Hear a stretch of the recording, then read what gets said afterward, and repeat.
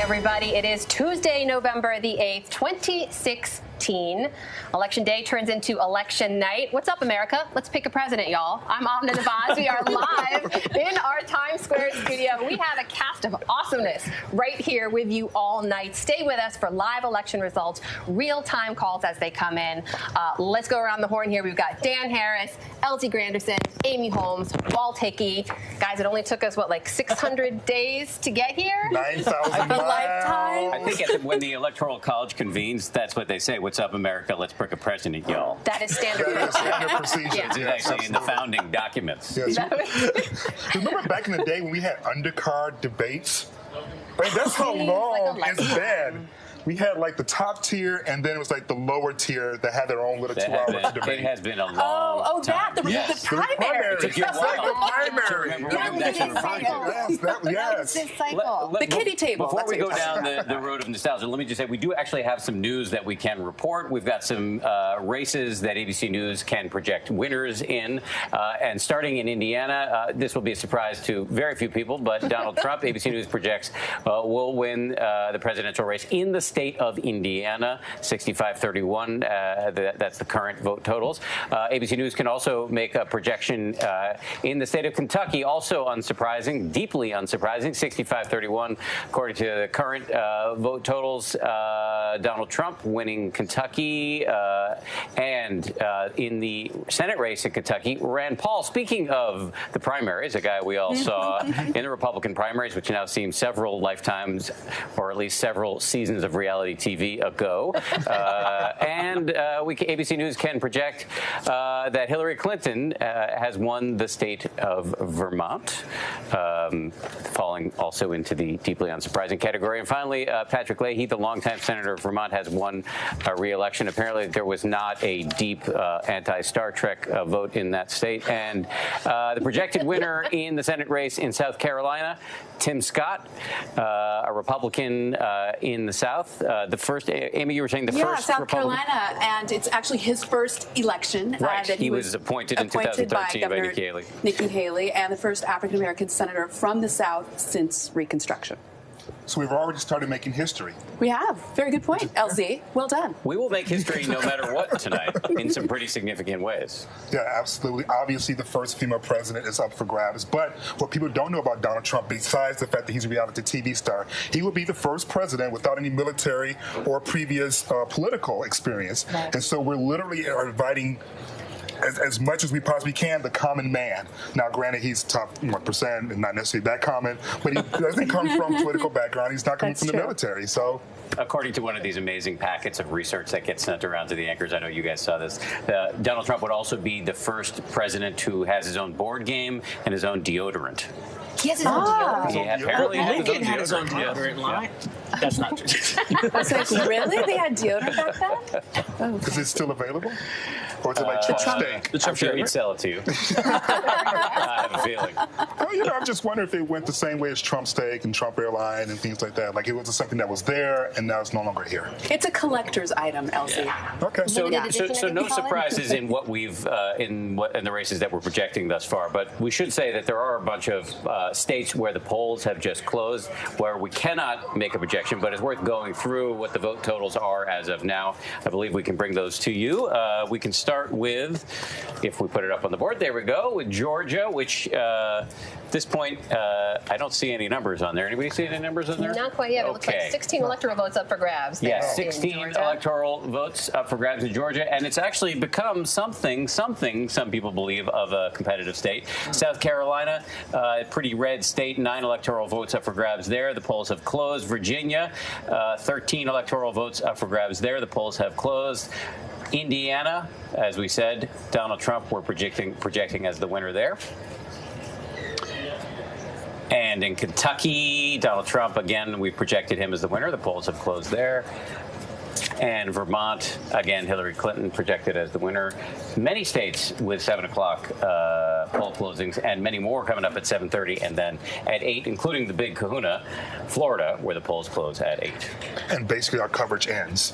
Because if Trump doesn't win Florida, the narrative of how we go with the rest of the election changes dramatically. He wins Florida, all of a sudden now we have ourselves a much more competitive race. Yeah, but even if he wins our Florida, coverage does not end there, folks. It was a joke, people. It was a joke. But even if he does win Florida, the math is hard for him. The math is hard It for is, him. and even the sort of the best case scenario for him going into today was 266 electoral votes. Real Clear Politics, their state average showed that.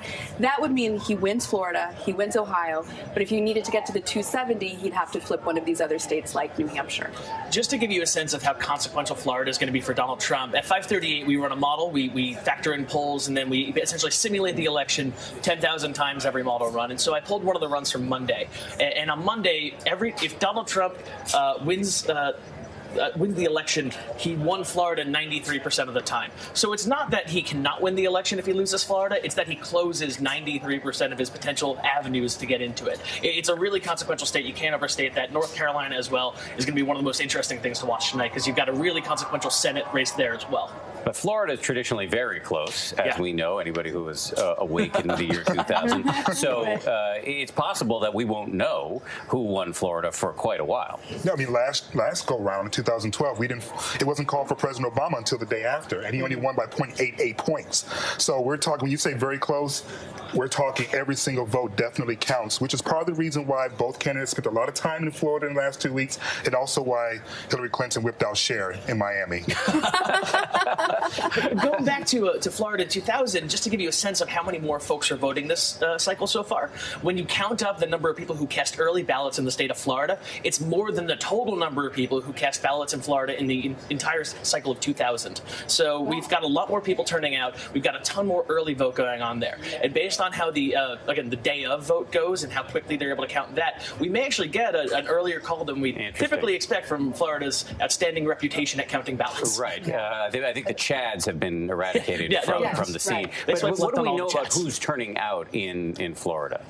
Right. So again, we only have some indication from the early voting, but from what we've heard, Hispanic turnout is much larger than previous cycles when it comes to turnout in both Nevada as well as Florida. So we're really But what going to about as a percentage of overall votes? That's precisely what I mean. Yeah. So when it comes to early voting, again, we really need to see how these elections turn out. I'm really excited until we get some additional exit polls. But Hispanic turnout in the early voting appears to be really substantial this time around, even though in some of the other states it appears that African American early voting has somewhat decreased a bit, including North Carolina. That's what. Yeah, voting has been one of those things we're seeing across the board, right? In some key states that have been battlegrounds. You should tell us a little bit more about that in a second. But speaking of the level of enthusiasm that's high, take a look outside and hear you guys. We are inside our Times Square studio, but right outside we've got some of our colleagues who are going to be reporting live from a very, very cool special setup we've got in partnership with Facebook right in the middle of Times Square. We're going to be going out there for some live reports to talk to some folks who have gathered there to watch the election results come in live as a group, as a people, as a community.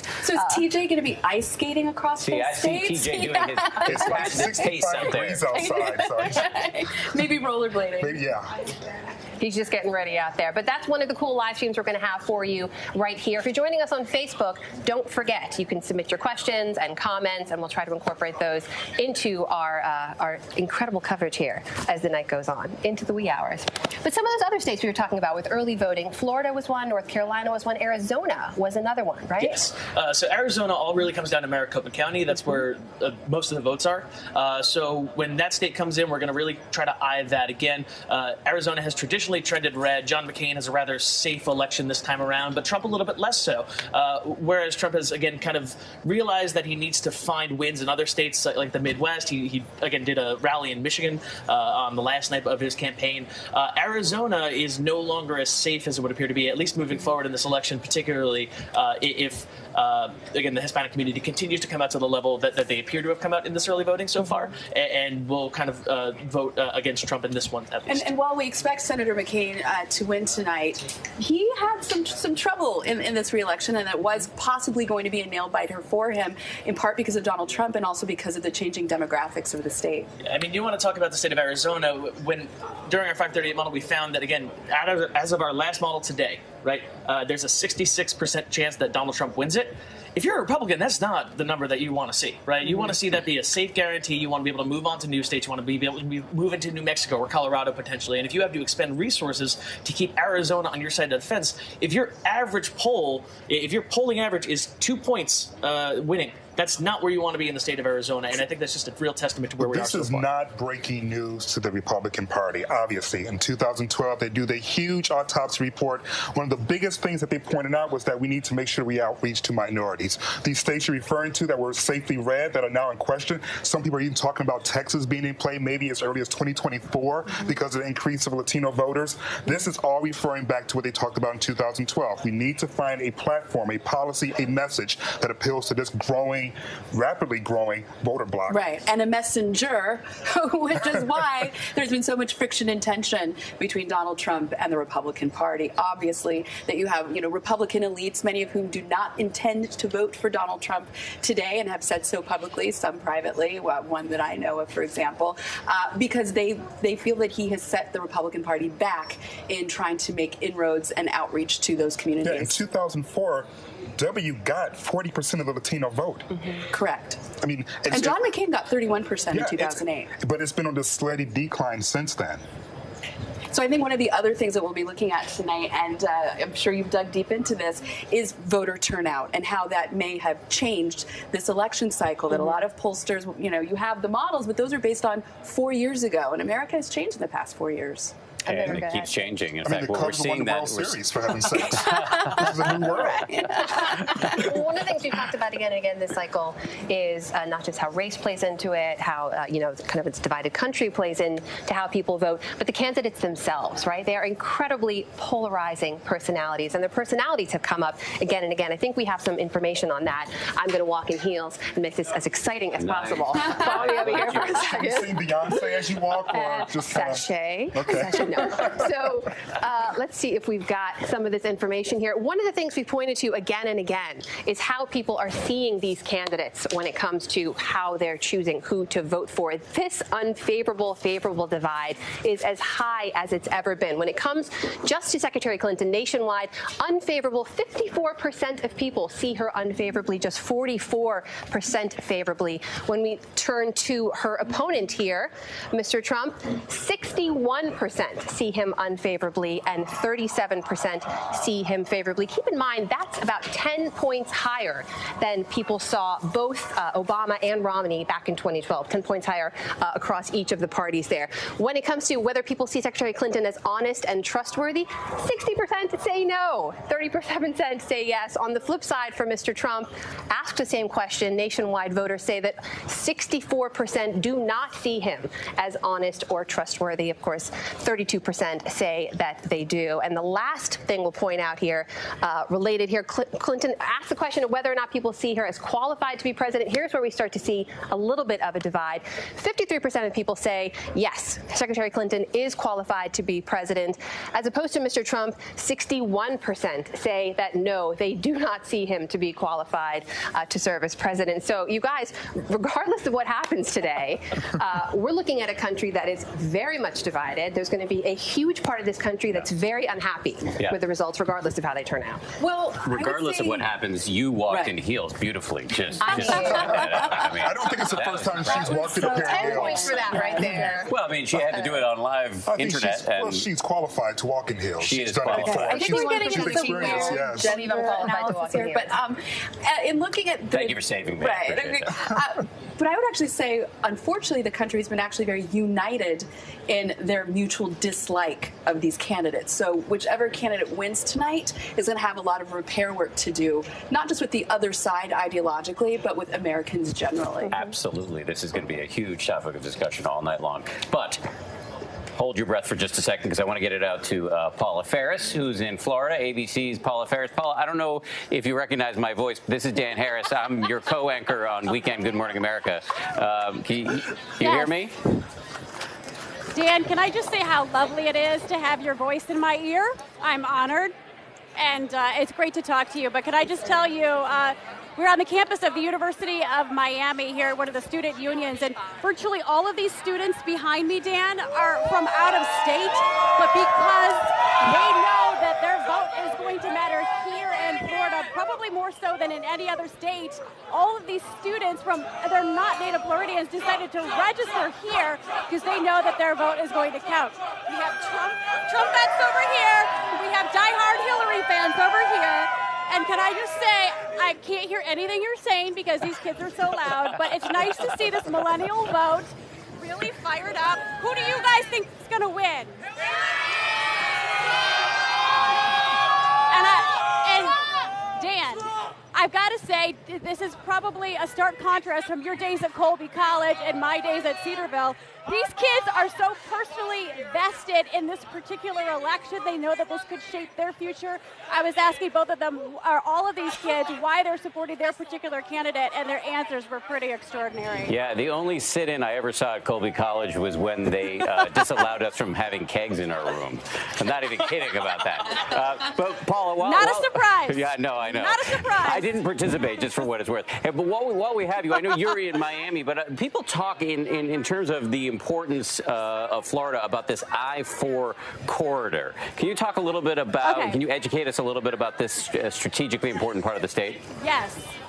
Do you guys have a little dry erase board that you can draw Florida? Let me tell you a little bit about the I-4 corridor, particularly Hillsborough County, which is kind of the base of the I-4 corridor. It runs from Tampa through Orlando and then up through Daytona. It's about 132 miles. But what happens in that corridor, the I-4 corridor represents about 43% of the voting population here in Florida. That we've seen the Puerto Rican population go up exponentially, which is obviously going to benefit the Democrats, but the one thing that's keeping Donald Trump alive right in that particular corridor is the white vote. Since 2000, we've seen white Democrats, almost a mass exodus from their party. In 2000, the number of white Democrats that identified themselves as white was 70%. Now it's down to 50%. But this is where the most money has been spent in the corridor between the markets of Tampa and Orlando, and this is where the candidates have really gone all in. And it pretty much dictates who the next president will be. So it's all about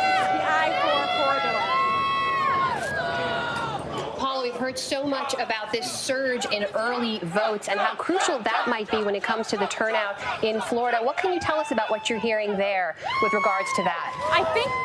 I think what you just asked me was about the early voting. 6.4 million early votes. And to put that in context, that's more than the total number of Floridians voting in 2000 when we had the infamous hanging Chad, when it was separated by 537 votes total. So 6.4 million early votes. That's half the state's population. That's extraordinary. And since 2000, we've seen voter registration, the net voter registration increased by 5 million. Since the last election cycle, it's increased by almost 900,000.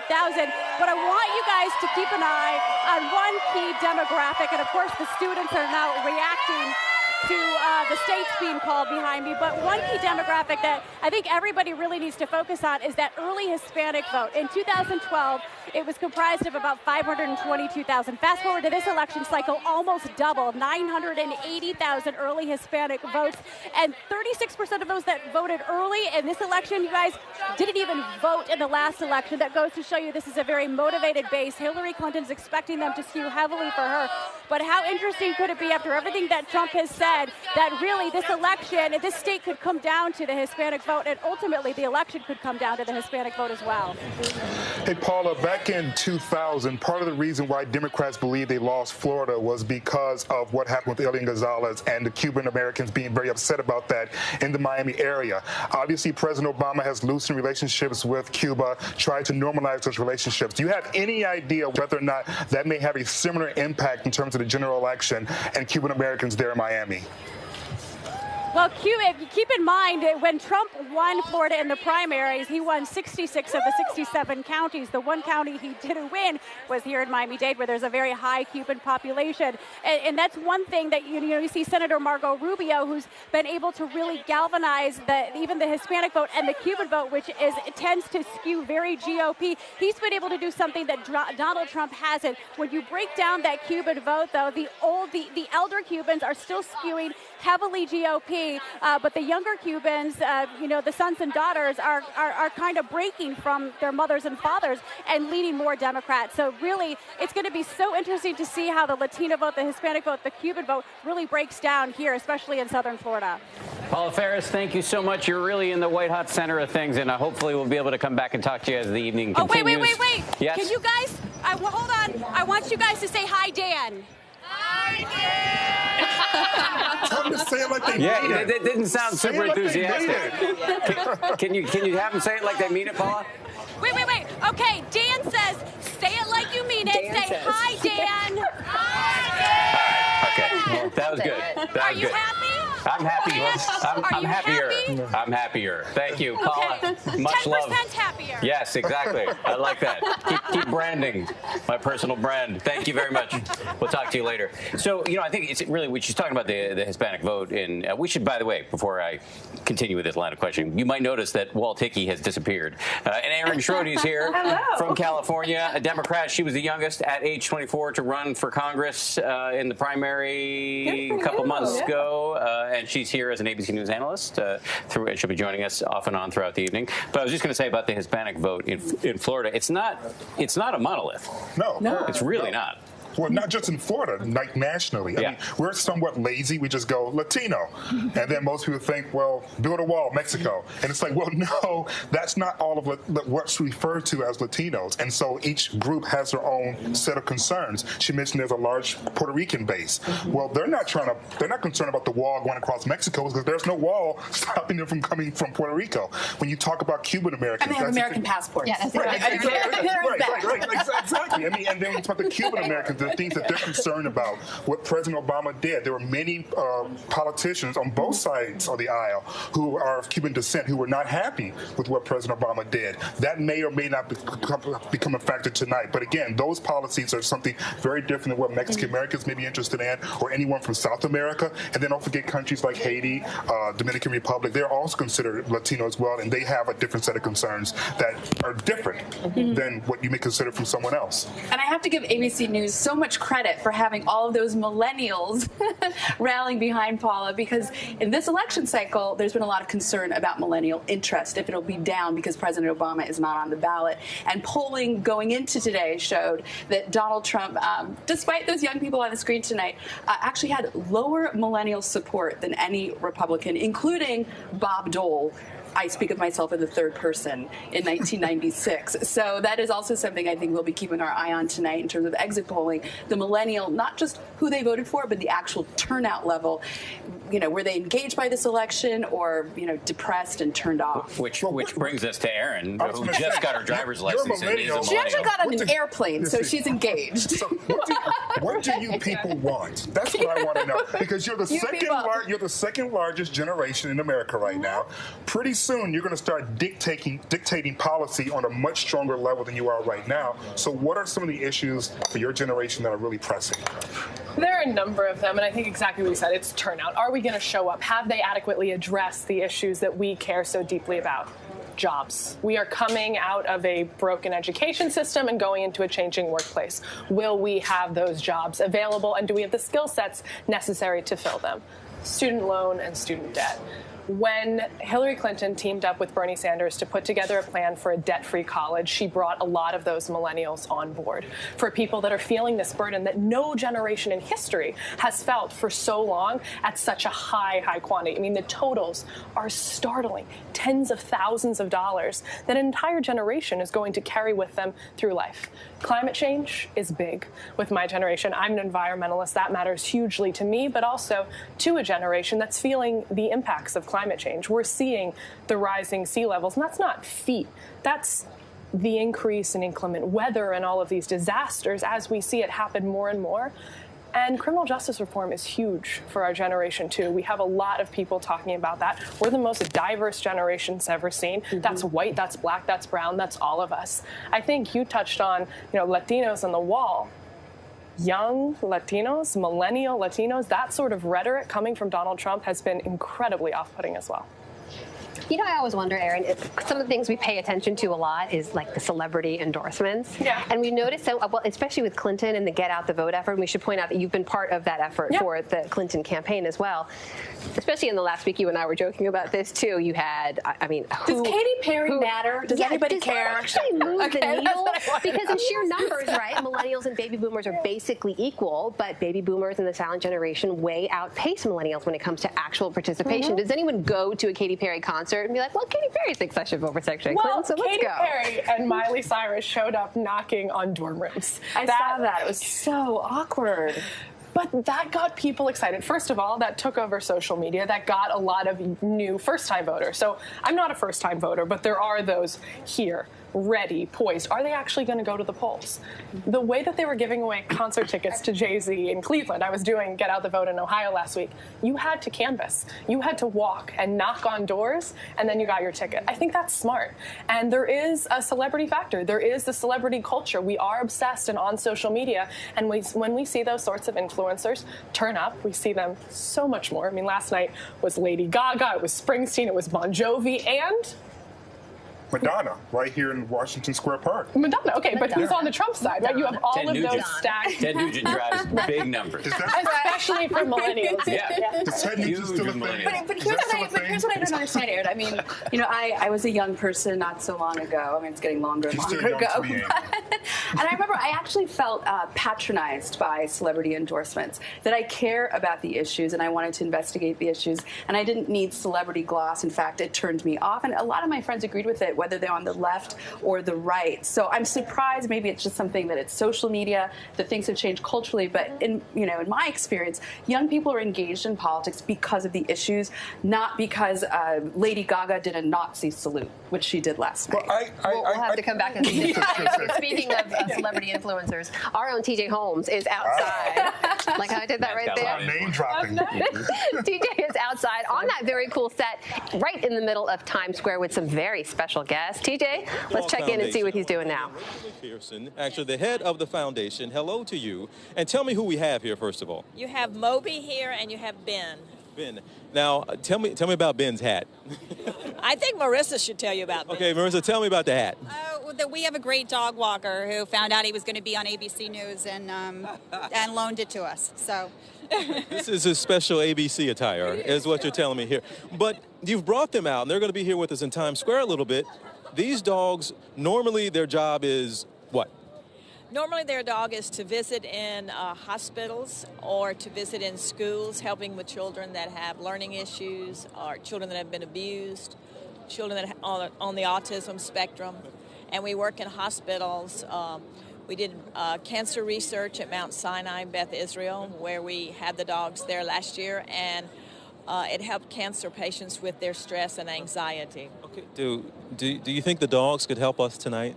Yes, they can. Absolutely. Have you noticed, really, we talk about stress, and somebody in a hospital or somebody coming back from a traumatic injury or something like that is one type of stress. It seems strange that we would need a stress reliever, that these dogs could help us as well during an election cycle. It shouldn't have been stressful. Well, this has been a very stressful election, and the dogs at the Good Dog Foundation have been helping people for months in de-stressing patients, and also they de-stress people at home.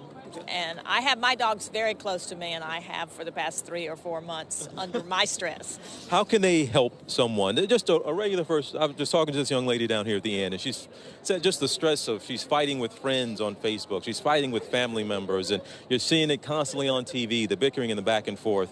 How could a dog like this help us out? Is it just a matter of we just feel better when the dog's around? You feel better. It lowers your blood pressure. It decreases anxiety. Research has shown this. It also will, it's a mood elevator. And oxytocin levels are increased when you have a dog around. And research has proven this. Now, have you used these two? I think you might have gotten hit on this a little bit, but have you used these dogs specifically for election stress relief for people? Yes, they've been used in hospitals, and people have been, our visits to hospitals, people have been talking about how stressed they are, and family members, and also in schools. The teachers have used the dogs while they're working with children.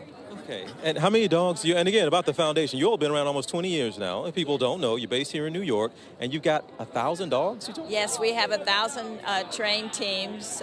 We're in around 300 facilities in 4 states. Massachusetts, New York, New Jersey, and Connecticut.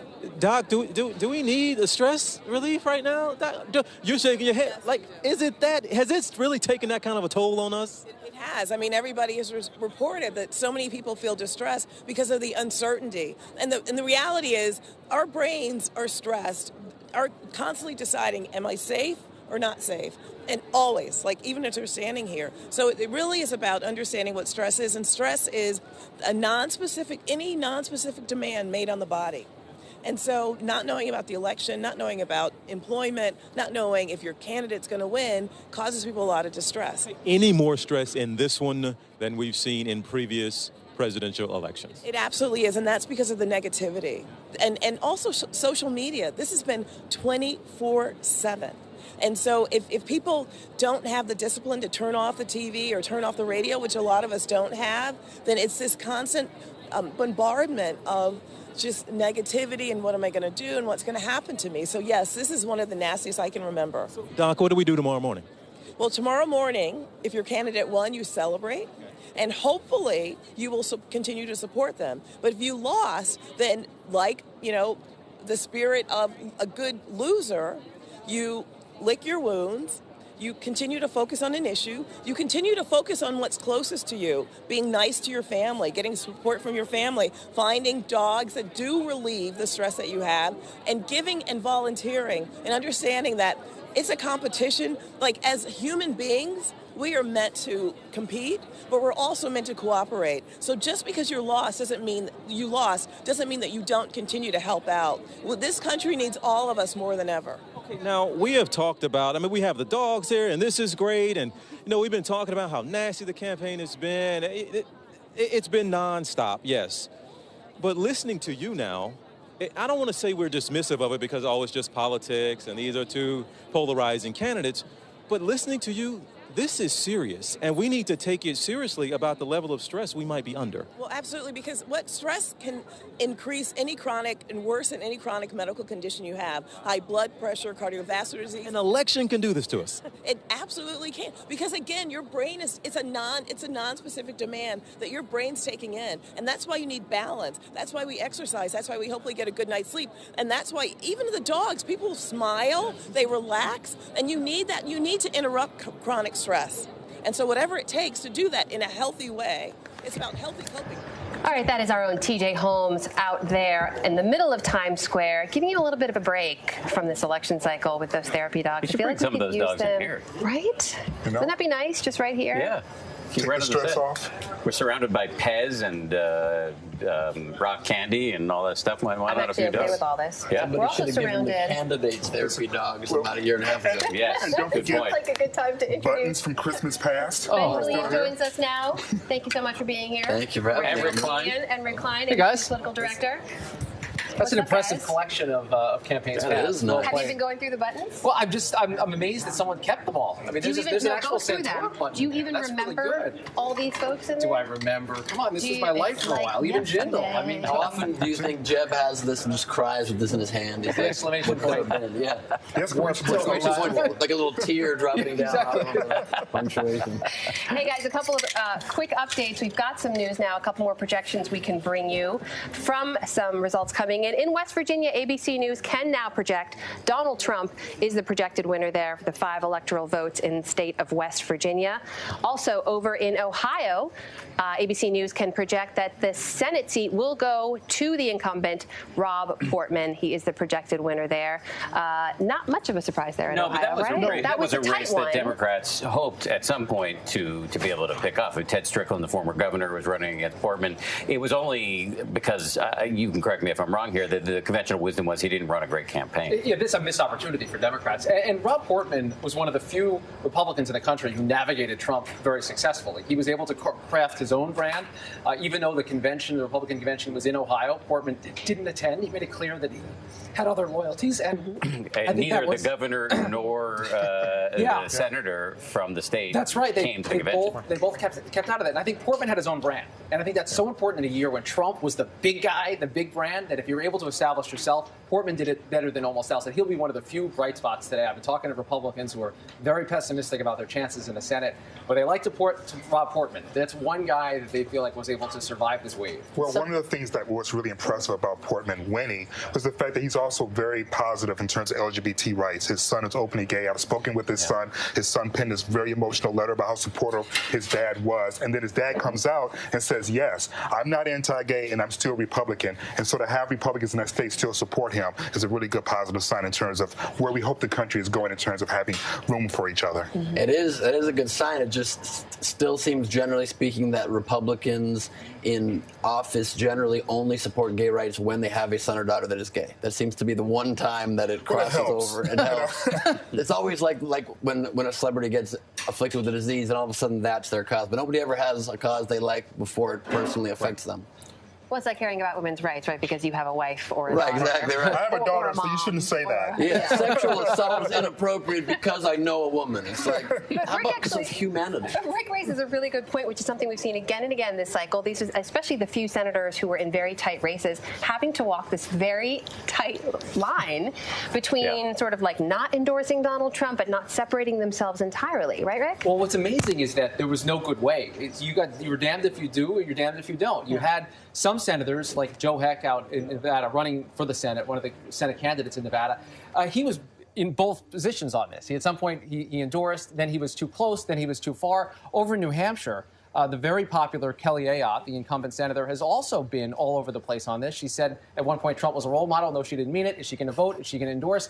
There was no safety from this storm unless you had a very strong positive message in your own brand. So it wasn't a clear case of, I'm going to say I'm my own person, I'm going to disavow, I'm going to say I don't endorse, or I'm not going to vote. You had to do something special here to survive what looks like a Trump wave in these Senate races. Well, there were special circumstances bouncing back and forth all the time where you almost don't fault them for adjusting because the facts on the ground just change so wildly every couple days. Even Paul Ryan, every couple days, he's like, I'm not endorsing, I am endorsing. That's definitely a definition of a racist statement. I'm back on board. It just seems like a crazy confluence of emotions. Paul Ryan. It was. There was a good 2-week stretch there in which I was like, all right, I give up. And it raises all sorts of questions about what happens to the Republican Party, no matter who wins tonight. Yes. Huge questions, which I'm sure will be major themes as we continue through the evening. And also, I think that Kelly Ayotte missed a great opportunity to walk back in a more smooth way. The role model comment, she could have just said, well, a role model depends what role you're modeling. You know what I mean? There could be negative roles that you're modeling. Like, I'm sure the Hamburglar loved a guy that stole hamburgers. He was his role model growing up. The point being, there's a wide range. Someone needs a role model for every Everyone position. needs good inspiration. So exactly right. Burglars need role models. All the people who are watching us who are doing the when somebody says Hamburglar drink game. Yep, that's the one. You have that on your bingo board? Yeah, That's the people that are trying to ease them very slowly into drinking. Listen, if you are playing bingo at home and you're waiting for the word email to be mentioned, the time is right now. I do want to show you some information that we have coming in from preliminary exit poll data. Of course, one of the biggest issues that we talked about again and again this election cycle that voters seem to care about was Clinton's use of the private email server. Nationwide, this is based on preliminary exit poll data, by the way. How much did it actually bother people? 45% said a lot. 19% said not at all, 18% bothered them some, and 17% said not much. On the flip side, when it came to one of the biggest issues in terms of how people looked at Mr. Trump as a candidate, his treatment of women, the way he talked about women, 51% of those polled said it bothered them a lot, all the way down to 13% saying it didn't bother them much at all. And those were kind of the two biggest issues that plagued both of the candidates again and again this cycle. Yeah, and certainly in the case of Senator Clinton, much of it is a self-inflicted self-inflicted wound. Obviously, setting up the server to begin with was one self-inflicted wound, but then spending basically an entire year making us feel dumb for asking you questions about the server didn't help. You want to talk about fueling reasons why we don't like you? Well, that would be reason number one. The way that she first joked about it, and then what did she say? Scrub it clean. Yeah, I use like detergent or something to scrub it clean. I use a cloth. A cloth. I mean, making jokes of something that people were trying to get a hold of, and instead of answering it more earnestly, you pretty much was condescending to the American people for much of the time, and then you come out with an apology saying, what I did was wrong, I'm very sorry. Well, you just made fun of us for a few months. I feel like she never actually explained why she set up the server in the first place. For convenience. I think that was her only words, was for convenience. Yeah, but does that make sense? Which clearly, I think she'd admit now it's not convenient for her at all. It turns out to be very inconvenient. It was very inconvenient. Especially on multiple devices, it really didn't sound very convenient. Right, it's very true. But I think the whole notion was that, at least for a while, you had to carry like this laptop around, and you had to like log in and all this stuff. I guess she thought that was the inconvenient part, and I mean, I don't know. I mean, she flies around a lot. She's flying all over the country. I'm not going to second guess whether or not she was inconvenienced with carrying the laptop or not. But what I will say is that what wasn't good was your explanation after the information came out to the American people about why you did it and whether or not you were sorry about it. And also, two related polls that match up perfectly with the ones you just shared, Amna, are that before the campaign began, Hillary Clinton was not at all bothered by her use of a private server, and Trump wasn't bothered by his treatment of women. And then at the end of the campaign, 100% of Hillary Clinton was bothered by it, and 100% of Donald Trump was bothered by his use of language towards women. Striking numbers. Yeah, that's a poll that I can just with confidence say, even though it was not conducted. We can sure the real throughout the evening, some guests will make up numbers out of whole cloth, and they do not represent the views of ABC News necessarily, but they might be funny. Fair enough, but I mean, how would you argue that? What'd you say? How would you argue that point, though? I mean, that's true. Clearly, they That's both regret those decisions. Yes. Let's get it out to Ohio, a state that we're going to be talking about a lot throughout the course of this evening. And there's my good friend Ron Claiborne. Also, we're basically populating all of our live shots tonight with people I know from Weekend Good Morning America. You're following Paula Filibuster Ferris, Ron Claiborne. Where are you in Ohio, and what can you tell us about the state of play there? Okay, Dan, I'm in Columbus, Ohio, obviously the capital of Ohio. This is a state that was really competitive. Hillary Clinton appeared here a couple of times down the stretch, really wanting to win here, but it was a must-win state more so for Donald Trump. No Republican has ever been elected president without winning the state of Ohio, and the polls in the final days and weeks here showed Trump with a modest lead over Clinton. Now, the preliminary indications we're getting, preliminary data, is showing that that one of the groups that Trump does most strongly with, non-college educated whites, are making up a big chunk of the electorate here. That would tend to favor Donald Trump. Another problem, potential problem at least, for Hillary Clinton is, although she does very well with the African-American vote, almost by a ratio of 9-1, there are indications that the turnout of that key constituency for her will be down this year compared to 2012. In the early voting up in the Cleveland area, that vote was down by 16%. She needs that turnout if she's going to have any chance of winning this state, Dan. And Ron, you talk about this, what appears to be maybe unsatisfactory turnout from the point of view of the Clinton team. But what about, they brought out the big guns, Jay-Z, Beyonce, they had LeBron James. Is the sense that it just failed? Look, the final votes, literally and figuratively, are not in. They have not been counted yet.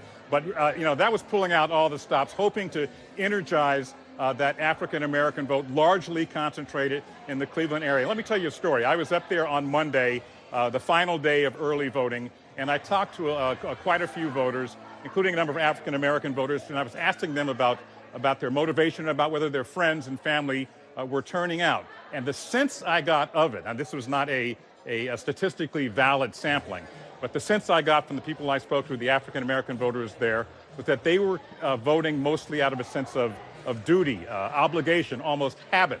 I did not hear from one single person anything that could fairly be categorized as an indication of enthusiasm for Hillary Clinton. I also asked a number of those voters if they had family or friends who were not voting, who did vote 4 years ago, and every single one said they knew someone in their family or friends who were not coming out to vote this time. The vote there in Cuyahoga County down about 16%. That's 35,000 fewer voters this year than 4 years ago, a state that Barack Obama won by 150,000 votes. If those people don't show up, if that is not corrected from the Clinton point of view in the voting today, it's unlikely she can win this state, and it's 18 electoral votes. Hey, Ron, it's Amna. I think one of my favorite sentences to hear is, let me tell you a story. So thank you for that. That's ABC's Ron Claiborne out in Columbus, Ohio for us. We hope to check back in with him for more stories and reports on the ground. From one battleground state right to another, let's head to Arizona, where ABC's David Wright joins us live now. David, tell us where you are and what's going on there. Well, the polls have yet to close here in Arizona, but this is one of the states that Hillary Clinton is hoping to steal from the red states. It's a state that has strongly gone Republican. It's only gone Democratic twice in the past 100 years. Once was 20 years ago with Bill Clinton, and before that, you have to look back to Harry S. Truman. But the Clinton campaign has invested in this state. They are hoping to make some inroads, and if they are able to move Arizona over to the Democratic side, that will be a strong win for them. David, what kind of impact do you think the fact that Sheriff Joe Arpaio is on the ballot will have on the Latino vote there? He's extremely controversial. He's an extremely controversial character. He's up for re-election himself, and he has allied himself with Donald Trump, one of his strongest supporters nationally and here in Arizona, both of them passionate about that issue of immigration. And that's an issue that, of course, breaks down here along demographic lines. But you see strong support among white voters for a tougher crackdown along the border, like Sheriff Joe has long advocated and that Donald Trump has been calling for. Hispanic voters, not so much. The Democrats are hoping to boost the turnout among those Hispanic voters and also among urban voters in places like Phoenix, Tucson, Flagstaff, and hoping to balance off the strong Republican showing in the more remote areas. Dan? David, it's LZ. In addition to television ads, what other specific things has the Clinton campaign been doing to try to attract those votes that you're talking about? What does the ground game look like? Are they knocking on doors? There are lots of people here knocking on doors. Just across the street from us here is a hotel where a lot of Democratic operatives from outside of the state have come in specifically to try to mobilize the vote. They have fanned out across population centers like Phoenix today. The Clinton campaign has also enjoyed a windfall from unexpected places. The Arizona Republic, the newspaper here, endorsed Hillary Clinton. It is the first time that paper has endorsed a Democrat since 1890. So there is some groundswell for Clinton here, and they're hoping that their ground game can push the state in her direction. Apparently, the paper got some threats after making that endorsement, so it's a pretty hot environment there, both literally and figuratively, I would imagine. That is such a long time. The Chicago Cubs were like, that is a very long time. Even the Chicago Cubs feel like that's a long time. David Wright, thank you very much for reporting in from Arizona. I suspect we'll be coming back to you frequently throughout the evening. Thank you. Sounds good. All right, Dan. Rick, since you know more about politics than pretty much everybody, talk to us about Hillary's chances in Arizona. This is really 4 or 8 years too soon for the Democrats. This is about the map going down the road. And I talked to some folks in the Clinton campaign.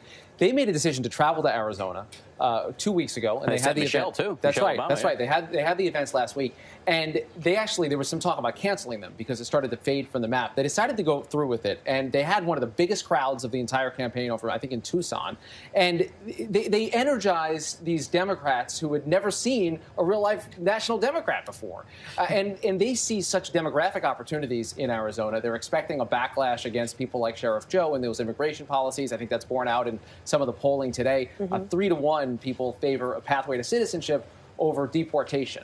That says Donald Trump is putting forward the wrong message. In the exit polling. That's right, in the exit polling. Even more wrong over time if you look at the demographics. So I think this is about the map of the future.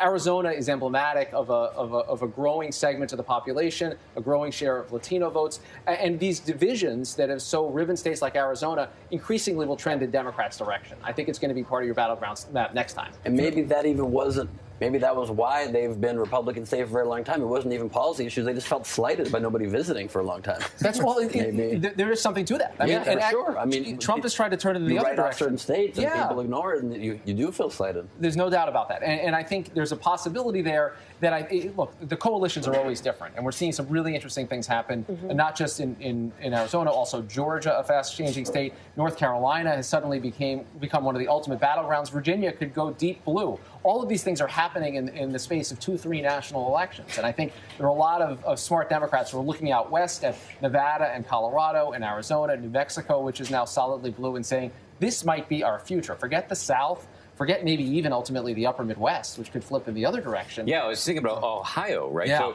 So no Republicans ever won the presidency without Ohio, and JFK is the only Democrat who ever did it. Is it possible we could be headed toward a future where Ohio just isn't the swing or battleground state that it has always been? It could be irrelevant in the next election. I on my map, when I've gone through it, I think Iowa and Ohio are the two states that Obama carried that are most likely to flip over to Donald Trump. And Iowa, I think, is gone. Ohio's going to be very close tonight from everything we're seeing on the ground there. We saw the Senate race get called for the Republican already. But yes, I think the battleground states could be moving to the south and to the west. And you could see a Midwest and an upper Midwest that is increasingly going to trend toward the Republicans. A lot of these white working class voters that have been so energized by Donald Trump, those are the folks that might power a victory in some of these states. Going forward, Rick, I've spoken to a lot of never Trumpers over the last couple of weeks, and my question to them is always about, okay, what's the plan if he loses, right? Because the demographics aren't going to change. They're going to continue to shift in this way. We're getting browner and browner,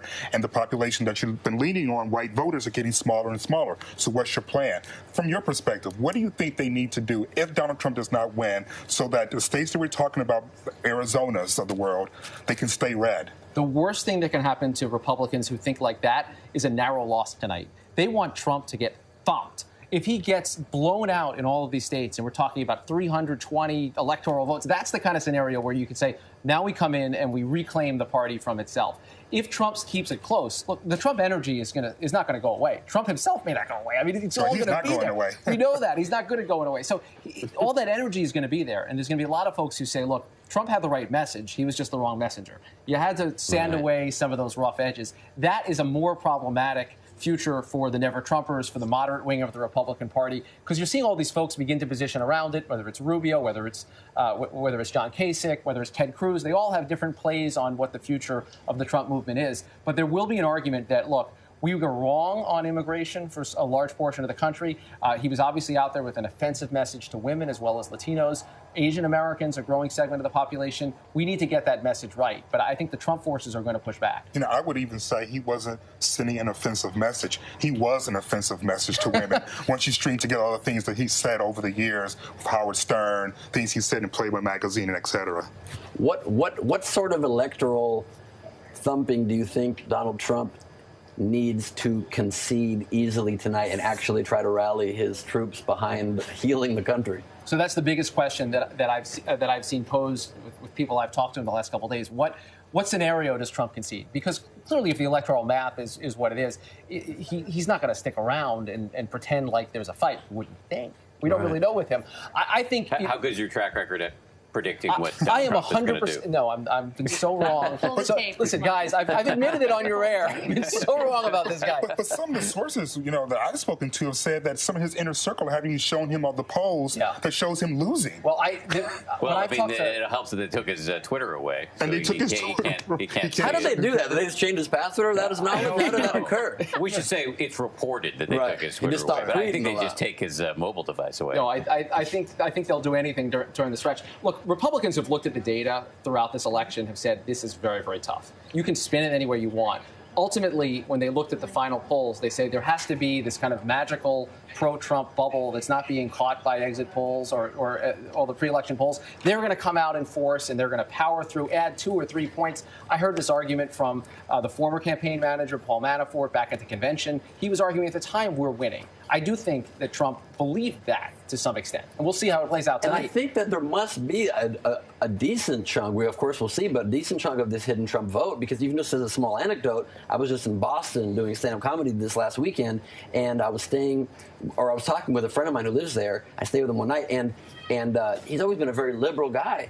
And he said to me after the show, he's like, by the way, I think I'm going to vote for Trump. And I didn't expect that from him ever out of his mouth. And so he just said that so you wouldn't stay in his place. Maybe so. You had Go home now. Hey, he's like, now go home now. I did make a mess. That's fair. I wonder, though, if there's also going to be in this election a hidden Clinton vote.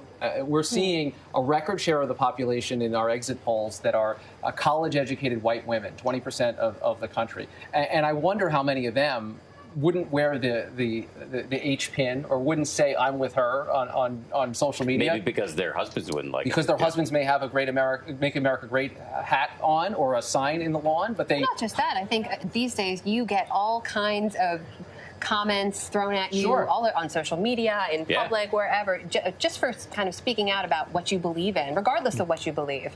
I don't think it necessarily has to do with a relationship to a man that they wouldn't necessarily say, I'm voting for Hillary. But it just... that's very disempowering. Well, I'm taking that from fake. Kristen Soltis Anderson, a Republican pollster, who said on one of our earlier live streams about when we were talking about when we were covering one of the debates, I was asking her whether is it possible that the polling is missing, is there a hidden Trump vote, that people don't want to admit that they're, she said actually she was echoing what you just said, which is that actually there may be a hidden Clinton vote because she painted the scenario of a woman answering the phone, her husband's in the other room, she doesn't want to say I'm with her. I think it's also when you have two deeply disliked candidates, as much as these two candidates are, no one's really proud of how they're casting their ballot. It has been I shouldn't say no one. A lot of people aren't very proud. Right. Don't make up statistics. I've been yelled at. That's my job. You were cheered at a snide wig. Oh, okay, good. Fair enough. Fair enough. But that really is a true concern because it's been so vitriolic on both sides in this campaign that even people who are making the argument that the other side is so horrible and vitriolic and hateful is making that point in such vitriolic and hateful ways oftentimes, not just on Twitter, but in person. You see these scuffles break out at rallies on both sides that it really does seem like there probably is more of an X factor than you would expect. And we're forgetting the fact that this is an opportunity to make history. And for a lot of people, voters I've spoken to, particularly women, they look and they go, yeah, we don't like either one of them.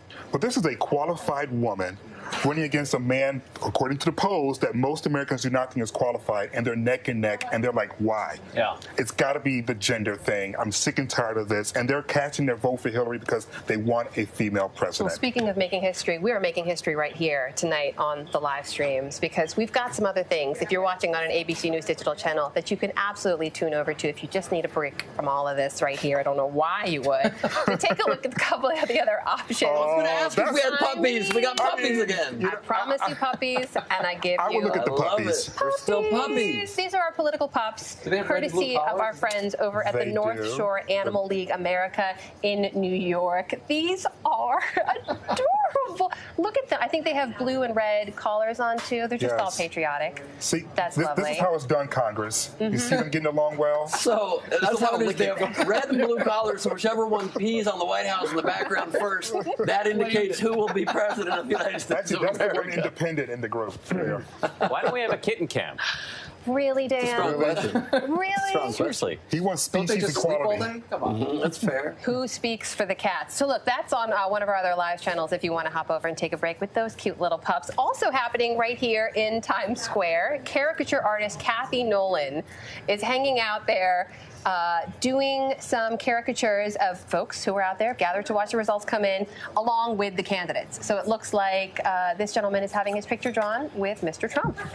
So if you're in Times Square, you can go. Is that a Trump supporter, or because it's a caricature, he wants a ridiculously drawn huge Trump to be funny? You don't know. We don't know. We can't speculate. We could, but then it would be inaccurate. I'm a fan of speculation, but again, that is just me and my lack of journalistic standards. But that's why we have all of you guys here with a little bit more integrity about things you say than I do, so it's fine. I'm glad you know your role here, Ben Gleave. That's nice. Nobody's coming to me for the exact electoral numbers. I'm aware of that. Speaking of exact electoral numbers. Yeah, let's get it out to North Carolina because Lindsay Davis is standing by. Lindsay, you can tell us a little bit, hopefully, about the extended voting hours that we're seeing in the state? Yes, hopefully. I can tell you a little bit about that. But yes, so 7:30 was supposed to be the time that the polls were going to close throughout the state of North Carolina. But there were a few problems this morning at a few of the locations in Durham County specifically. They are calling them computer glitches. And for various reasons, they had to then basically shut down voting for a period of time. So they're allowing people to come back at this point. They're giving them, in some cases, a half hour, in some cases, an hour to still make sure that they get their votes in. But this race in North Carolina, so much going on here in the Tar Heel state. I'm calling it the tight trifecta because you not only have a tight Senate race, you have a tight governor race, you have a tight race for president. So in the most recent polls, and I think as the votes are coming in now, it's bearing out the same. There's a tie, essentially, so tight here between Clinton and Trump, and this really is the epitome of a swing state, right? Because you had North Carolina vote for Mitt Romney in 2012, then they voted for President Obama in 2008, and largely what helped President Obama in 2008 was that large black voter turnout, and the thought is that Hillary Clinton would need a repeat of the same in order to win the state of North Carolina. But based on early voting, just early voting alone, the black voter turnout down 9 points compared to where it was in 2012, again, a year that President Obama lost in North Carolina. Let's take a look at the Senate race.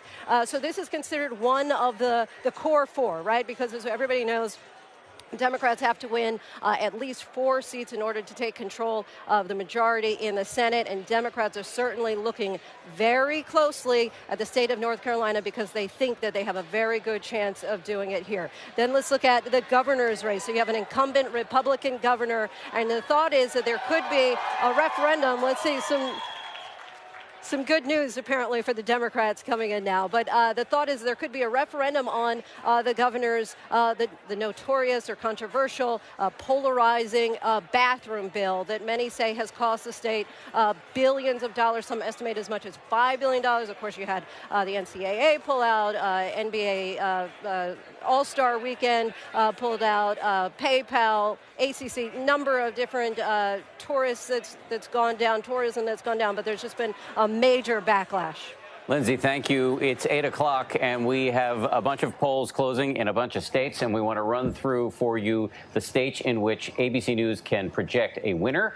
And we're going to start with Delaware, where Hillary Clinton is, according to ABC News, the projected winner. Moving on now to the District of Columbia. Again, Hillary Clinton, the projected winner in that state. And in Maryland, with 10 electoral votes, Hillary Clinton projected the winner. No huge surprises thus far. As we move to Massachusetts, always a blue state, my home state, often referred to as the People's Republic of Massachusetts. Hillary Clinton, the projected winner in that state as well. Moving on to Mississippi, deep red, 6 electoral votes there. Donald Trump, according to ABC News, the projected winner in that state. New Jersey, Hillary Clinton, the projected winner there. And in Oklahoma, with its 7 electoral votes, Donald Trump, the projected winner. Rhode Island, with its 4 electoral votes, Hillary Clinton, the projected winner. And Illinois, with 20 electoral votes, Hillary Clinton projected as the winner. And that's all we have in terms of results for right now. No surprises. But no huge surprises. But the evening is progressing. And at 8 o'clock, we should say the big kahuna. The polls closed in Florida, and we will know at some point, presumably, who has won there. And as we've discussed, if Donald Trump cannot put together a victory in the state of Florida, it's going to be very hard, if not impossible, for him to put together a victory nationwide. But as Amna pointed out, coverage will continue. Yeah, we're here, guys. Stay with us. Yes. Even Don't go away. that I'm from happens, Florida. we'll be here. Walt Hickey rejoins us. How's it going, y'all? We cannot overstate the importance of Florida when it comes to today, right? We actually cannot, no. So, again, if you look at the paths that Donald Trump has to the White House, they all go through Ohio for the most part. There's a few ways that you can finagle the map, but really they go through Ohio. And you have the same deal with North Carolina. You have the same deal with Florida. Again, you look at Florida. When we looked at the simulations from this past Monday where Donald Trump ended up winning the presidency, he won the state of Florida in 93% of them, right? So you can construct a map, absolutely, that doesn't require the state of Florida in order for Donald Trump to win. It's just real hard to at that point. So it's a hugely consequential state. We talk about North Carolina. We talk about Florida. They both had about less than a point in Clinton's favor if you average the polls up through the end of when we stopped looking at polls in our model this morning. So real tight. Again, there's a really consequential Senate race in North Carolina right now, and Marco Rubio, again, trying to maintain his seat in the Senate in Florida. So we're getting into the exciting part of the evening. And that's a big story in Florida because Rubio is going to outperform Donald Trump very significantly, particularly in Miami-Dade County, the most populous county, a heavily Latino county. We could be looking at Rubio beating Trump by 10-plus points. When we talked earlier about what the future of the Republican Party could hold, there it is, someone who went out on a limb, obviously against Trump, in favor of comprehensive immigration reform, goes back to his state after a late start. The Democrat had a big head start against him. And if he's able to pull out a decisive victory at the same time Trump either loses or struggles, that's going to be a big story. And guys, Trump is already lashing out at his party. He was on a radio interview just tonight talking about Lindsey Graham and President Bush and how ridiculous they were for not supporting him. You're seeing this, the internal warfare that always happens after a campaign. It was all out in the open before the campaign this time. And even tonight, look, we're still far from calling the presidency here. There are lots of battleground states out there where the polls are still open. He's fighting with his own party and starting to blame them for not supporting him. Did he say anything more about whether he'll accept the results? He has said, we'll see. And you were asking about my Trump radar on this question. I don't know what the number is. I would presume that there is one in his head and his aide's head. And ultimately, maybe it's his kids, maybe it's his camp. Someone has to be able to say, look, Mr. Trump, it was a good fight. We cannot win. We cannot win. It's not about recounts. It's not about trying to keep your coalition together.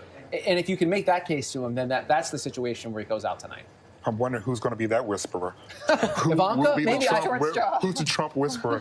You know, we talked about North Carolina and its importance, and it appears as if the African-American vote, at least up to now, seems to be down. It's a little bit of surprise to me because when you saw the headlines and how overtly racist some of the policies were in terms of voter suppression in North Carolina, I would have thought the rebellion would have been where we're going to show up in even greater numbers. But that speaks again to how little Hillary Clinton seems to inspire so many vital members of her own base. Yeah, I think the story tonight is going to be a changed country, but one that Hillary didn't motivate substantially back in another direction. I think you'll see a slightly more diverse electorate, but about where the Democrat. What do you think, Walt? I mean, this is to me one of the big questions coming tonight. Is this the Latino giant waking up, or is this just a natural demographic change in the country? Yeah, or is this what happens when one candidate consistently says things that one part of the population views as deeply offensive? We spend a really good amount of time and absolutely worthwhile talking about, again, the Latino giant waking up finally, the depressed African-American vote in the state of North Carolina. But the women vote has been fascinating so far with what we've seen in the exit polls. Again, if you go to 538, my colleagues have looked at the exit poll results from the states of Virginia and the states of North Carolina. And what we've essentially found is that Hillary Clinton had a 19-point advantage among women in the state of Virginia. If you compare that to 2012, Barack Obama had a 9-point advantage. Right? In the state of North Carolina, she's got a 13% point advantage with women. And then if you compare that to, again, 2012, a 2-point advantage for Barack Obama. So this is there's a lot of giants waking up today. There are so many numbers on these index cards, by the way, guys. Like, if you can't see, this is scary. That's beautiful. What's going on? He drew the country. Wait, I printed the country. Do not take his cards away from him. Including Alaska and Hawaii. Do not take his cards away from him. There's a lot more we need to unpack there. We've been talking so much about the divides across the country, though. We have a couple of boards to show you now that speak to some of those considerations. This is based on preliminary exit poll data. Again, just in Pennsylvania, in terms of Clinton voters, when we're looking at where they live, where Clinton voters live in the state of Pennsylvania, you can see there a divide from West Pennsylvania, 27%, from the suburbs, 26%, the city, of course, of Philadelphia, 20%, and then in central and northeast, more rural parts of the state, lower percentages there. For Trump voters, of course, we're seeing a bit of a flip there. Central Pennsylvania supporters make up 31% of his support in the state.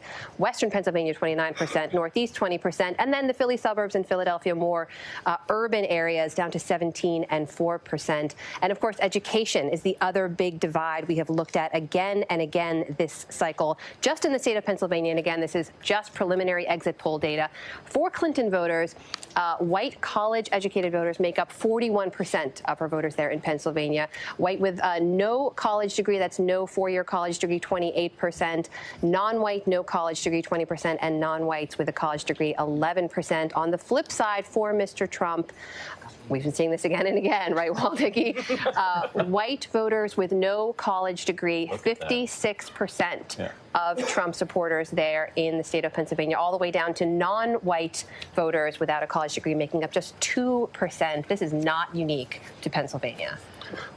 Yeah, absolutely. This is how he's galvanized his base. This is how he became the Republican nominee. He found a community in both the Democratic Party, in the both independent community, and within the Republican Party itself that really resonated with his message, right?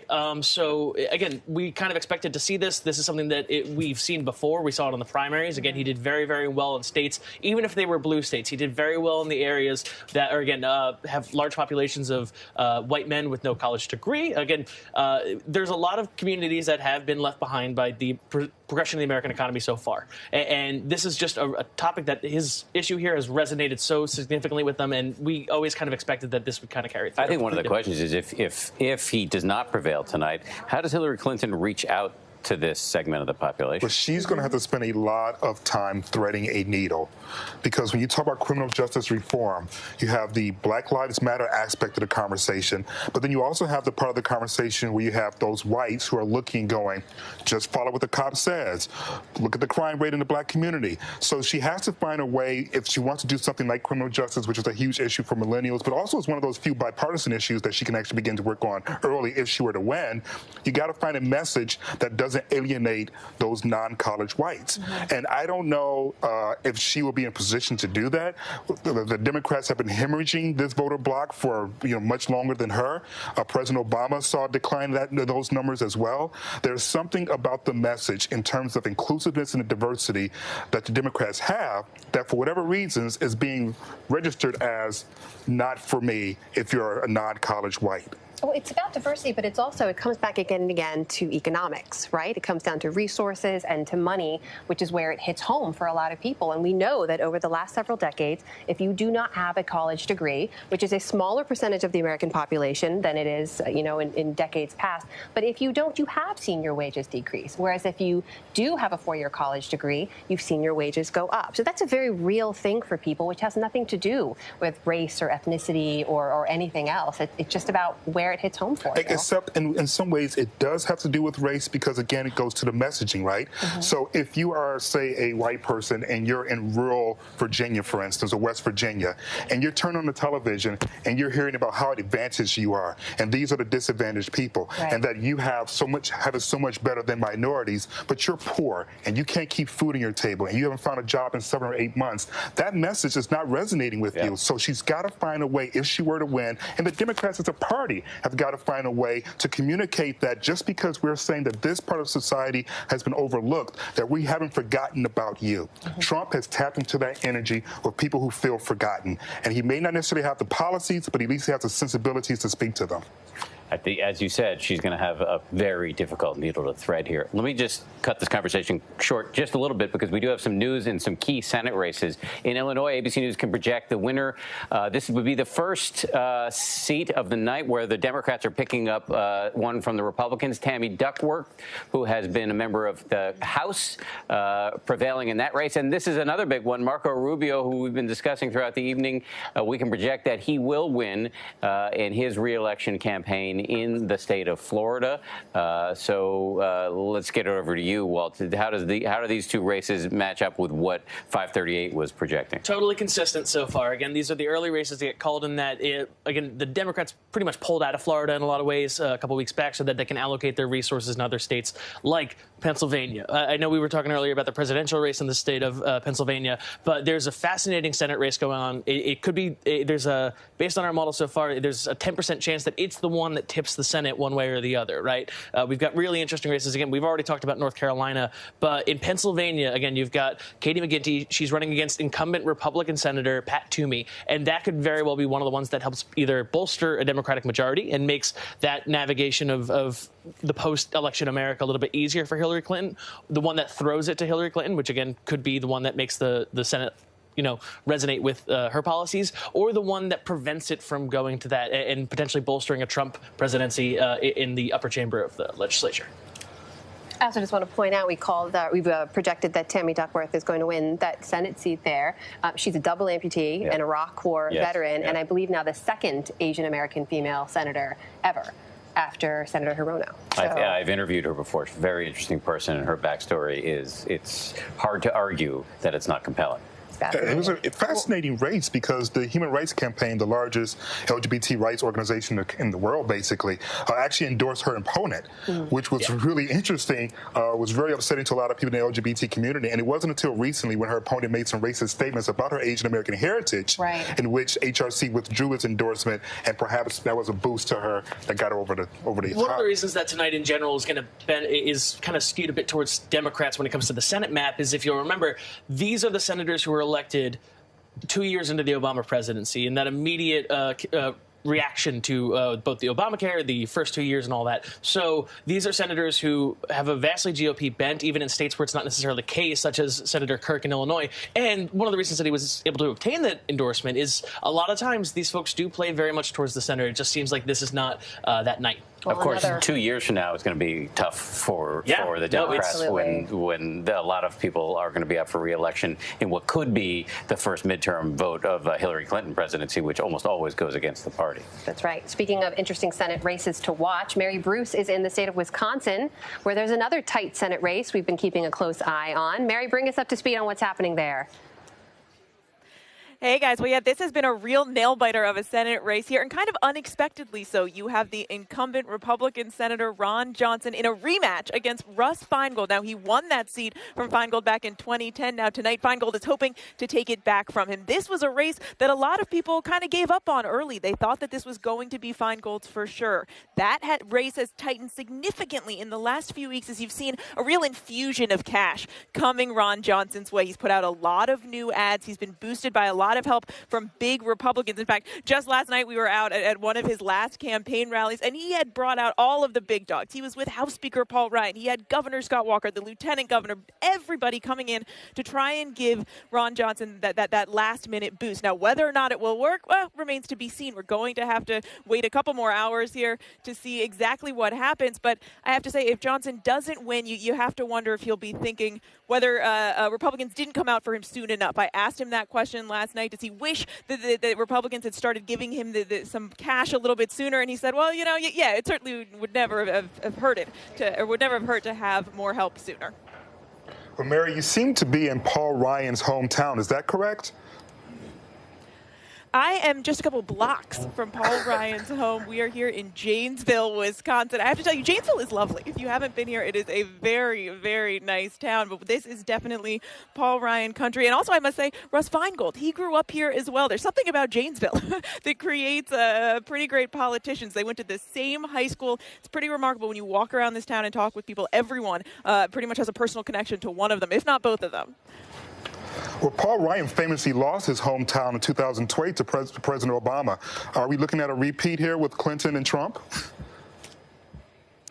It's interesting. So we are at what will be, what is expected to be a Paul Ryan victory party here tonight. You forget he, of course, is up for re-election just like every other member of the House. But despite the fact that he's going to win here tonight, his own race, surprisingly, is basically the least of his concerns tonight. Paul Ryan's political future is absolutely on the line here, no matter who wins the White House. Tomorrow morning, when Paul Ryan wakes up, he is going to be facing the daunting task of trying to unite a bitterly divided Republican Party. And remember, he's getting a lot of pushback already for his waffling, shall we say, his tense, tumultuous relationship with the top of his own ticket. A lot of Republicans are going to be, we pretty much already heard, will be pointing the finger at Paul Ryan if Donald Trump loses tonight. Now, they could challenge his speaker. That's something that people have already been bringing up, that they could challenge his speakership, although Paul Ryan and his team insist that he will still be speaker next week. All right, that is ABC's Mary Bruce live for us in Wisconsin. Fascinating storyline there with Paul Ryan. We could talk about that for a whole nother hour. That's a miniseries. Yeah, psychodrama for sure. HBO miniseries. Well, I was cursing and stuff in it. Hey, a little bit of news to bring you guys. We've got a couple more projections we can share with you now back on the presidential level. South Carolina, ABC News can now project Donald Trump will win those 9 electoral votes there with 58% of the vote. And also in Tennessee, it looks as if Donald Trump is the projected winner there with 71% of the vote, those electoral votes, 11 electoral votes going to Mr. Trump. So it's 8-18 almost. We have not projected any winners in any interesting states as of yet. I think some of those states will be offended by your words. Well, Florida isn't anything interesting, all right? Let me. Tennessee. No one's interested in Tennessee. Kentucky. Who's interested in Kentucky? What I mean is no battlegrounds. No battlegrounds. Okay. Thank you for embarrassing me on live internet. LZ. I'm just fighting for the little man. Keep fighting the good fight. But you're right. There's some big projections ahead. Stay with us. Of course, we're going to bring you all those as they happen live right here. Walt, no surprises there. But next up, who do we have our eye on in terms of the next potential projection? I mean, it's really still all about Florida. Right? Yeah. Again, this North Carolina is exciting to watch because those are the two races in that state are canaries in the coal mine for the rest of the country, right? If Clinton can win in the state of North Carolina, that bodes very, very well for her performance in other swing states that are kind of been toeing the line the whole time. It could bode well for her in Ohio, even potentially. Again, we don't really know how much these states kind of have the similar DNA together, but the idea is that if she does well in North Carolina, that's a good sign for her in the rest of the country. If Donald Trump does well in North Carolina, it's also a potentially good sign. I mean, it doesn't mean that he's going to win Virginia, but it does mean that he's still in this game, right? Whereas at the same time, that Senate race that's another one that's right on the line. It's a coin flip at this point. So that could really give us a lot of indication of which is going either way. But now that Florida's coming up, right, I think it's going to be really interesting to look at how the early vote squares with, again, the 2008 election. Again, my colleague Harry Enton recently tweeted out that, again, Clinton appears to be blowing away Donald Trump in the Miami-Dade County, right? So how that state ends up kind of coming down and which areas of the state end up really delivering significantly. Again, it's only the early vote, and the early vote skews towards Dems in this point. Once we start getting more data in, again, we'll be able to have a consistent point. So folks who are kind of seeing big numbers for one team or the other at this moment, keep your skepticism for the time being. There's a reason that these haven't been called yet. Let me ask you guys a question. There was a lot of talk going into tonight about sort of a trifecta of concerns around the voting, that there would be either voter intimidation, hacking, or terrorism. Was that all just people freaking? Was it Y2K kind of all over again, or did we dodge a bullet here? Well, there certainly were tweets that were being sent out by official people who were saying if you are experiencing any sort of intimidation, these are the numbers to contact or to call. But I personally have not seen any credible reports of that actually happening. Yeah, we've heard of some technical difficulties in certain Those places. happen every time, though. Right? Yeah.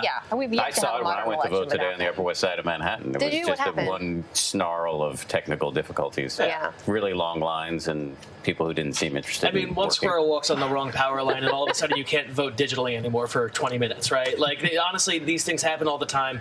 As for massive irregularities, I haven't really seen anything quite yet. No. We haven't seen anything on the reportable level either. Of course, if we do hear something, we'll bring it to you. But, you know, for all the talk about rigged elections, whether the system is rigged or the process itself is rigged or whatever you believe, the real rigging in any sense is happening in the way of voter suppression when it comes to certain key states. And what we've seen again and again, especially we've talked a lot about North Carolina, its importance in this cycle.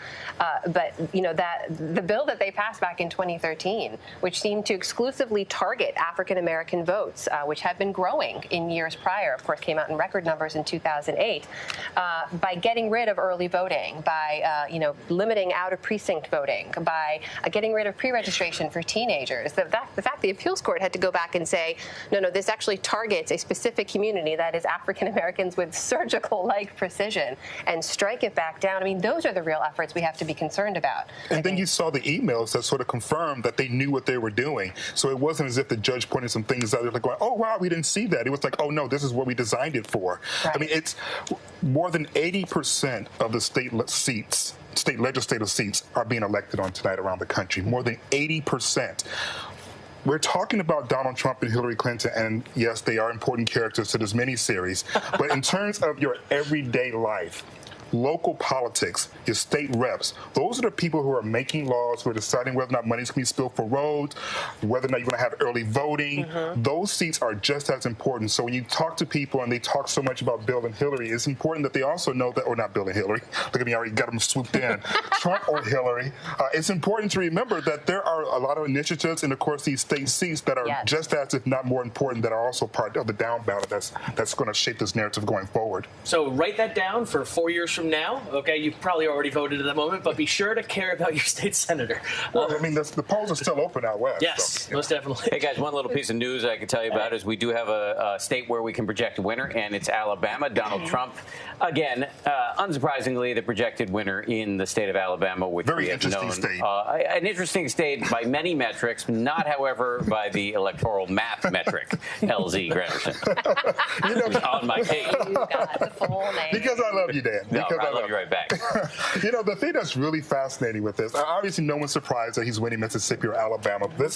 These are the states that once upon a time Ted Cruz thought he was going to lock up because it was considered part of the Bible Belt. And he was supposed to have been the benchmark in terms of being the conservative Christian Republican. And so when Donald Trump won these states, it really turned the narrative for Cruz and pretty much said, you're not going to win. I think going forward, the thing that's going to be really fascinating is about how do evangelicals identify now. Because if you got behind a person like Donald Trump, who for the most part has not been consistent in terms of the type of candidate that you've supported in the past, what exactly are you saying about your voter bloc now? Well, I think their rationale really was about the Supreme Court. Yeah. But it is hard to jibe some of his public and private, ostensibly private comments that were then made public about other members of the human race with things that, for example, Jesus might have said in the Bible. Right. Guys, we're going to come back to this in just a second. We've got some folks out there in TV land who are going to be joining us shortly. Let's give them a second to join in. We're going to pick up right back where we left off.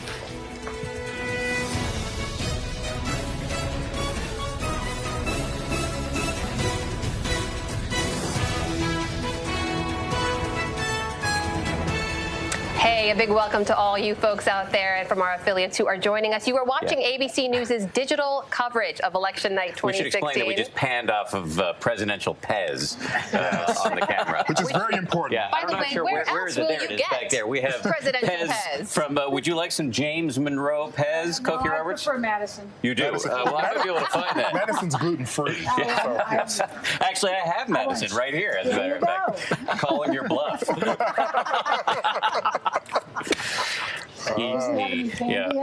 It does have candy in it. Absolutely. May I offer you one, Cokie? Sure. Hand that down. Like, Cokie, as you wait for your Pez, has anything you've seen tonight surprised you yet? Not yet, but there probably are some surprises ahead. One of the things we are seeing in Florida is looking very, very close, and that could mean we have a long night ahead. And the other thing that we are seeing there, though, is Marco Rubio appears to have been reelected to the Senate with a sizable portion of the Hillary Clinton vote. And one of the things that has been true in recent years is we haven't seen much ticket splitting. And so if we're going to see some of that tonight, that would be something to surprise. Does a Rubio win bode well for Trump? It probably bodes better for Trump than a Rubio loss would be. Right. Going into ticket splitting a bit, if you're a Senate candidate in another state, are you excited by the Rubio win, or who benefits the most across the country from that? If you're a Republican candidate in another state, you expected Rubio to win. If Rubio had lost, you'd be panicked. Yeah. But I don't think that does anything one way or another because it was so much expected. But there's some other Senate races we're looking at that at the moment are appearing quite close. But it's one of those nights where anything could really happen. And for a while I thought it might not be true, but now I think it is true. Do you think this win symbolizes some sort of resurrection of Marco Rubio, the national politician? Because he went out in a blaze of unglory, thanks largely because of Chris Christie. Right, exactly. Who now seems to be going out himself in a blaze of unglory. But at least Rubio has a seat in the Senate for. Yeah, he does have. He'll have a seat in the Senate, even though he says he hated it. And he is still a young, attractive person who speaks to the future. And the fact is that the Hispanic vote in Florida was not, at least as far as we can tell, not hugely up, but up some. And he is much more in the pattern of the people who came out of the 2012 election saying we do need to reach out and not we need to come in and just talk to our base. And that and so that should mean that he has a future. This issue we've talked about again and again, though, the inclusivity of the changing demographics of America. They have a lot of work to do on both sides. A lot of work to do. A huge amount of work to do, absolutely. And it looks like nationally that the non-white vote will probably be about 30%, which is the highest it's ever been. And it is not a Republican vote. I think that's fair to say. Is there anything going forward that Hillary Clinton can do over the next, assuming she wins, over the next 3 years to bridge that gap? I mean, we've talked a lot about this being a divided country. We're talking about the browning of America. We're talking about this 30% not being Republican, but there's still a very large white, particularly those without college education. Elsie, we're going to come back to this in just a second. I just want to say thank you. There's more. Thank you to all our friends out there from Affiliate Land who joined us. We will be right back here at your next commercial break with more analysis and live results. Stay with us right here.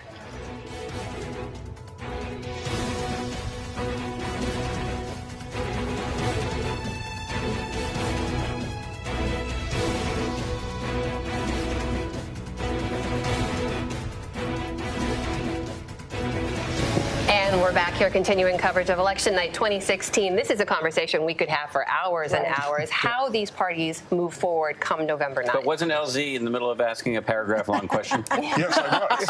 Yes, I was, because context is important. Life is not black or white, my friend. It's called nuance. So, asking my nuance question, what can she do, since she's going to have the 30% that's non-white, what can she do, particularly with those without a college education, to bring them into the fold, or at least to work with them? Well, first of all, we don't know that she's going to win, so we start there. Right. But I think that really, to some degree, that it's not winnable. There's no way of bringing people who are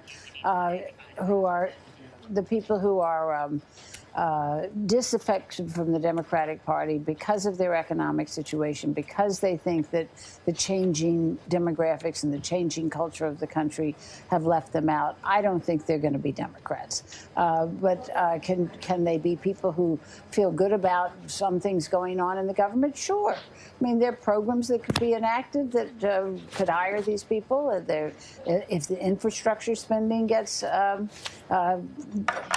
jacked up, that can make a tremendous difference in terms of hiring and just make you feel better about your roads and airports and such. And so, there are things that you can do to ameliorate it, but they're not going to be Democrats. Cokie Roberts, thank you very much for joining us. We asked you so many questions, you didn't get a chance to eat your James Madison Pez. I know. You can take it with you as a parting gift. I don't see any candy. You open it up. There's definitely candy in there.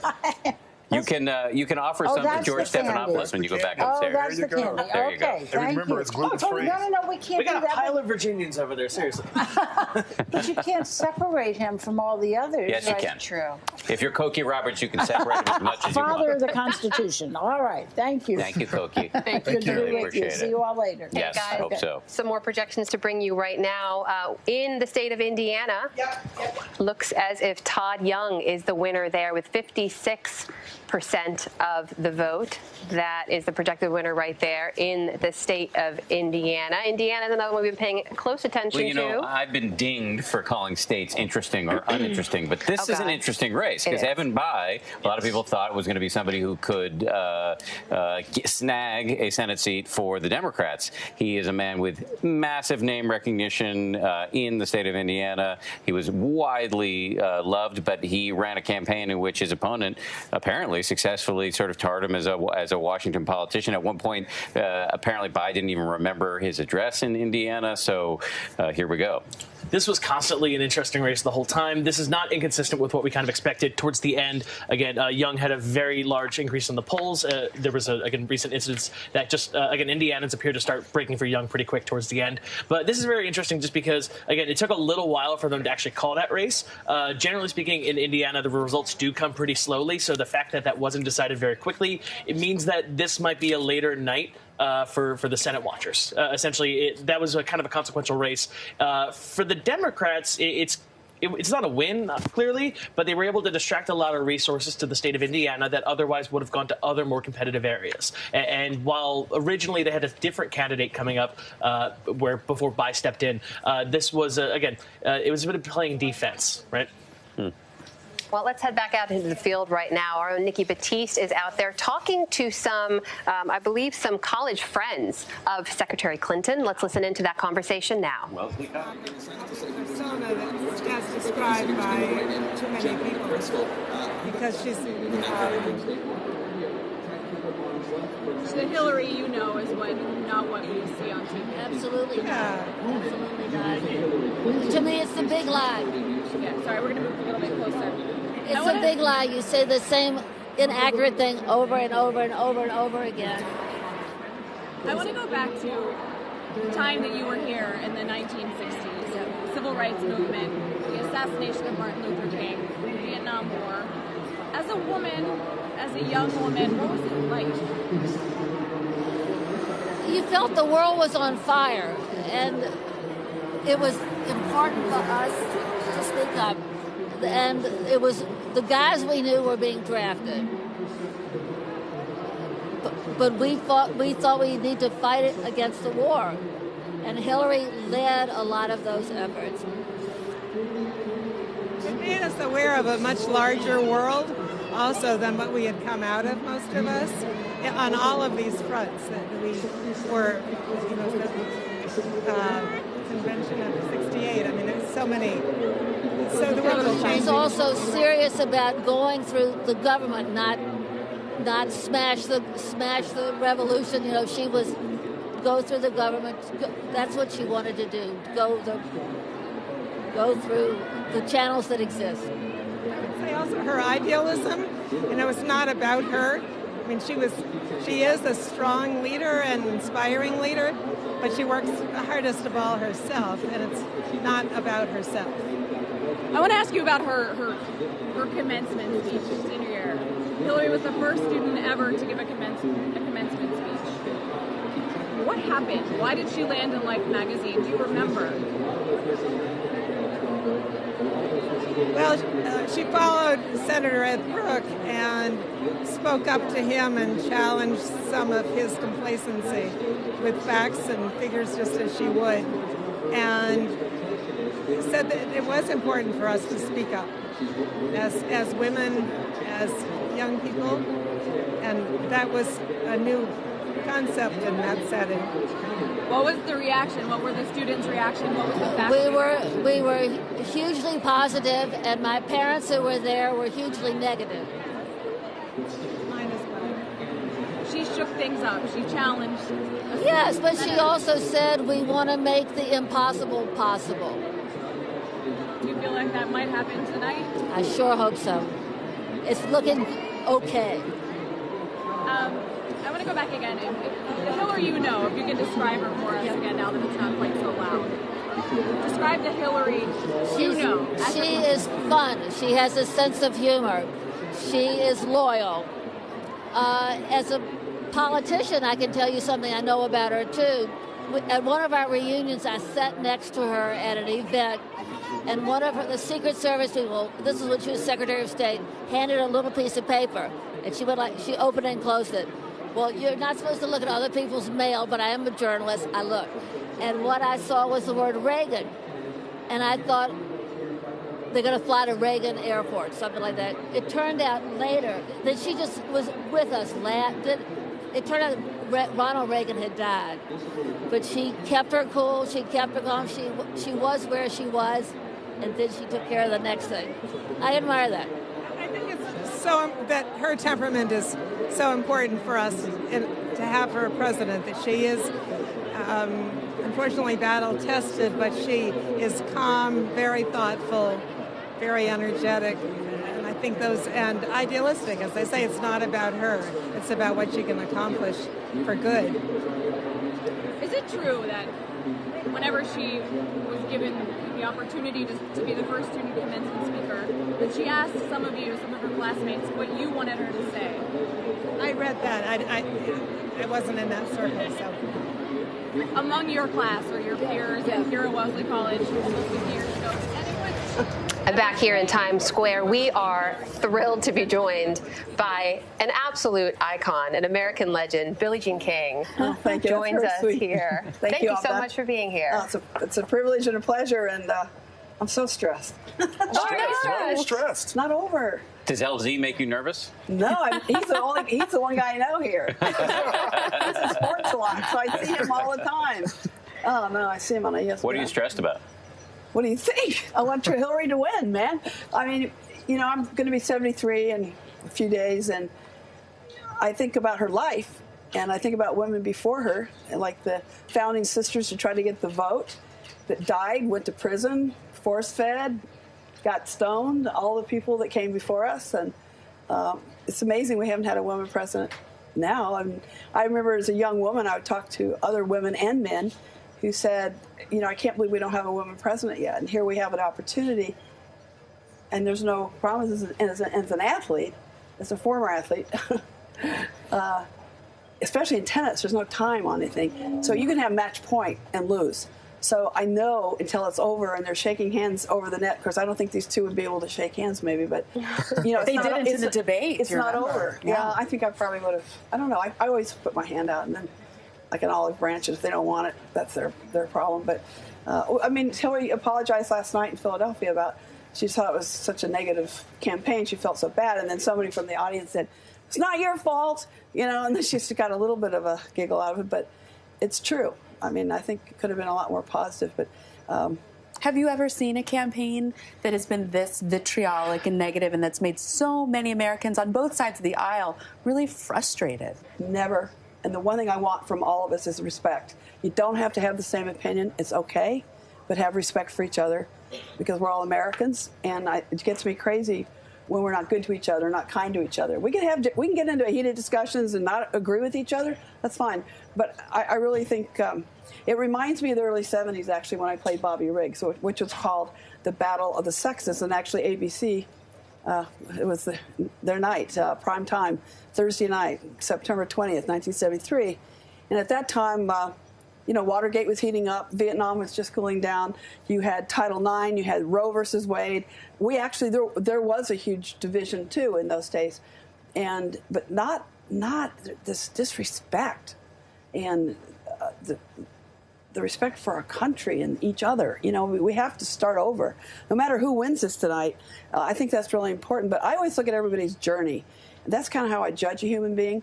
And I look at the long and winding road that Hillary's been through as a young girl, but I think she was born to serve. She really was. If you look at her life, when the Reverend Jones took her to hear Martin Luther King in Chicago, and when she was a young girl, and that day really kind of set the tone for the rest of her life, and it's been one of service, if you look at it. It hasn't been to go get headlines. She helped African Americans in South Carolina after law school. She went to Texas and helped Latinos register to vote. Those aren't headline things. Those are really getting down in the grassroots and really making it happen. And I just think she was born to serve. I think this is her calling, and I think it's her destiny to be the first woman president and commander-in-chief of the United States of America. Billie, you're going to pardon the interruption. I have so many follow-up questions about that 1973 match, by the way, but really? I do want to break in with a little bit of breaking news. ABC News can now project that Republicans will retain control of the House. This is including, of course, some calculations of races that have yet to be called. And there you have it. There are the numbers. That's a key projection we can make right now at this hour. Back here and back to the conversation. This issue, you raised earlier the 1973 match. You've been interviewed about it. You've drawn the parallel between what you faced down against Bobby Riggs, who was a classy fella who said some really interesting things. No, it's hashtag sarcasm. I hate this, but it's so much the same, and Mr. Trump does come to the tennis, so I see him, I do see him. He comes to the U.S. Open, and he's there a lot, and he loves tennis. So I respect him, but I don't. I think I really want Hillary. That's all. What do you say to people who just don't trust her? And why do you think that is? First of all, there's a lot of misogyny in the world. There just is. And as a woman, you have to. It's a tightrope. That's what, for me personally. I'm just talking from my own personal experience. Since I've been 12, I've been fighting for social justice. Okay, and tennis happened to be my platform. And so, one thing I've learned, it's so difficult as a girl or a woman. It's like you're walking a tightrope all the time because you're trying to help change. You're trying to get more for the subdominant group, which are women. The dominant group are men. Dominant groups know very little about subdominant groups, like if you're white men, you don't know very much about African Americans, you don't know much about Latinos, you don't know much about women. How about people living with disabilities? You're kind of up here, and these are not all white men. A lot of white men are voting for Hillary. I don't mean that, but it's like you can just see they're used to having life the way they want. They're used to having the privileges, and they make the most money, they get the most attention. It just is. And if you're at a table, they usually are the ones talking most of the time. I feel like I'm talking too much already as a woman right here today. But it's the way you go through life, and yet you love all people. You want it all to work, but you do want more for the people that don't have as much. And people that are in that dominant area don't like to give anything up. They feel like they're losing something, and yet they're gaining, and they don't realize it.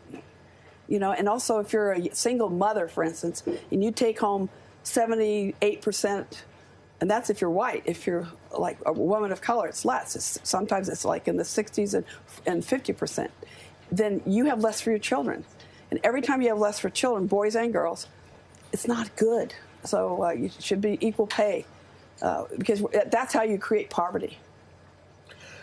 I'm very curious as to whether or not you believe that just the very symbol of seeing a female president is going to register with younger women the same way it does with your generation. No, I do not think so. And why? They haven't lived as long. I know when I was their age, but I loved history. Do you think most young people like history or not? Most young people. What do they consider history? Like history was last year. Yeah, well, that's the whole point. Exactly. Whereas I love history. Those flashbacks in your Instagram, Right. or Snapchat. Right. Here's what I pre-internet. Yeah. Okay, but here's what times. It's like I purposely read The Founding Sisters by Eleanor Clift because I knew we were going to vote women, and she writes about the Founding Sisters, but she only writes about the white Founding Sisters. She doesn't talk. Because there's no Sojourner Truth, but there was Sojourner Truth, Ida Well, all these people that helped. Everybody helped. But the white girls, most of them had more money. Their husbands had money, the white women. Like if you take Pankhurst from England, and if you take Alice Paul, Kat, all these women come from enough money that they could go do this. And a lot of husbands actually were pretty good about it. Some weren't. But it's fascinating that I purposely watched Suffragette to make myself have this spill over me so I can understand.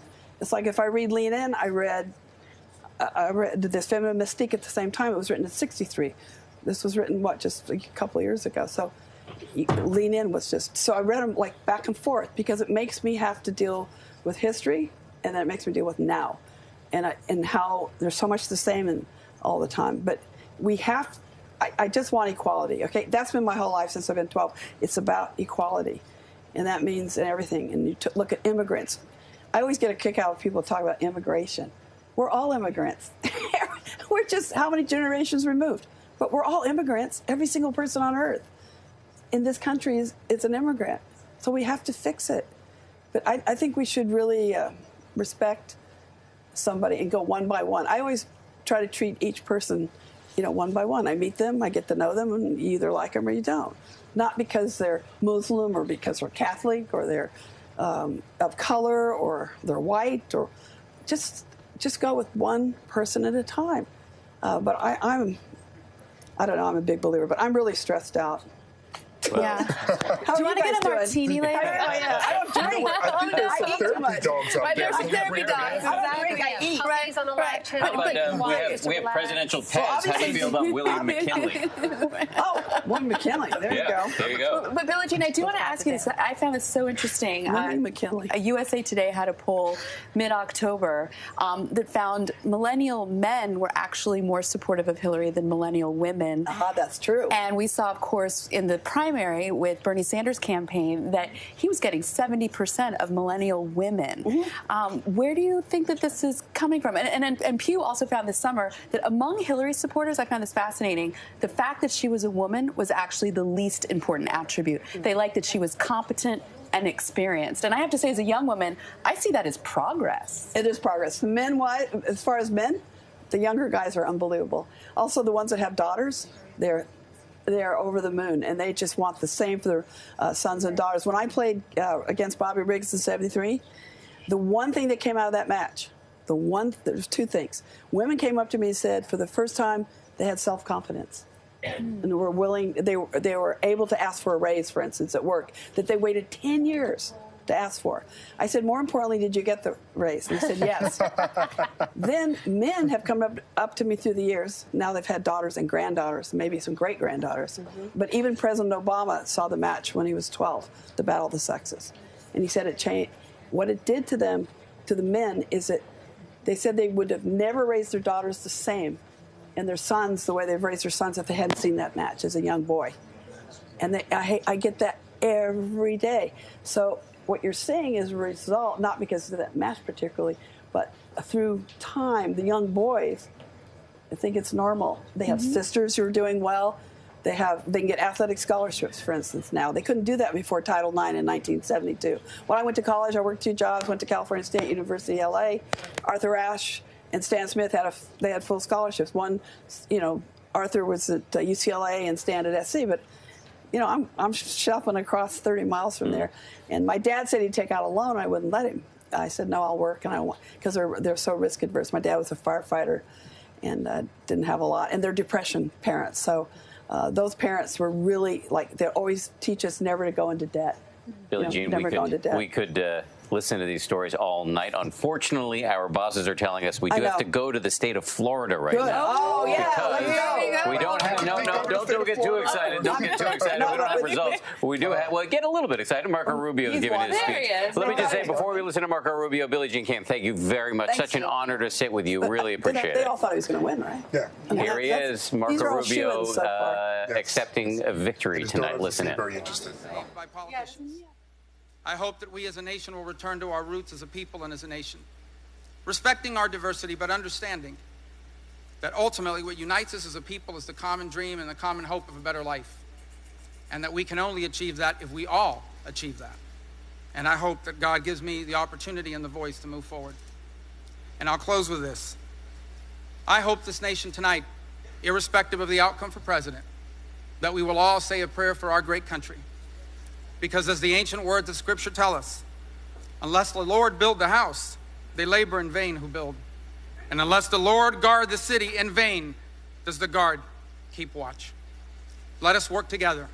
God bless this great nation. Thank you for the opportunity to continue to serve. God bless all of you, and God bless Florida. Thank you. Thank you very much. Thank you. Thank you. To Billie Jean that we missed most of Marco's speech, but there he is with his family waving to the crowd. He has just pulled out a victory in a state that everybody is watching tonight. We're still waiting for a projection on who has won the presidential race there. We can't say this enough. We can't overstate the importance of Florida. If Donald Trump loses there, his route to the White House becomes mathematically infinitesimal. We are joined now by Aaron Schroede again, who you've met before, youngest person ever to run for Congress, a Democrat from California, and ABC's Terry Moran, our chief foreign correspondent. Did I get that title right? That is the correct title. Okay. I'm the chief. A man who has covered many a political campaign. Observations on this night thus far, Terry? Well, I'll tell you, Florida is the cursed state, of course, of presidential elections. And if, in fact, it is close enough for for lawsuits to start, and Donald Trump's a pretty litigious guy. We only have 8 justices on the Supreme Court, and so that'll run into a dead end there. But I think the feeling, having been out there, because I spent this past month, as you did, crisscrossing the country, is that these are 2 different countries, as we've been talking. I mean, I'm thinking of a kid went to a mock election in New Bethlehem, Pennsylvania. The 8th graders were great. They were fantastic, right? The most important issue to them was Second Amendment rights, no question. All of them had guns, each one. And then I said, okay, pretend I'm a Hillary supporter, which was hard for them. And then could we talk to each other? Could we work together for the good of the country? And I said, no way. I said, well, how are we going to do this then? Well, what are we going to do? And the smartest girl in the class, with a sharp one, she raised her hand and said, we got to split the country up. Wow. I said, well, we tried that. It didn't work out too well. But that really is the challenge. Whatever happens tonight, of course, is how do we go forward with a country that is 2 countries in some ways. But that's learned behavior, I would dare say, as a father. Certain things kids kind of come into the world with, and certain things they kind of pick up from either directly from us or from observation. And so it seems as if if we're going to break this cycle and actually be a full country, we have to figure out a way to not have these kind of conversations, particularly around our children, because they're only going to carry around the same sort of baggage. I would dare say that their affinity for the Second Amendment was not something they were born with. But they love guns. They love hunting. But they love guns, and right.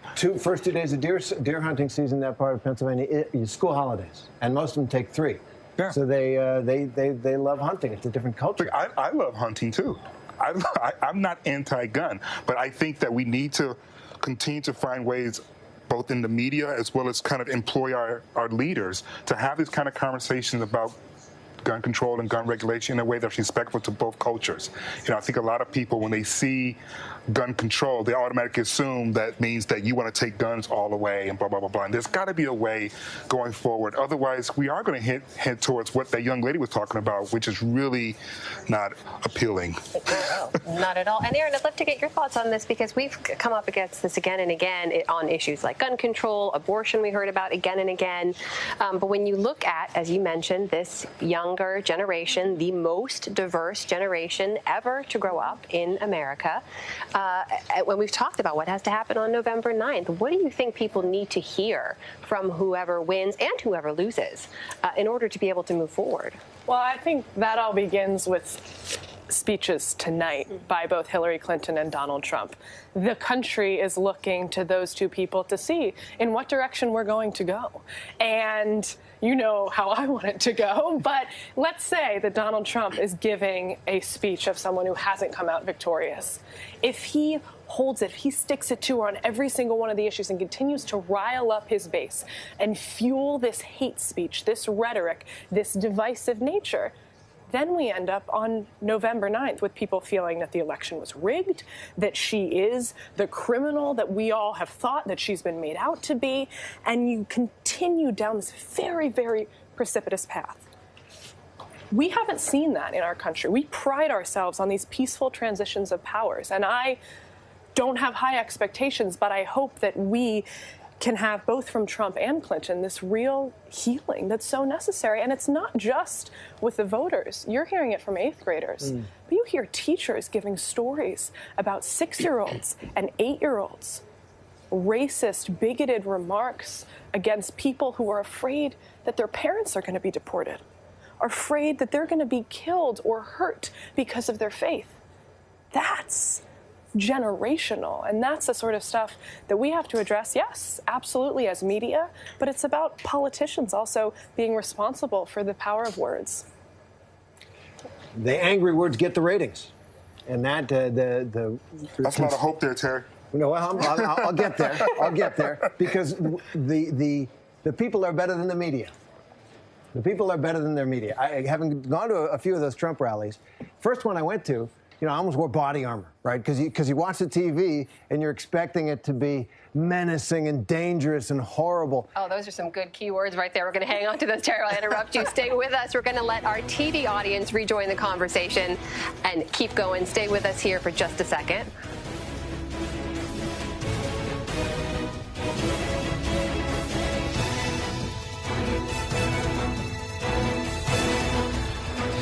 Welcome to all of you joining our coverage. This is ABC News' digital coverage of election 2016. You're jumping in at a very good time. Terry Moran was just dropping the words menacing.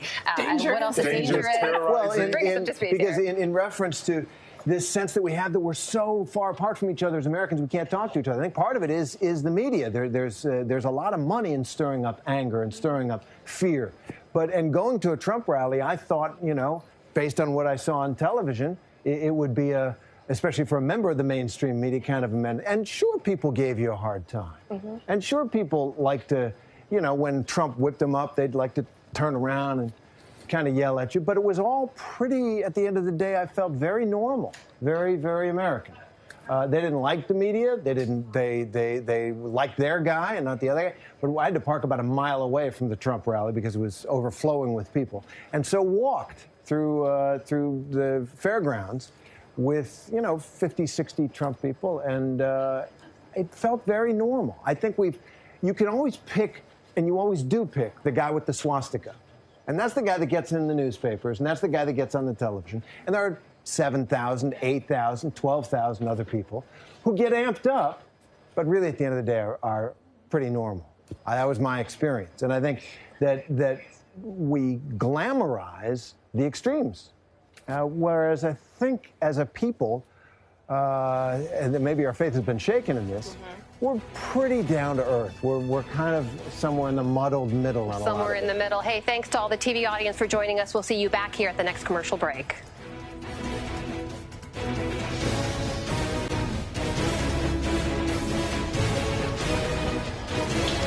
Hey, everybody. Thanks for staying with us. Continuing coverage of Election Night 2016. Terry, I keep cutting you off.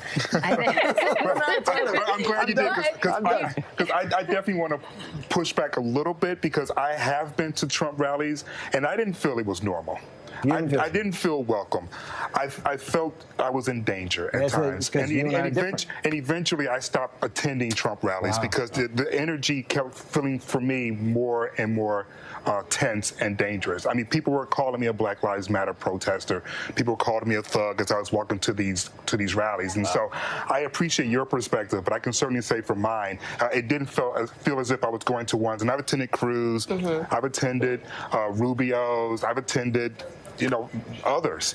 And I didn't feel that same sort of rhetoric or energy. We had different experiences. I wonder why. And you guys should continue talking about this offline as well. We have to let Terry go, though, because he is a man in demand. Thank you so much for joining us, Terry Moran. It was fun. Always this is the fun shop. You guys have all the toys, Pez dispensers, candy. Would you like some Pez? You bet I'd like some Send them with Pez. some James Monroe Pez.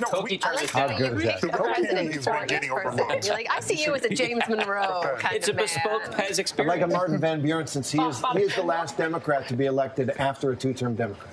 Oh, really? Okay. Presidential trivia there for you. I don't think I've got Van Buren over here. No. No, we've I got can give you Van Buren over McKinley, here, I'm Jefferson, sure. Jackson, Monroe. That's what I got. Thanks very much. Thank you, Terry. I really appreciate it.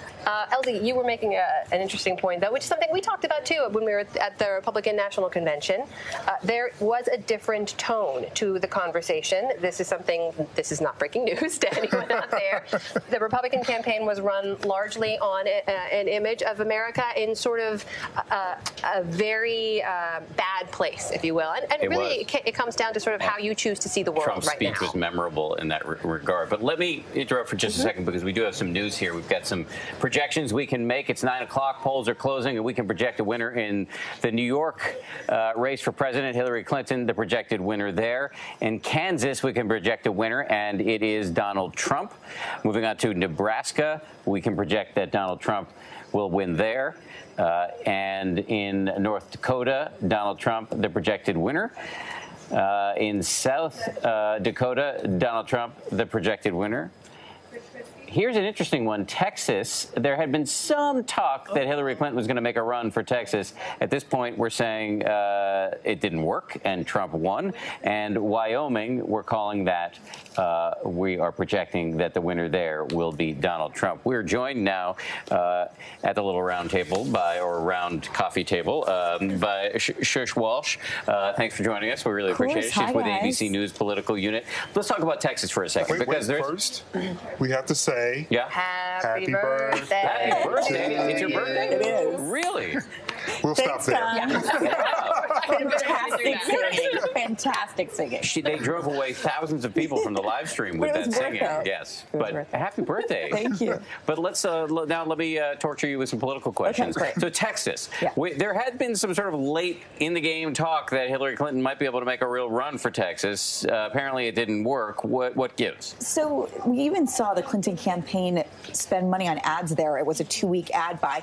But truthfully, I think it was more a head fake than anything else. They wanted to try to rattle the Trump campaign, in those late days of the campaign, more than thinking they could actually take this bright red state. I think a story that we will be watching in the coming days are if the demographics have changed so much in the state that it looks like it could turn blue in future election cycles. But I think there was no way that could happen tonight. And with the last Democrat to win there, I think Jimmy Carter. Right. Yeah, so it is a pretty bright red state, but the demographics are changing. Yeah, absolutely. And so you're seeing a very large Hispanic turnout today. You're seeing more Hispanics not just voting, but that population growing so much in that state. Of course, we're seeing in other critical battlegrounds, too, especially the state of Florida. But I think that, and what the Clinton campaign was hoping, they may not have thought that they were going to do much with Texas tonight, but there are activists on the ground that in future cycles want to turn Texas blue, and they're trying to plant those roots now. Of course, Texas does have some Democratic roots. Of course, the famous Ann Richards was from Texas. Yeah. So it's not like there's never been a Democrat in bright red Texas, but I think that it's a state to watch going forward, especially because of those changing demographics and a growing Latino population. I was just madly leafing through my notes here because I wanted to make sure I was right about Jimmy Carter, but he did win there in 1976. One of the things that's fascinating to me about Texas is that W's nephew, Jeb's son, George P. Bush, actually ran for office successfully in Texas. It's a smaller office right now. He's the land commissioner. But yes, but when I saw that, and I said, oh, there's a good-looking guy. He's got the money name. He's bilingual. He's actually biracial. So when you start talking about whether or not Democrats are making moves there, you got to think that he was kind of put in that position as well to counteract that. Right, and actually what's also interesting about George P. Bush is that he spoke out a few days ago and said that it was possible he would be the only Bush and his family to vote for Donald Trump, which is really unbelievable when he has an uncle that was a former governor of Florida and obviously ran for president, and a grandfather that was president, and a father that was president. Just take us outside of Texas for a moment. Oh, though, I when switched that. But Sorry. Sorry. It's interesting. George P's going to vote for the guy who vanquished his dad in a not so polite way. He's the only one playing the party game. He's playing the party game because I think he's playing the long game. Right. He's putting himself in the position now to be able to continue to stay in their good graces down the line. Is that what you're saying? Yeah. I mean, you got to think about donors. I mean, the donors were very upset with Ted Cruz when Cruz pulled his maneuver in Cleveland. So, but we're also seeing a large part of the party that even it's election day that never came aboard with Donald Trump. We're seeing that even today, and so that's what you saw with the Bush family. Yeah. Hey, birthday girl, stand by for a second because we're going to bring in TJ Holmes, who's outside in Times Square, live standing on a large map of the United States of America. TJ, what's cooking? Now, I keep going back and forth. Where are we? I'm not hearing Dan, Amna, and LZ. If they're hearing me, then that is a miracle, but I'm not hearing them at all. So, unless I get direction otherwise, I'm going to act as if they're not talking to me. Because I can't talk to them if they're not hearing. But just the update for our viewers, once again, is that we do have this map that continues to change every hour. Now I'm hearing something else in my ear. Hey, TJ, it's Dan Harris. Can you hear me now? Dan, I can hear you now. Y'all been trying to talk to me, man. I love you, man. So glad you can hear us. Just tell us what's cooking out there. Dan, this is what's cooking. We've known this night was happening for 4 years, and we still having technical issues. We had 4 years to work out the kinks, and we're still doing this. Yo, TJ, we're not the only ones that had 4 years to work out the kinks. I think there's a couple of parties that have had 4 years to work out the kinks as well, and they're still pretty kinky, and not in a good way. LZ, I always leave it to you, LZ, man. Always leave it to you. I love TJ just pacing the country, working it all out. Yes, I'm TJ, worked up what else out is here. on your mind? Let's just lay it all out there right now. What's happening? They don't have a couch out here for me to lay down. I tell y'all my problems. But it's been all kinds of issues happening outside. But look, guys, we're standing on this map here, and you all have been keeping an eye on it, but the map keeps changing. We're at the top of the hour, so we got that. I want to make sure we gave our viewers who are watching at least our live stream an update. I want to show you all. Can we hop off those sticks for a second and come over here? I want to give you all an idea of what we've been seeing outside. This has been a tradition, of course, here in Times Square for really since 1904 that people gathered here for the election night party. But you can get an idea. Times Square is always packed, right? Like, let's try to ignore that sign that somebody's holding up, but give you an idea of the crowd. It's always a crowd out here, but they come out here specific to have a party. This is an election night party. And I'm going to have to whip around and show you this way because I have to avoid a sign that somebody has up that has some language on it that we shouldn't be showing. But these are some of the folks we've had come inside kind of our perimeter here, and you see a little caricature there. We have a caricature artist. You guys should come outside, actually, and hang out here with us for a little bit. But okay, you hear the Hillary folks. That's why I'm coming outside. We don't have a couch, and we're comfortable right here, so I'm not really sure. Let me just say something. Our viewers may have noticed when they were looking at that map beneath your feet that Arkansas lit up red while you were speaking, and that is because ABC News can project now that Arkansas is going to Donald Trump. Again, we haven't yet gotten into many of the surprising states. I'm using the word surprising instead of interesting because LZ is shooting me arrows out of his eyes. But anyway, that map really does light up in real time.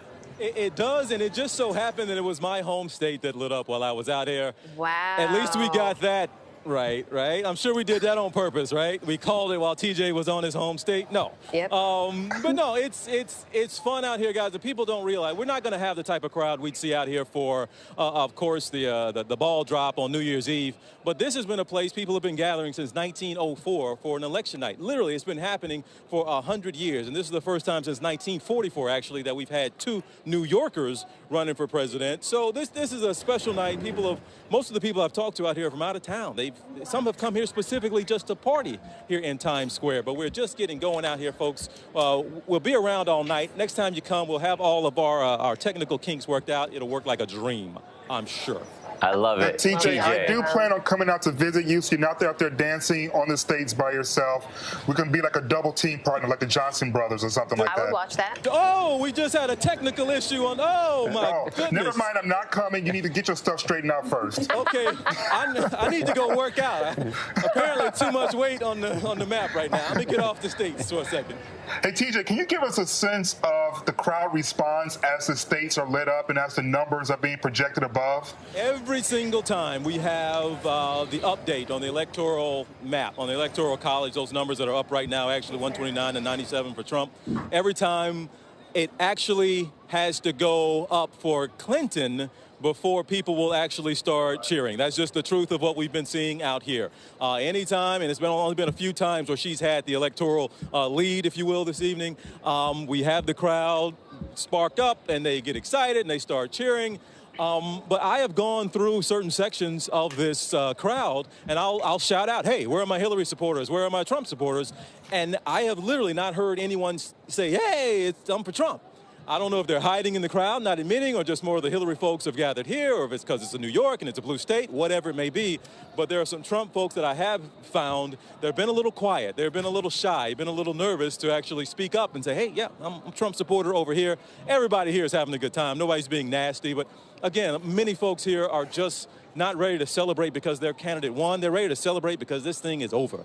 Finally, we can stop talking about this. We can stop with the nastiness, the debates, the back and forth. And see, all right, here's a good reaction. You just heard the crowd cheering a little bit. It's because we had an update that had Hillary Clinton's number go up to 104. So and you heard I can tell you why that is, TJ. It's because ABC News can project that Hillary Clinton has carried the state of Connecticut, which is why you might see a little bit of blue popping up on your screen. There it is. But I have to ask you something. You said before that you met people who came to Times Square specifically to party on election night. Given how nasty and venomous and long this race has been, why would anybody travel to celebrate its end? Well, that's the thing. You answered my question. Back to you. But really, you made the point. It's been we talking 500 plus days of campaigning, all these debates, and you have folks out there, and again, people of LZ's ilk, right, who are out there will tell you this is one of, if not the nastiest we've seen in our lifetime, one of the nastiest presidential campaigns ever. People are exhausted. They're worn out. We've actually had therapy dogs out here helping people with the stress of it all. That people, this organization, the Good Dog Foundation, has had these dogs going out all over the city and other places around the country to help people with the stress of dealing with this presidential election. People want it over with. Let's celebrate that it's over. And tomorrow, let's get together and let's move on. Hopefully, that is going to be the case, but it's going to be some hard feelings tomorrow. It's good. Whoever ends up losing this thing, it's going to be some hard feelings. So this evening, yes, I've had people from, I just had met some folks from Ohio, actually, who came here, and they said they specifically came because they want to party in Times Square. Look, Times Square is the party place. I don't care what you're for and what you're against. Once you come here and you got a crowd gathered, you get excited, right? And it's just a party place. Now, we might not need to show a lot of this right now. I just talked about the party the aspect of it all. But I got a little back and forth and a little yelling and some bickering that's going on between a couple of guys. We got a couple of troublemakers out here, don't get me wrong, who have got some nasty signs, some stuff we can't even show you in this side of the crowd right now. They've been yelling and screaming, and there's been some profanity, and some are just troublemakers. Some are actually heated political debates. But, I mean, you know, this is the first type of thing like this, I assure you, we have seen, and we have been out here a good 3+ hours at this point. So, no, if people are ready to get this thing over with, yes, be great if their person won. But a lot of folks are they're relieved, Dan, that this thing is finally coming to an end. Send those troublemakers to Bubba Gump Shrimp. That'll cheer them right up. TJ, thank you very much. Really appreciate it. We'll be back to you as the evening progresses. Do, though, now want to go to the great state of Nevada, where we find the great ABC's Jim Avila, who is not only in a really interesting battleground state, but also has been tracking one of the most interesting dynamics of this election, which is the Latino vote. So, Jim, what can you tell us? Well, Dan, as you can see behind me, the party hasn't really started here in Nevada yet. It's still early, still just 6 o'clock. Not like what TJ is getting out in the Times Square area. But they expect a lot of excitement here. Nevada is one of the battleground states, and it's one of those battleground states where Hispanics, an Hispanic surge has been predicted, and where that vote may in fact have a lot to do with who is elected for president. Another one, of course, of those big battleground states is Florida, which is, of course, in a deadlock right now, and we don't know what's going to happen there yet. But what's interesting in Florida to me as I watch the Latino vote is that how much the Latino vote has changed over the years. You know, Dan, that used to be a place where in Miami-Dade, in the southern counties, that was a Cuban stronghold, and that meant that it was a Republican stronghold, and that's changed a lot. The Cubans who were Republican-oriented have grown older, and in fact, the Cuban population has grown a lot younger. And what's happened with that is that there are even many Cubans who support what Barack Obama has done in changing the relationship with Cuba. So that has made it difficult for Donald Trump in this election cycle because he's not getting that strong Cuban vote, and the fact that a lot of Hispanics have moved in that are not Cuban. People from Puerto Rico who have immediate voting rights, of course, are voting now in that area, and especially along the I-4 corridor and up into Orlando in that area, and they are strongly Democrat. So that's really changed things there. There's also been a lot of Venezuelans who have moved into Florida because of all the unrest that's been happening in Florida, in that area. I'm told my microphone's cracking a little bit, so we'll go to this one. So those are two really interesting battleground states where the Latino vote could be very strong here. And of course, this year, there are approximately 27 million Hispanic voters across the country. And of those voters, according to Pew Research, 74% say they are motivated to vote this year. And of course, that motivation coming in many cases because of the negativity toward Hispanics from Donald Trump. You know, it's funny that they're not being motivated so much by the positivity as far as voting for Hillary Clinton. This is a really angry vote. And it's interesting that if you remember back in 2012, the number of Hispanics who came out and the difference they made for Barack Obama, and it was just because many people thought Mitt Romney just said, all he said was self-deportation. And now compare that to the things that Donald Trump has said, including building a wall, including calling many of the immigrants, undocumented immigrants who've come into this country, rapists and murderers. The Latino community is much more motivated this time, and they expect to be heard at the polls this time. Jim, it's Amna. We know even in historic elections, there's always been a Democratic advantage when it comes to the bloc we refer to as the Latino vote, right? That's varied wildly from a 44-point advantage down to, I think it was like 18% 18 points rather, back in 2004, which is the closest it's been in modern history. But you spoke there so eloquently about some of the differences in terms of what's important to different parts of that Latino vote. Of those 27 million eligible voters, there are so many differences when it comes to what's important to Cuban Americans versus Mexican Americans versus Puerto Ricans. And so is it even fair moving forward to talk about this group as if they are a monolith, to talk about the Latino vote? Well, it's certainly not a monolith, but it is becoming more and more democratic, even in, as I said, areas that were routinely Republican and routinely strong Republicans. And that was because of the Cubans, the Cuban vote, the Cuban immigrants now, who are older, and they're no longer voting straight Republican. Instead, you're getting their children who were born in the United States and are more identifying more strongly with the Democratic Party, a little bit more like the rest of the Hispanic population. Now, is it true that in the last, at least for Barack Obama, yes, Hispanics did vote in large numbers for Barack Obama. But George Bush did very well.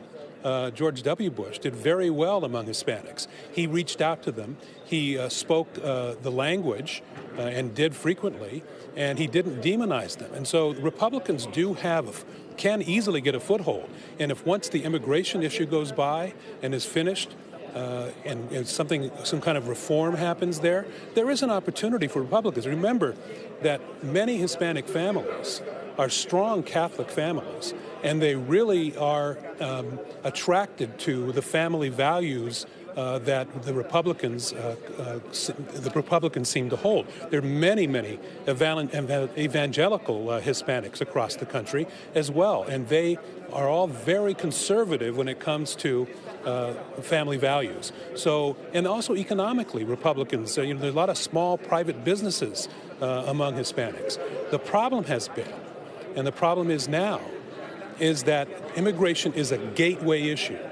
If you insult the Hispanic community and you have an immigration policy which includes a wall, what they're finding, what the polls show, is that Hispanics are not listening to the Republican Party at all. So what they've done is they put up this huge wall. And in fact, I saw a cartoon today, it was quite interesting, which showed the White House and Donald Trump and a big wall in between. And the wall said Latinos on it. Not the border wall he's been talking about, a different kind of wall. And I think that's what Donald Trump is up against because of the negativity. Now, if that goes away, it's been said that the Republican Party does have, in fact, many issues that appeal to Hispanics. All right, that is ABC's Jim Avila for us live in Nevada. Thank you so much, Jim. We hope to check back in with you as the evening goes on. Back here in New York, of course, we still have Shoshana Walsh, Aaron Schroeder, Elsie Granderson, Dan Harris, and me. I'm Amna. Hi, thanks for staying with us. Look, I feel we've talked so much about the Latino vote, but it's going to be an issue in several key states this election, and it's growing at the rate that it is. It's going to continue to be an issue across the country. Jim brought up a really good point about how George W. Bush reached out to Latino voters. He was the governor of Texas. He had Latino constituents. I actually, after the 2012 loss, Mitt Romney's loss, I was actually at the GOP's autopsy. They had this press conference. They had this bound book about what they were going to do going forward to change the party so they could win another presidency. And part of that was outreach to Latino voters, to women voters, to gay voters, to demographics that we have, of course, not seen Donald Trump reach out to at all during he did this. reach out to the gay voters. That's true. In his acceptance speech for the It's nomination. true, and he mentioned transgendered Americans, the first time a Republican had Mike mentioned. Pence on the ticket. Don't forget that part. But it's true. But it's true. I mean, he did mention transgendered Americans. That was the first time a Republican had mentioned that in a speech of that kind of level. So that is a good point. But he hasn't, of course, done anything to try to remedy the party with Latino voters What at about all. the picture he sent out on Cinco de Mayo? Eating, Right, the taco bowl yeah. didn't help. No. That taco bowl. When you announce your campaign, and at that very announcement, when you are launching, you talk about Mexicans as rapists, and you go into immigrants as inferior and slander, that is the wall. And so many Latinos, no matter what their background, suddenly are shut off, suddenly are turned off. And it's going to take a lot of very diligent, focused efforts like this plan that the Republicans had in 2012, which has gone out the window, to bring that vote back. And you do see this younger, millennial, Latino demographic whose values don't align as closely with the Republican Party. So they're drifting, and you have this sort of hate, spiteful rhetoric. It doesn't work. I'm really curious as to what sort of policy could actually come through over the next 4 years. We just saw that it's projected that the Republicans are going to keep the House. The Senate is still up for debate. So at best, if it's a Hillary Clinton White House, it looks like it's going to be split. If it's a Donald Trump White House and he even has an all-Republican Congress, will that Congress pass comprehensive immigration reform if Donald Trump, with the rhetoric that he's had, has been able to win the presidency? I actually think a Trump win or a Trump loss both will have to mean a rebirth for the Republican Party. There are major problems. They're in a complete schism. And either way, there's going to have to be a rebirth. You talked a little bit about their outreach to female voters. We do have some information we can share with you now based on preliminary exit poll data. This puts a finer point on some of these things we've been talking about. Take a look at this. In Pennsylvania, women voters breaking there for Secretary Clinton 58% to 39%. Over in another state we've been watching very closely, North Carolina, of course. Secretary Clinton with a clear advantage there as well, 55 to 41. And over in Ohio, 54 to 41, currently the split when it comes to female voters. Finally, in Florida, 51 also to 44, breaking there at the moment. So Closer there, yeah. A little closer than I think was expected. Nationally, we're looking at a historic gender gap tonight. That is true. Well, nationally, it looks like we're looking at many big splits, according to the preliminary data from rural, urban, male, female, educated, non-educated. It's old, young. We've old, also young, talked about this. There's a lot to break down. Stay with us. We're going to take just a bit of a pause. We've got people joining our party here from affiliates across the country. We're going to have continuing coverage. Stay with us. This is a good conversation. We're going to pick up right where we left off in just one moment.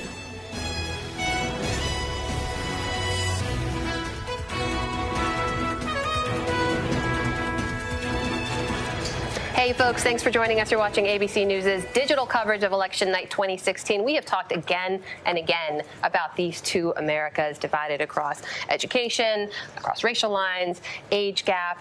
Shoshana Walsh, Deputy Political Editor here at ABC News. What are your thoughts? Another divide, as Dan mentioned, is city and rural.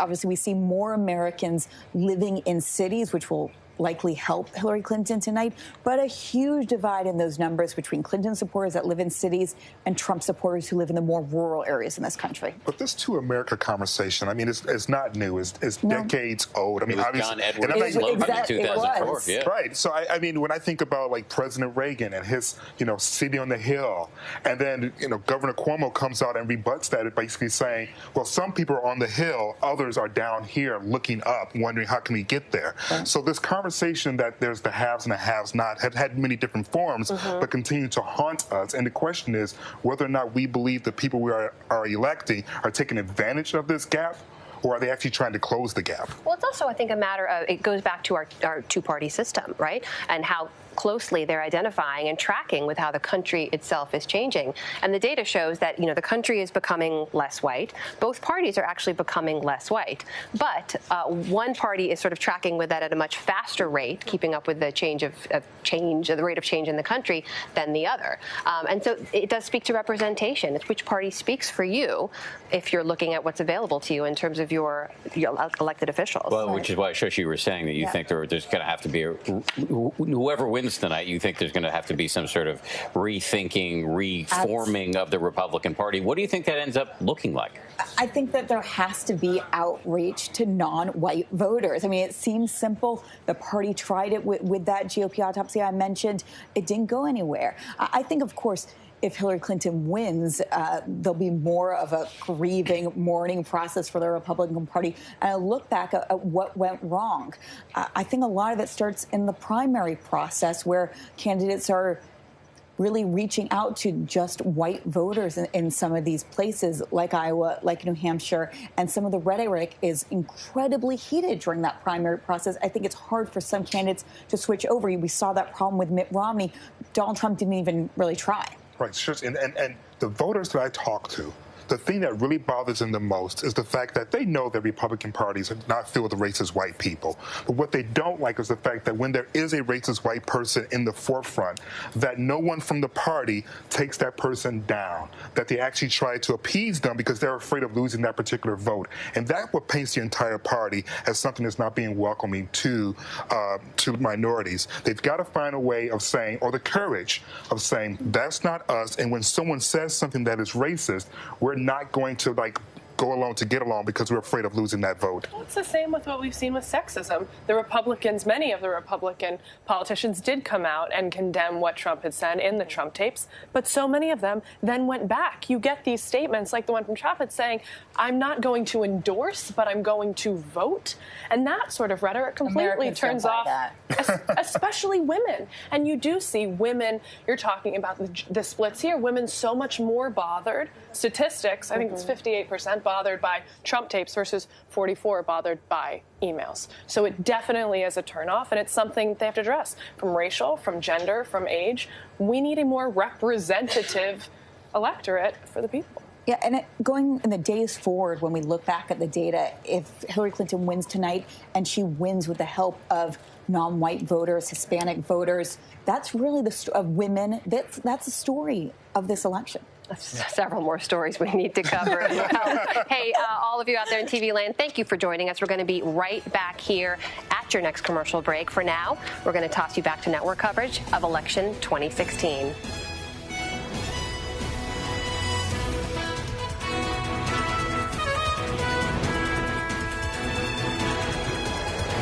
And we're back here with continuing coverage. Election night 2016, this sexism issue, the misogyny issue, this is something we are talking about this election cycle in a way that we haven't in previous election cycles, probably because there's a woman running for president. Well, also Access Hollywood. Right. Yeah, also Access Hollywood. Well, I'm not blaming Access Hollywood. Access Hollywood did not say the thing. I wasn't blaming Access Hollywood. Yeah. It was shorthand for the tape. I'm not going to blame Access Hollywood. I know. I can't catch a break with LZ tonight. But it's fun. Yeah, I know. You're nearby. Do you want some candy? No one's been eating the candy, by the way. Well, we've been handing out a lot of Pez to guests. Shush might want one. Yeah. We've got Pez in all of the presidents that you don't know anything about. Actually, Shush probably knows. Yeah, you probably do. About all the presidents. No do you have a favorite? No. Well, we have one president who looks a little different than the 44 behind her over there. Yes. That one they dipped in chocolate before they put up there, I believe. Hey, let's take a break. Let's head back out into the field. We've got reporters across the country checking out how Americans are taking in tonight's election results. Serena Marshall is live for us right now in Dearborn, Michigan. There's an enormous Muslim American population there. She's talking to some of the voters there at a Get Out the Vote effort. Let's listen in. First time I actually felt like, okay, wow, I'm Muslim, like people are looking at me differently, and I was more like, okay, like what is this? Like I actually felt that. But then like when you start talking to people and then like being able to communicate with them, they change their perspective because a lot of people are just fed what they see on the news. Well, now the polls are still coming in. They're coming in as we speak. Only 1% of Wayne County is currently reporting, so we can't make any predictions about what's happening here. But what will it mean if Donald Trump becomes president for you? Well, I believe what he said when he is not president, it's make the country it's going fair, because what he trying to divide and he trying to make a lot of difference between Muslim, between Latino, between black people, between white people. And if he's in the president in the White House, what are you going to do? It's going to make it maybe more bad from what it is right now. I honestly am not worried if he becomes president. No? I'm not. You know why? Because at the end of the day, it's just like, it's words that are being spoken. So you really don't know what happens when he gets into that White House, because there are other people that, you know, that he has to go through before he can make any of those changes. And that's like something my dad always told me. Like when Donald Trump first came in, he said like, don't be afraid, because at the end of the day, like there's still other people that are going to help him make that decision before he can come. Like these are just threats that he's saying to people, scaring people off. But at the end of the day, like we always forget, like there's more. Like we got Congress that we still have to go through before Donald Trump can make any like decisions. Well, thanks for chatting with us. We really You're appreciate it. We'll let you guys welcome. get Thank back to the watch party. Now, they're lifelong Democrats.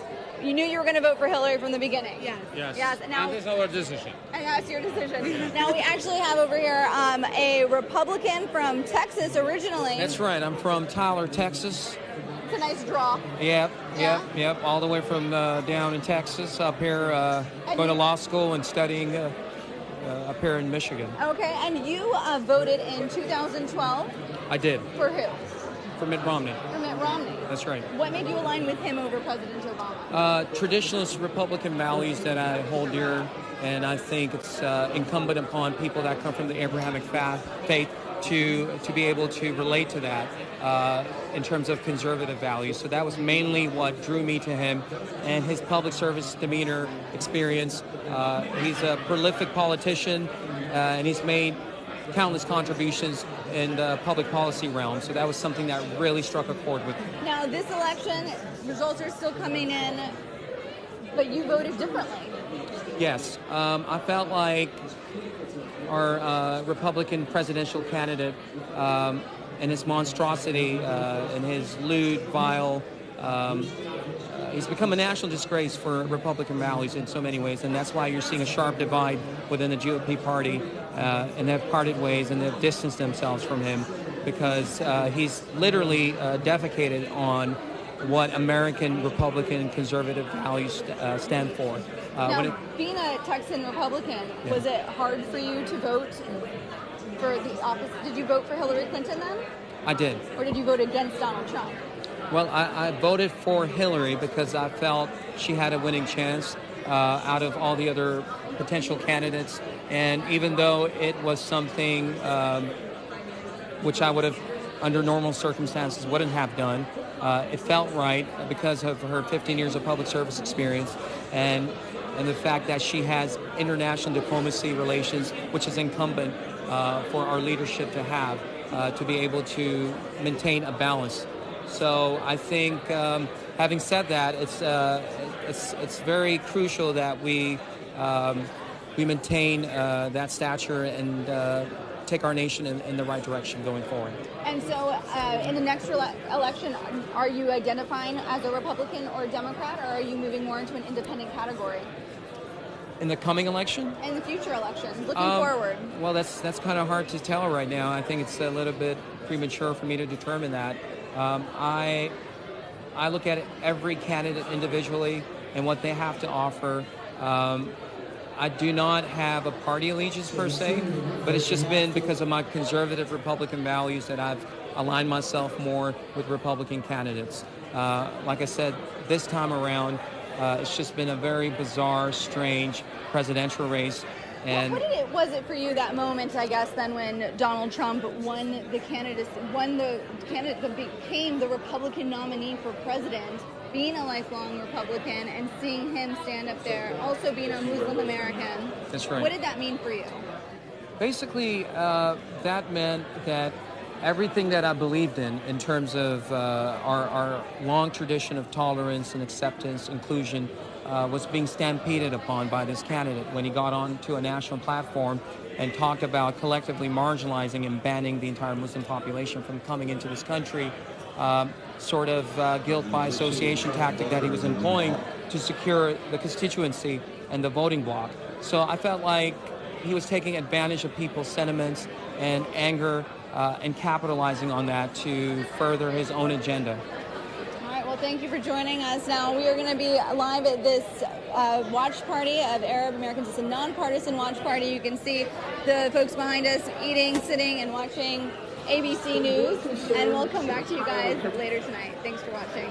I'm Serena Marshall. Now, I actually want to point out to you guys, you're too young to vote, but you had this book out, and you were here studying. Yeah. What made you come out here to study? I just had to get my homework done, but I still wanted to know all about the elections and the updates that are going on. And I felt like it was necessary to come here while it was all going on. What does it mean for you to sit here and watch this? My sister. Sister, and are you old enough to vote? Yeah, I'm actually 22. You're 22? Yeah, and but I didn't vote here in Dearborn. I actually voted in Ann Arbor, and I drove in today for this party. Nice. And why did you guys decide to come out here to this party? Well, first of all, we were invited by one of the people hosting this, and it was really nice to be involved and to see what these the results were with a bunch of other people. You know, get the reactions of other people. Reaction? Yeah. How old are you? I'm 16. 16. The next election you can vote? Yeah. The next election you'll have your study books out as well? Hopefully, maybe. We'll see.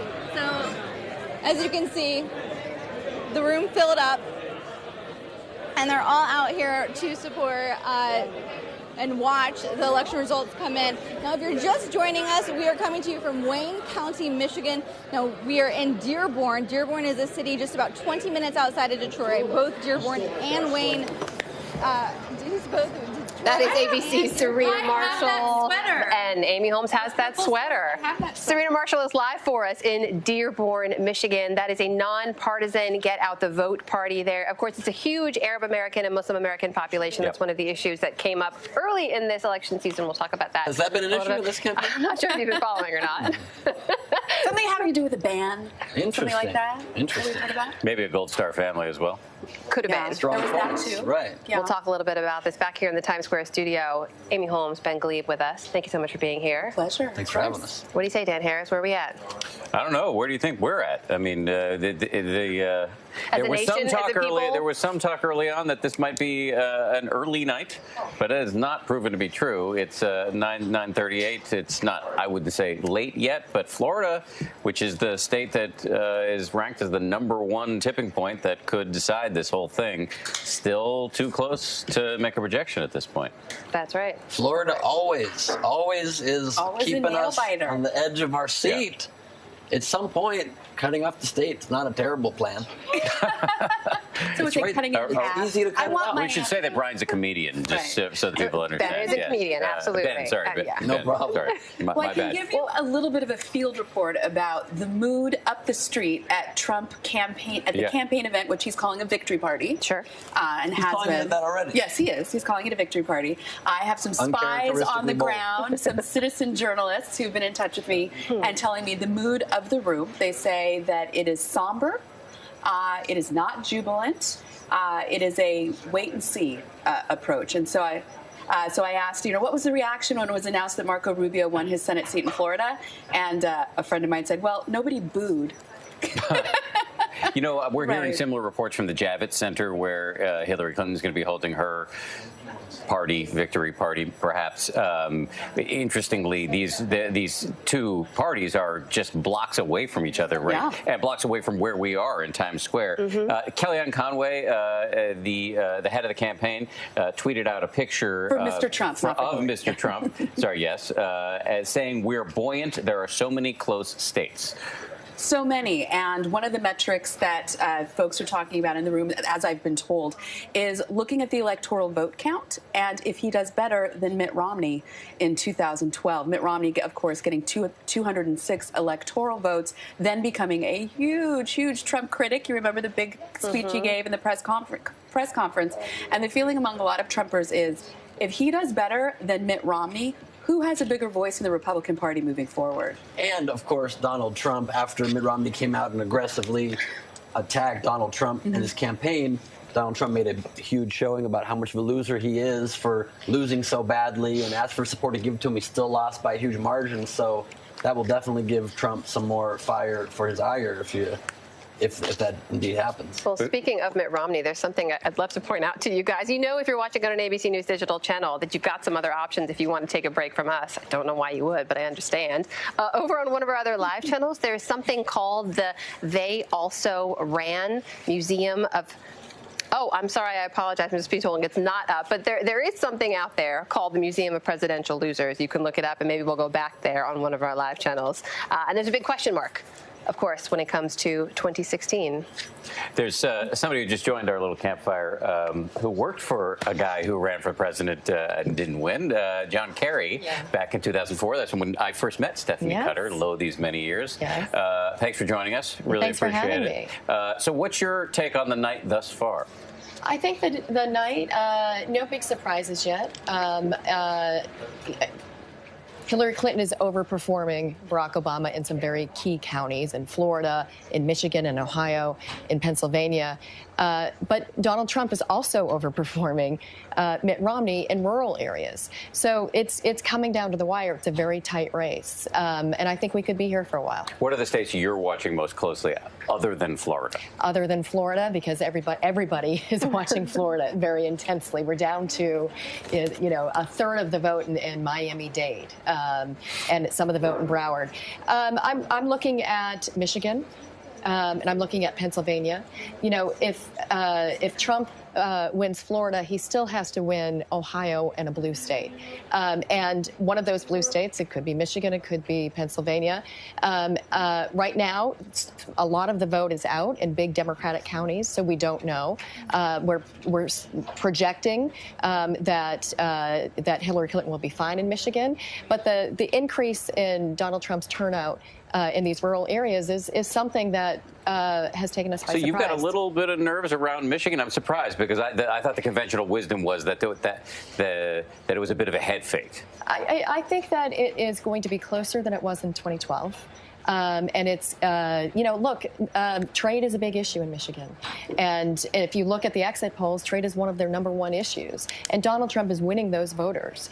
And that's very similar to what happened in the primaries when Bernie Sanders took the state. I think the Clinton campaign is confident they're going to win Michigan, but it's going to be tighter than Democrats have seen it in a long time. If your team can't pull out a win in Florida, what then becomes the state that you think we are all going to zero in on? I think that Donald Trump has to put together some formulation of Ohio, another traditionally blue state, New Hampshire, to get himself over the top. And I think running a board like that is very difficult. He needs to win Florida. She does not need to win Florida. And the signs that the Clinton campaign is seeing on the increase in the white college-educated women, where in some states it's 2-to-1 going for her, and that's not a demographic that Democrats have traditionally won. So I think, he's got to look at Michigan, he's got to look at Pennsylvania, he's got to look at Ohio, the western states, Colorado, Nevada, New Mexico. I think that she's pretty safe out there, but he's got to look at some formulation of these states. His path to 270 is very, very narrow, even if he wins Florida. Right. We're going to track that path to 270 as the night goes on. Thank you so much for being here, Stephanie Cutter. Thank you. Hey, let's hop outside of Times Square. Something kind of cool is happening. Fordham's a cappella group has joined LZ Granderson, who's now out there with TJ Holmes and Michael Strahan. Let's listen in. And we promise neither Michael nor LZ will sing.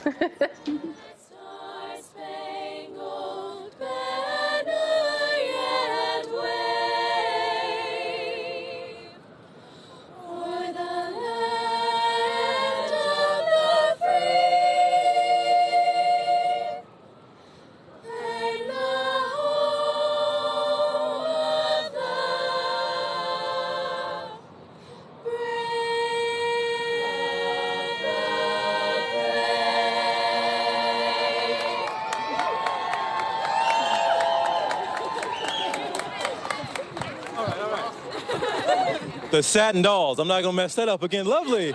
Ladies, now, can you all stick around? Do you have more planned for us? Can you sing more? Wait, do you know any Beyonce? No, wait. No, really. Do you all have something else cooking for us you could do? Not right now. I mean, if you stick around for a second, you can come up with something, right? All right. That's the Satin Dolls from Fordham University. I won't forget that again. I just want to keep saying it, actually. But it's good to have them. You know what? That's the first time I've heard the entire audience, I say audience, but the entire crowd that's gathered here, come together and have a joint applause for the same thing. Got the cameras. I got that on camera. I got it posted on social media myself. Girls were awesome. That was great. Now, I'm told... Wait. Hey, Matt. Yes, Matt. Hey, bring Matt in here. Get in here, Matt. What's going on? Matt's been the producer this evening, so every time something goes wrong, I just want to make sure people see his face. Okay. Got it. So they know. Well, I mean, nothing's really gone wrong, though, right? Spoken like a true producer, right? It's going as planned. Exactly. It doesn't mean that it's wrong. You got it, Elsie. Okay, so what am I waiting to hear from? Yeah, I'm blessed. I'm waiting. That wasn't very convincing. Are we waiting to hear from Dan? What's happening here? I don't know. Control room. I got nothing in my ear. Control room. We're not sure. Look at all this you got on standby. No, we're not talking to them. No, we got to do the live stream thing. Okay, we're doing the live stream. stream. Get back to your live stream. No, we're going. Oh, you got to. Let's get the three of you in the Instagram Oval Office. We are not about to sit in them little chairs. Come on, let's do it. We are not sitting in that little chair. We're not sitting in these little chairs. I sat in there yesterday. It took me almost 3 hours to get out. I'm not doing it. We're not sitting in the chairs. I don't know what is happening out there in Times Square, but this is a show I would watch on continuous loop. LC, Michael, and TJ. Live there with the crowd that's gathered to watch election results come in out there in Times Square. Back here in the studio, we are watching results come in as well. We're going to have them for you as they happen. Dan Harris, what do you think? We just continue, as we discussed with Stephanie moments ago. We're really just waiting on the battleground states to come in. We've projected. Not supposed to say called. We projected winners in a bunch of states. These are all the states where the outcomes were pretty much, the conclusions were foregone. Right, like Alabama, Mississippi. Yes, exactly. New York. New York. What do you think the odds are that Trump flips California? You put those odds pretty high. You never know. It's a weird never election. say never. Yeah, you never know. You never know. It's a strange election. But to get back to Stephanie's point about Michigan, and that might actually be more in play than we think. I want to go back to looking at Trump voters from the primary and who they are. And I think that the media did not do a great job of investigating and finding out. And if you kind of dig a little bit deeper, there are a lot of surprises there, both ideologically and geographically. For example, there are different baskets, so to speak. Yeah, so for example, early Trump voters in the Republican primary, they considered themselves Republican, but they also considered themselves moderate. And the more likely that voter supported raising the minimum wage, government-funded health care, labor unions, higher taxes on the wealthy, the more likely they were to be a Trump supporter. They supported Trump. Why then? Because he's against all of those things. I'll tell you why. Because early on, what they liked about him was his outsider status, and as I like to say, that he's the Incredible Hulk of the candidates. That he's going to get angry and he's going to go to Washington. And he's going to smash. And one of your competitors, they found that the greatest predictor for a Trump supporter early on was someone who lived in a county where wages had gone down between 2004 and 2014. So these are people living through economic distress, but ideologically a lot more mixed picture, and certainly not conventionally conservative. Stephanie, if your candidate, Hillary Clinton, wins, how does she reach out to people who really fell in love with Donald Trump? Well, I think from what Amy just walked through, I'm not sure that's love. I think they're looking for somebody to help them. And I think many of those issues that you walked through are issues that Hillary Clinton campaigned on, not Donald Trump. So whoever can make an impact in their lives is, that's what Hillary Clinton is great at. She's going to be great at governing. She's faced lots of criticism of what she's like as a candidate. I personally think that she ran a terrific campaign, but she's faced criticism of what she's like as a candidate. When she gets into office, when you see her, if she gets into office, it's only 9, she's more likely to get into office, has a greater chance of getting into office than Donald Trump. I think when she starts governing, her favorables go up, her popularity starts to go up, and she was very popular as Secretary of State. She was, yeah, but that's because she was and as a gone. United States she was Senator. on an airplane outside of America. Because she wasn't a candidate, she wasn't seen as a politician, and the same was true when she was a U.S. Senator, because she was actually making a difference in people's lives. But I think when you see that start happening, on the issues that you just laid out, you know, they're going to have a rude awakening if they think Donald Trump is going to move any of those issues forward. And in fact, I think it creates more of a problem for conventional Republicans, conservatives. How are they going to deal with this constituency that was activated by Donald Trump that doesn't have traditional conservative views? So when Paul Ryan reaches out to, if it's Hillary Clinton in the White House, to do, say, comprehensive immigration reform or tax reform or things like this, those are not going to be appealing issues to these Trump supporters. Well, to a large degree, that's also, I think, why that issue is such a conundrum. It's hard to figure out what that constituency is going to do because Donald Trump's support has been so different. And I think you're so right about what you said. It's not the basket of deplorables that Hillary at the one time misspoke and painted it to be, because a lot of people say, yes, I understand. I think a lot of those things Donald Trump has said are deplorable themselves, are stupid, and are definitely baiting of different tensions and different things, trying to get as much support as he can to win. But they don't believe that he really thinks those things. They say whatever, he says stupid things because he knows how to get ratings. He's a reality show guy, but he really he's the only one who can go in there. That's what I keep hearing from people that are secretly supporting him, is that he's going to go in because he is so devil may care, and because he's so rich and so doesn't ever care what anybody says, he's the only one that could really shake up the system in that way. They don't know. I don't know how they think he's going to do it. He doesn't have experience in politics whatsoever, but they think that he's going to go in there and just be a rabble-rouser to upend a lot of the corruption in the system, as a broad general term. But I think he's going to run into, look, I don't think he's going to be president, but if he is president, he's going to run into a problem. Even if he doesn't believe those deplorable things that he said, he has set a standard with many Trump supporters, largely moderate-leaning women, would give him a pass for some of the crazy things he said. But he has a whole swath of supporters who believe what he says and also are going to hold him to it, like building that wall, which we know he has no chance of building. Even from your ABC's own exits, more than 70% of voters support legalization for undocumented immigrants. 44% of Trump supporters actually favor a path to legalization as well. It's lower than the general population, much lower, but 44% do. And when it comes to the border wall, we already have a border wall that's actually under construction. We do have. He's going to take credit for that. Well, what I'm saying is that would be a couple bricks on top. Right, but that would be an easy thing for Hillary to do. And also, he's very good at taking credit for construction projects, is putting his name on it. That's kind of what he does. It would be easy for Hillary to say, we'll put up some more drones, we'll get some more border security agents. But she's already for that. You know, that's what is so frustrating about the immigration debate, when a particular party is playing to their base. When they say we have to do border security first, or we want to keep illegal immigrants out. That is already happening, and everybody's for border security. Everybody wants to put more money into that. That's not a threshold issue anymore. That's already happening, and people get hung up over legalization for undocumented immigrants. And you know, I remember the days, and Dan, this is the days when you and I first met, where Republicans were for that. And my former boss, Ted Kennedy, and John McCain and George Bush worked together on a comprehensive bill. And led by my former boss, Bill Frist, when he was Senate Majority Leader. Yeah, that's right. Stephanie, before we let you go, I do want to ask back to your point about primary support for Mr. Trump and how it was built. There were a couple of things that came up that we have really never talked about in modern politics that got widespread support among his primary election supporters. Things like banning an entire religion of people, building a physical wall. Those were things that helped propel him through the primary season.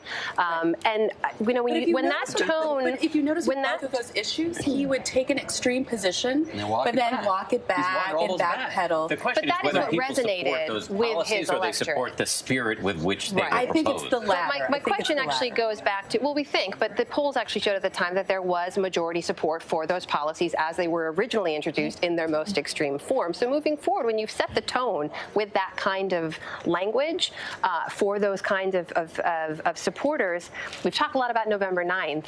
How, if your candidate wins, does she set the tone beyond that? How do you move the conversation forward?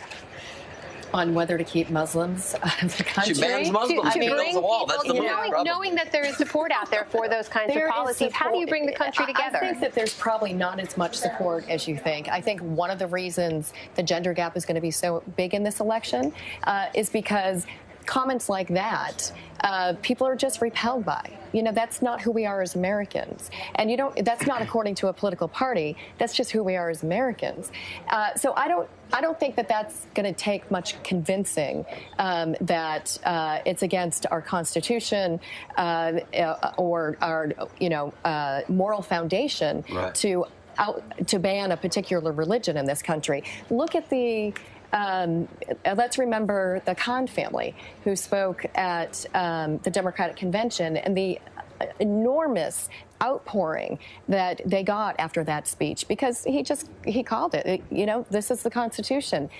Here's my copy of the Constitution. What have you sacrificed? That's how people feel. And I think part of it also, is also the reality show aspect of it, the fact that no matter what bombastic thing he said, and then he could walk it back and then bring up a new controversial issue and they would just rally behind that. I think to some degree they just liked the anti-establishment style of all the things they'd never heard before. But I'm saying is because of that, I think it'll be easier for Hillary Clinton when in office to shift the country back to those things. We'll have to see how she does, how anyone does ever wins moving forward. Let's take a break and let our TV audience join us.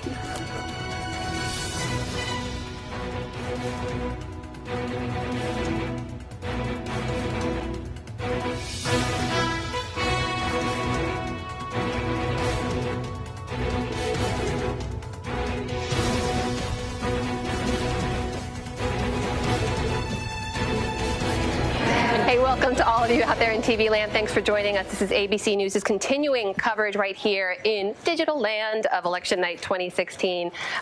There is a lot to talk about right there. You were making a point. I cut you off. Go ahead and finish your point, No, please. I was just saying that, when people are wondering that if Hillary Clinton is to win tonight, how she would be able to lead a country that is now so polarized with these brand new, never brought up before, very bombastic positions of building a wall, of banning entire religion. But because Donald Trump has shifted so much on those issues and his support base has gotten behind all of those shifts. First it's banning Muslims, then it's extreme vetting. First it's build a wall, then it's like we're going to make Mexico pay for it, then he stops mentioning it. I think there's a fluidity there. They just like the excitement of what he says, that it might be easier than you might think to then have just a policy that appeals more to the common sense of people to address the broader issue without doing it in alienating ways that make an entire religion. But you know who did alienated. this? Her husband, Bill Clinton, when he said, "I feel your pain." And I think that Donald Trump was doing a lot of that, of saying, "I get you, I get your fear, I get where you're coming from." Yeah. And also remember that with his comments about banning Muslims, which I thought was extreme and irresponsible and ugly and all of those things, it was in the context of the attack in San Bernardino, when tensions and fear were running very high. And I think, reasonably so, if Hillary Clinton, of course, if she's president and she's faced with something like that, we will be looking toward our president for leadership, and it certainly would be a great opportunity for her to step up and provide that. So I think we need to look a little bit more closely at where these comments were coming from in terms of the border wall. We might say, oh, that's crazy, building a wall all across the southern border of the United States. But as we discussed, we are already building border security. I think we can have this conversation for another hour if we let it go, and we might actually. Stay with us. Thanks to all of you out there in TV land for joining us. Stay with ABC News for your continuing election coverage.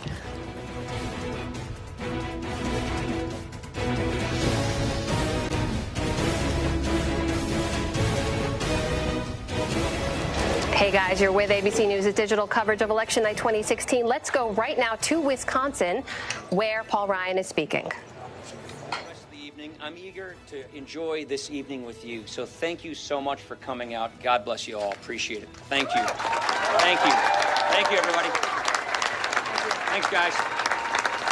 Thanks, guys. Thanks, guys. Over here to the stairs. Come on out.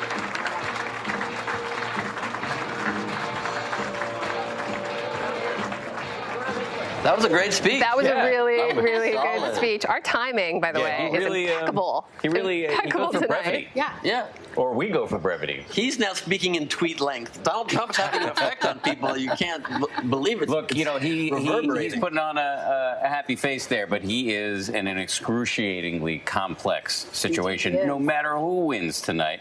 Because if Trump wins, Trump's angry at the guy, and if Trump loses, he's going to still be an 800-pound gorilla in the Republican world, and he's still going to be angry. victory. Yeah, I wonder, who do you think really Paul Ryan prefers in his heart? Who do you think he really wants? I actually really good think we know question. the You know, because in a lot of answer to ways, that. Hillary Clinton really is, policy-wise, definitely more. You can expect what she's going to do. You can predict it, and in But they're certain both things, pro-trade. What's that? They're both pro-trade. They're both pro-trade. they're Hillary both said, it didn't meet the pro-military. gold standard. Remember, She at least has a gold standard. right?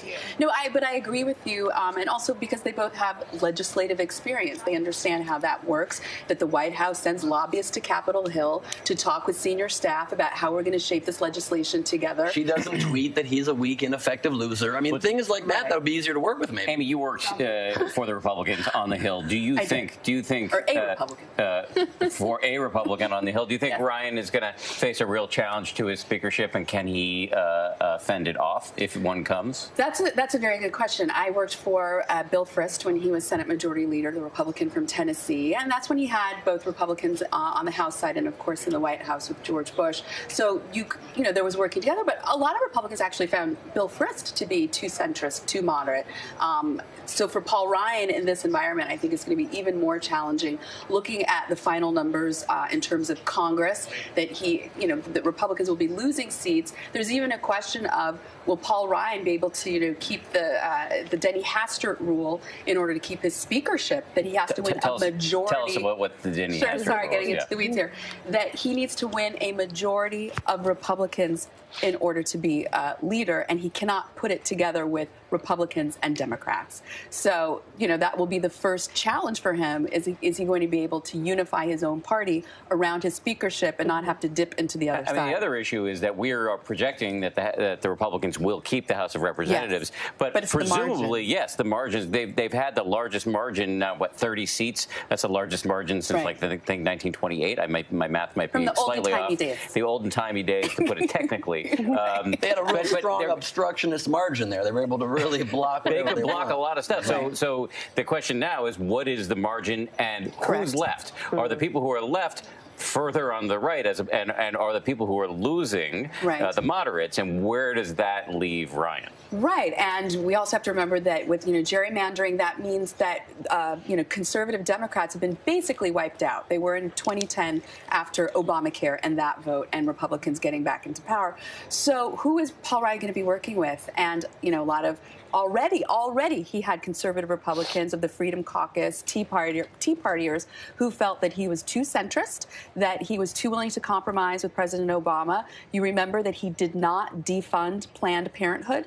That made a lot of conservative Republicans very angry. So, yes, he has a very difficult path moving forward, and he can always ask John Boehner. Yeah, I was going to say, there's a reason why nobody wanted this job, and Boehner quit, basically left. I mean, it's a tricky job. It is. It is hard trying to find enough ways to legislate around the intense desire of much of the Republican leadership to find ways to take away all sorts of health care from people. I feel like that's a strong base of what they want. They want to take away Planned Parenthood, they want to roll back Obamacare. Any chance they can to take programs that help people away.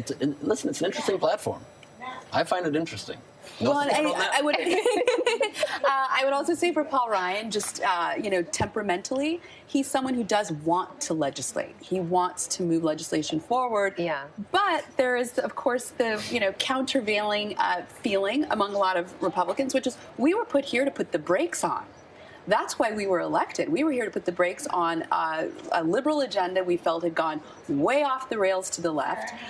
So, again, that's going to be another tension for him. But you go across party lines here. One of the biggest points of frustration across the electorate was that gridlock in Washington, right? The obstructionist policies that kept people from getting anything done, that were largely led by the Republicans in this last session. And so when you've got someone, as you say, Paul Ryan, who will say, okay, his intention is to legislate, but you've got the majority of his constituents or of his caucus holding him back.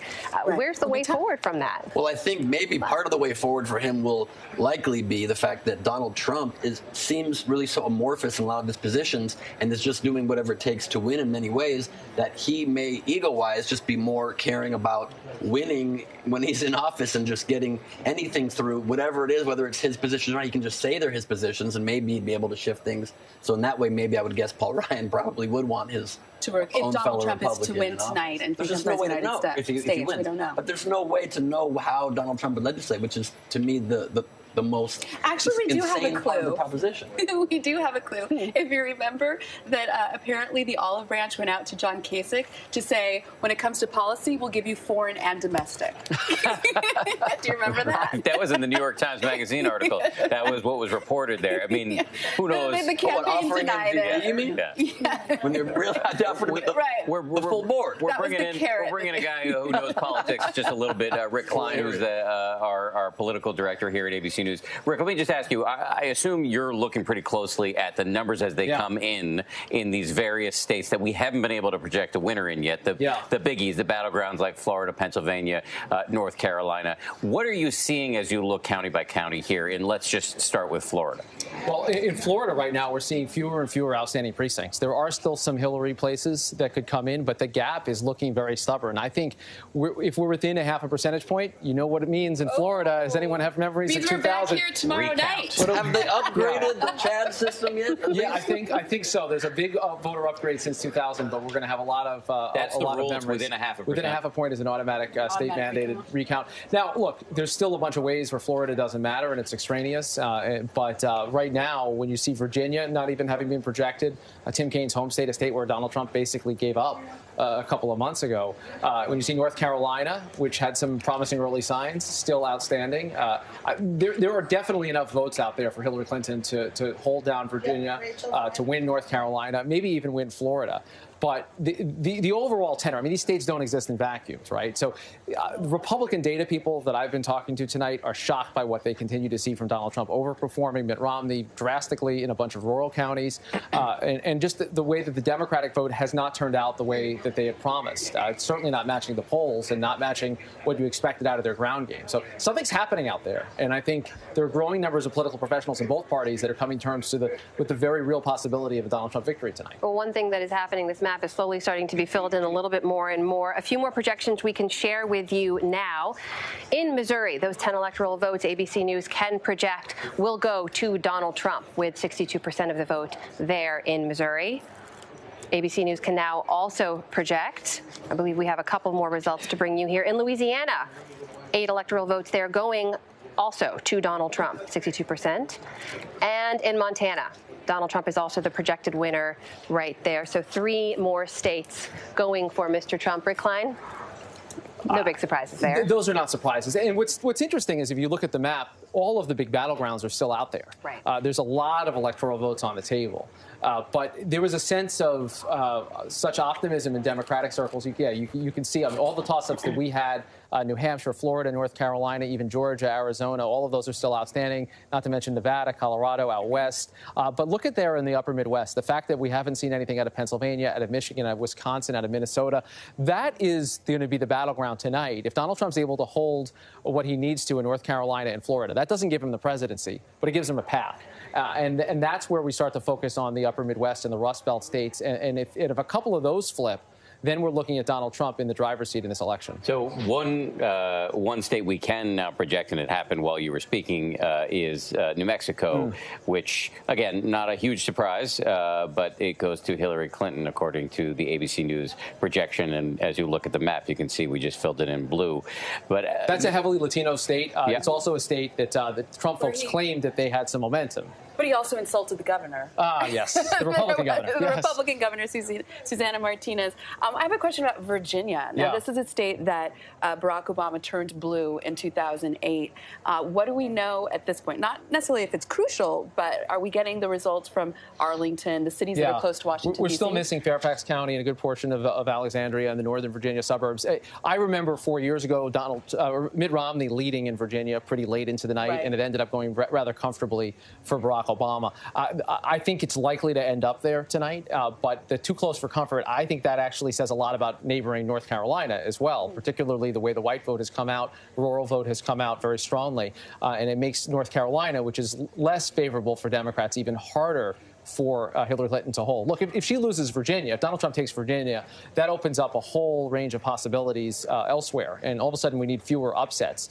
Most of the folks who were looking at the map, myself included, sort of soft counted Virginia for the Democrats. You say, okay, let's put that blue, and then start to make some assumptions. If he's able to flip a big state like that, I believe 13 electoral votes, that's significant, and that I think allows for more possibilities. It means you don't have to run the table. As we speak, the candidates are a block away from one another, Amazing. I believe, here in Manhattan. Yeah. I think Hillary Clinton and her husband are at a hotel, and Donald Trump is at the tower. He's at a hotel as well.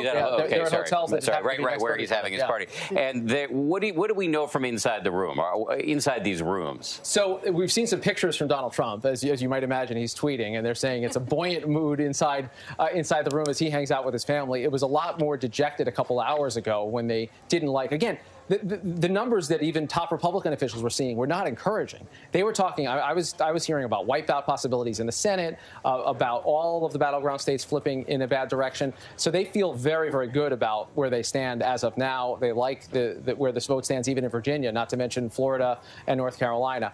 Less word from directly inside the Clinton world, but I've been talking to people that are scrambling to try to explain what's happening in Florida, which one official over there said it's just a mess, preparing for that. How? Well, a mess in terms of where their vote has come out, and the mess about the possibility of a recount, which becomes more and more likely. So we were hearing all this stuff about early voting numbers incredibly strong. Well, here's the thing. What complicates early vote is that more of the country is voting early every election cycle. It's upwards of 40% now.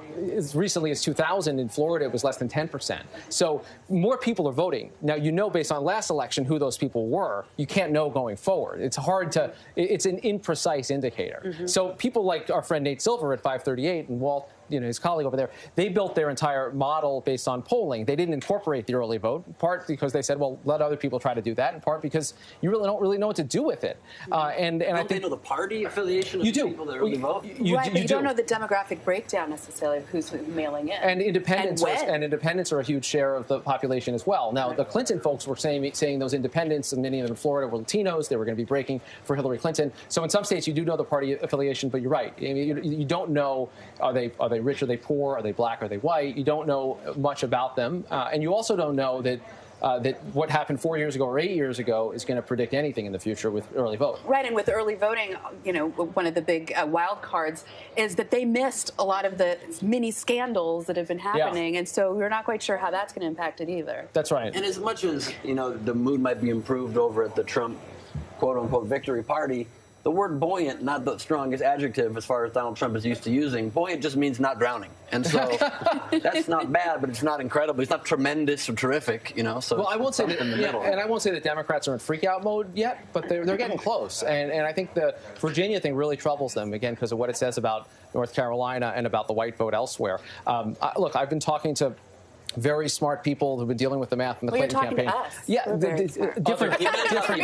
different kind of smart. Yeah. They actually know math. Sorry, guys, because I know I don't. It's like a street smart. Like Walt Hickey now, smart. They've been very confident in the numbers, and I've actually been surprised by how much they agree with the Republicans on the numbers. But there's something happening that just wasn't reflected in the exit polls or even in all the pre-election polls. Despite That's that hidden Trump? I think it's most that hidden Trump?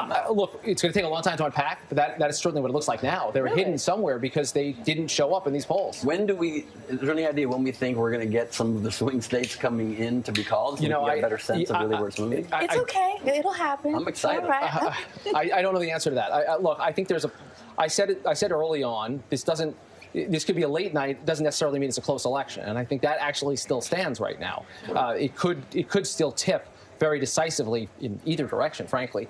But it's going to be hard to tell where that's going until some of these fall. I think people are looking at a lot of data that's flowing in Virginia. I think you never want to be out too far beyond that. You don't want to have to pull it back. And there's definitely enough surprising things happening all over the country, and also in these battleground states, that's going to give some people pause before coloring anything in on that map. Rick Glenn, I'm having flashbacks to our primary election coverage when you'd say I was right over and over again. Over and over again, I remember Rick Glenn saying, we've just never seen anything like this before. We've just never seen anything like this But I think underlying all of that was an assumption that things would become normal again. Right. America's been saying that for a year now. And things just got weirder. We have seen long election nights Sure. before. Yes. So we're not tonight in uncharted territory yet. That's right. That's right. And people forget 2000, of course, famously, even 2004, no one projected the presidency. Dan, I know you covered the Kerry campaign. Yeah. Kerry did not concede on that election night. Yeah. It wasn't until the next day that it was clear where the Faneuil votes. Hall in Boston. That's right. But it took until the next day, and and Bush gave his speech on that Wednesday. So maybe we're there. I mean, you guys were asking me earlier the scenario that had Trump coming out tonight to concede defeat. That looks less and less likely with every passing hour and with lots of paths still out there. If Trump does lose tonight, what do you think the odds are he also upends the traditional phone call to concede and just tweets like a half-hearted, like, yeah, whatever? Even odds, I suppose. Even odds. Exactly. Fine, I guess. Rick is smart enough not to make any predictions. But with a little historical perspective on a Florida recount, if it's within the 0.5% and it's automatic, going back to 2000, recounts actually showed that while George Bush's number kept getting smaller, he still kept winning them. Yeah. And even when the media went back a couple weeks later to do their own recount, led by ABC News actually, it turned out George Bush once again won the count. So as exciting as it is, I don't necessarily think that the recount. They don't create new votes. No. If you're looking, if either side is looking to upend it, it happens very, very rarely. That it's actually a different. Let's not get too far ahead of ourselves either. We don't know that there's a recount. We've got a lot of information still coming in. Without a time. Let's head back out to the field. Our own Catherine Faulders is at Trump headquarters right now. Let's check in with her and see who she's talking to. And I just keep, we're live on our anchor coverage. I just want to continue talking to you about the vibe in this room. As we were saying, 2 hours ago, it was not like this. There were not people here. The room wasn't even full. The bar wasn't open, I don't think. And now you're seeing completely the opposite, frankly. People are clinking glasses. The room is full. The energy is really, really full in here, John. There's a whistle, Catherine, that's going off every couple seconds of people celebrating in this room. Everyone's still cautiously optimistic at Trump Tower. The Trump family is not here yet at the Hilton. They are 1 block away at the tower on the 14th floor, the new campaign offices that have been open for just a couple of months. It's a different regime over in Trump Tower, and there's been a lot of iterations of this campaign. Kellyanne Conway has really made this a more open, friendly, active space. The Trump family down there, sitting with their young volunteers. I spoke to Conway not too long ago, and she was saying it's a great mood right now in Trump Tower. And as we are seeing on Twitter, not only is it a great mood here, but champagne bottles are also being popped at the Trump Hotel in D.C.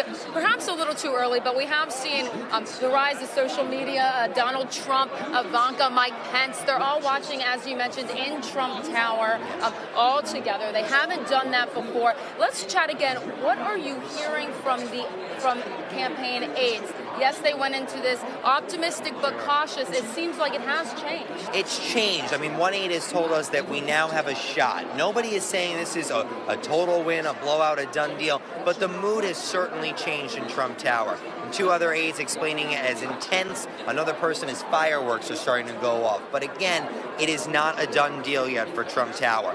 Florida really gave them a big boost. I would say that was a nice shot of adrenaline for them tonight. They are watching North Carolina very carefully. They are confident in Ohio. And Catherine, Michigan, the last stop of this campaign, that rally we went to last night. God, it was a late night for all of us. Perhaps slept in a I long haven't slept, time, John. but perhaps that last trip, Catherine, what the exit numbers are showing, may have actually been a good 2-hour flight for Donald Trump. And John, talk to me a little bit about their path to 270. We've seen a lot of different paths to 270 for the Trump campaign. Some may argue that they don't really know their path to 270. They're just trying to figure it out. Yeah, I mean, I think that the path has certainly changed. You know, we've spoken with multiple sources over in Trump Tower in the last several weeks. Prior to the FBI news coming out that the Clinton investigation was reopened, they said they had one path. As we got closer to Election Day, maybe we got 5 or 6 paths. Obviously, the Clinton investigation is closed, but as one person said, the damage is already done. So for voters and what they're looking at, Minnesota was a last-minute quick check-in. They had numbers showing that it was closer. Michigan was a state they were looking at. New Hampshire, which was Trump's first victory during the primaries. That was a state that in the primaries, his second-place finisher was 15 percentage points behind him, double and a half. This is a very interesting dynamic that could be at play. Where we need to watch, though, Catherine, is as we're going further out west. What is going to happen in Nevada? What is going to happen? A state that he campaigned in a decent amount the past 2 weeks. We were there this past Saturday. We were in Reno. The other place that we've gone to several times in the last week, Colorado. Is that another state he could push over the edge? It's still too early. Polls are still open in some places. Now, John, I want to talk to you about the... And you're listening to ABC News reporter Catherine Folgers talking to ABC's John Santucci, who's what we call, and this is a technical term, an off-air reporter. He's a reporter who's been assigned to cover Donald Trump for months and months and months. He basically never leaves the campaign, and he knows a lot about it, as you can hear. Bad? I didn't say it was bad. He's being very descriptive. I was just saying that is an accurate depiction. Whatever campaign you happen to be assigned to. So let me give you some news here that will not be greeted warmly by Democrats. We do have a projection to make out of the state of North Carolina. It has to do with the hotly contested Senate race there. And it seems that Senator Richard Burr, according to the ABC News projection, is going to keep his seat. He was running against Deborah Ross. He got a late start in this re-election campaign. Some people thought he was vulnerable. It appears he will be able to hold on to his seat. We're joined now by Alex Castellanos, who's the Purple Strategies chair, also with Rebuilding America Now PAC, basically a Republican strategist, would be a Republican dude. So, Alex, two-part question. What do you make of the Republicans, your team, holding on to that Senate seat? How big a deal is that? And what does it say about the possibility, what are the ramifications for the presidential race in North Carolina?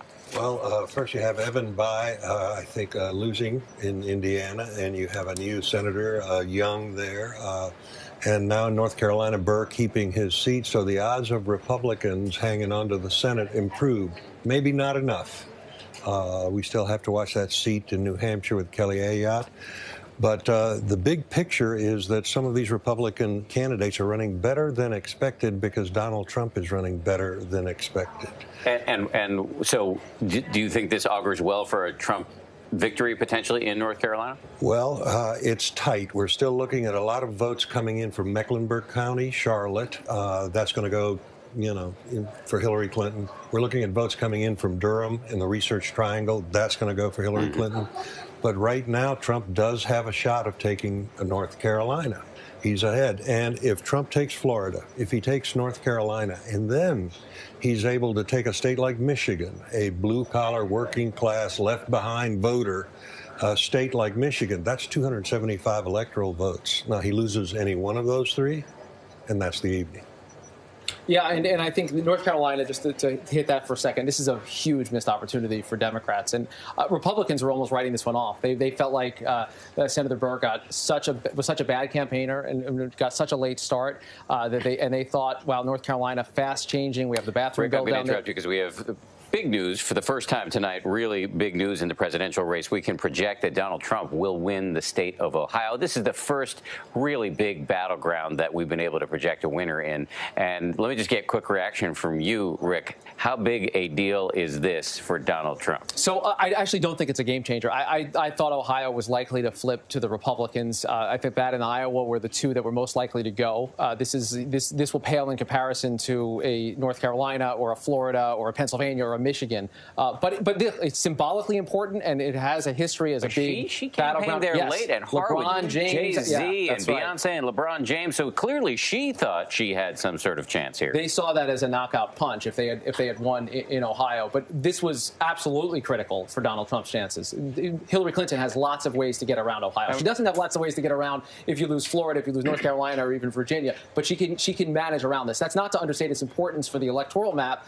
No Republicans ever won without Ohio, and Donald Trump's got it in his column tonight. And remarkable that he was able to do it with the Republican Party in that state basically hating him. Yes. Kasich and Portman not even showing up at the convention held in their own state. We put Kasich down as undecided. He was less than enthused. But I'll tell you, there does seem to be a Trump wave. Not among younger voters, not among well-educated voters. but there does seem to be a Trump wave among that disenfranchised, left-behind voter. And the intensity of that vote is what has carried Trump in North Florida, what seems to have delivered Alex, in I'm going to Ohio. interrupt you for just a second. We're going to give a quick pause here while some folks out in TV land join us, and we'll be right back here with more.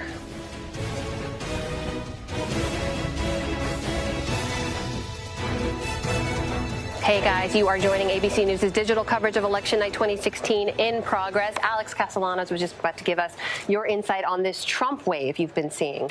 Well, the intensity is there. You know, we always wondered, is there a Trump bump? Is there a, because you look at the surveys going up into the election nationally in these swing states, and it was just not quite enough. But tonight, Donald Trump is overperforming, and it seems to be that the Budweiser voter, the good old hard-working, blue-collar, white guy, less educated, versus the Starbucks voter, which is where Hillary Clinton is cleaning up tonight. She is in the I-4 corridor in Florida, the younger, more diverse, better educated. She's doing well there.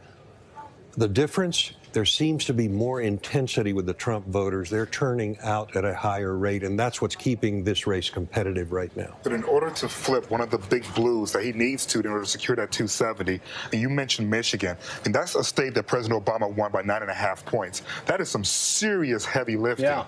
I mean, and then you look at Pennsylvania, again, another state that Obama won pretty comfortably. That's another state that's a lot of heavy lifting. So in order for that Trump wave to overcome that, you're suggesting that the anger and the frustration there.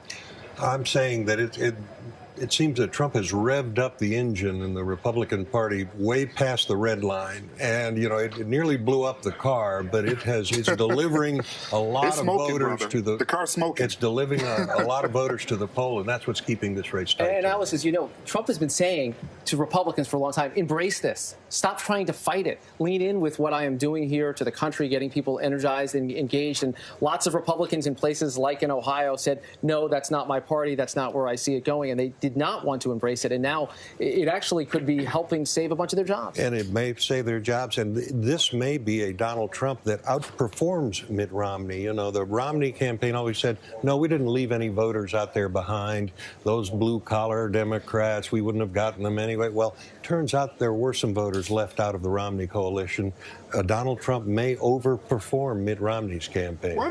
I'm curious as to why did you change your support? Because initially you weren't supportive of Donald Trump, and then you switched over later. What was it about his message that convinced you?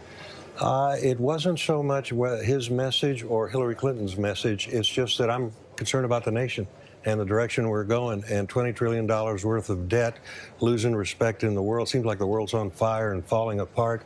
And I worry that 4 or 8 more years in the same direction, you know, we couldn't afford it. We'd go too far down that road to turn back. And Donald Trump is disruptive change, sometimes scary change. But when the plane's headed for the top of the mountain, the most dangerous thing you can do is not change course. And so if somebody could tell me, hey, this election is not urgent. Alex, you were not alone in that evolution either. I know a lot of other people who made that same kind of that switch, and we should talk more about that because I think a lot of the country was feeling that way. We're going to take a quick pause right here. Some folks out in TV land going to be joining us. This party's about to get a little bit bigger, and we'll be bringing you all the results as they come.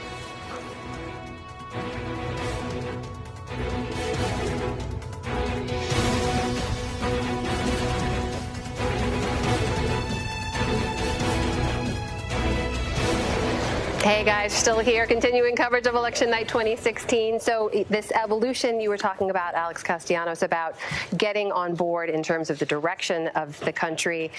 A lot of people felt that same way. There were still some Republicans who were holding out, walking that tightrope we were talking about earlier. But tell us a little bit more about that. What was the case that was made to you? Oh, no one made a case to me. I just, you know, you look at the kind of the direction that the country's headed. 60-70% of Americans think the country's headed in the wrong direction. And by the way, that's not a Republican phenomenon. That's happened in the Democratic Party, too. The Bernie Sanders voter felt the same way. It's not even an American phenomenon. A lot of people around the world are feeling that big old dumb top elite running everything and telling us all what to do. That is not the way to run things in a connected world, right? The old factory-like system seems to be failing us all. But isn't Donald Trump part of the elite? I mean, the dude's allegedly a billionaire. He's a lot of folks look at Donald Trump and see something quite different. What do you see? They see a guy not from New York but from Queens, who was never accepted in New York and who had to come in here, compete economically, buy their buildings and put his name on them to kind of show them. So I think that's why a lot of people see him as a blue-collar billionaire. But what do you see? What I see... Because you know the truth. You know he is a blue-collar. He's not a blue-collar person. He's a one-percenter. He's always been a one-percenter. Well, first of all, I don't think there's anything wrong with being a one-percenter. Listen, I'm trying to get in the club. Earn it. I'm trying to get in the club. So I'm not hating on it. I'm just saying where he's at. Let's wish us both luck on that one. No, what I see in him is that, I mean, if there's any message from tonight, win or lose for either of these candidates, it's how, I guess, outraged a lot of Americans are about both parties in Washington and how those parties have failed them. Donald Trump, I think, is an expression of the American people's outrage at a bunch of politicians from both parties we've sent to Washington for decades, promising they're going to fix everything, deliver everything, give them a little bit more money and power. It's going to be awesome. And nothing's changed. It's all gotten worse. So I think that is the message I think we get to both parties. And frankly, I think it's a great thing.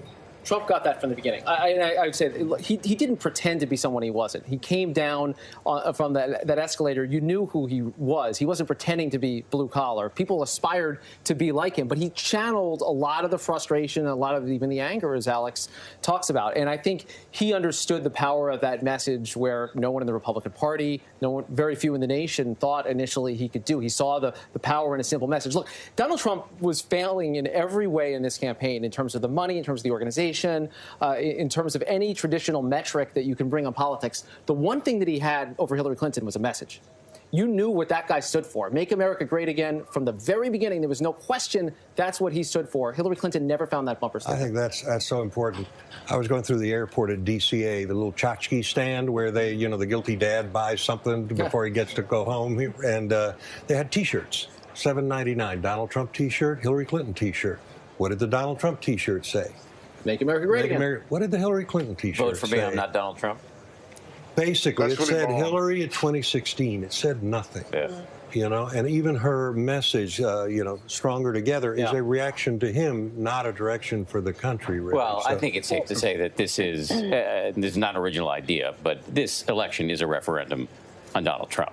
I mean, he is what this race is about. Well, although I would say, if he ends up winning, he made it the referendum on Hillary Clinton as the status quo. This election, whoever was doing better in this election at a given time was the person that wasn't being discussed. Every time we talked about Trump, Hillary did better. When we talked about Clinton, Trump did better. And I think if at the end Trump is able to pull it off, it's because he was able to make it, look, crooked Hillary. It's about the status quo and about not being that. That, I think, would be the big shift that he was able to turn. Rick, you mentioned some of the things he's been able to channel to deliver that message. He also channeled a lot of other things, like some xenophobia, some anti-immigration messaging, some misogyny. Yeah. There was a lot of that did resonate with, I'm not going to say a lot of, but with a significant portion I'm just going to jump in 1 second. Sorry to interrupt you there, because we do have a significant projection to make here. The state of Virginia is going to go to Hillary Clinton.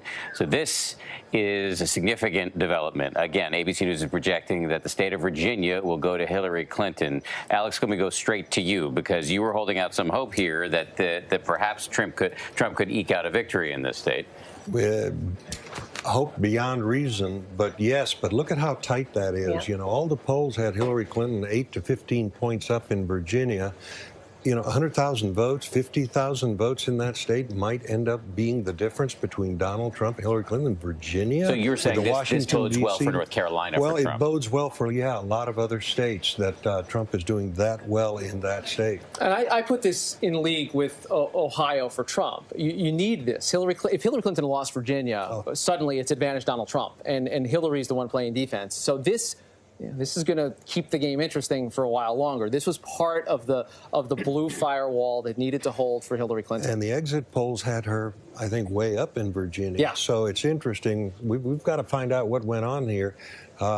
Is there a vote that just did not want to say it was going to vote for Donald Trump? Right. That's been the theory all along, but a lot of pollsters have said that's not true. There may be a bunch of people who are voting for Hillary who don't want to admit that either.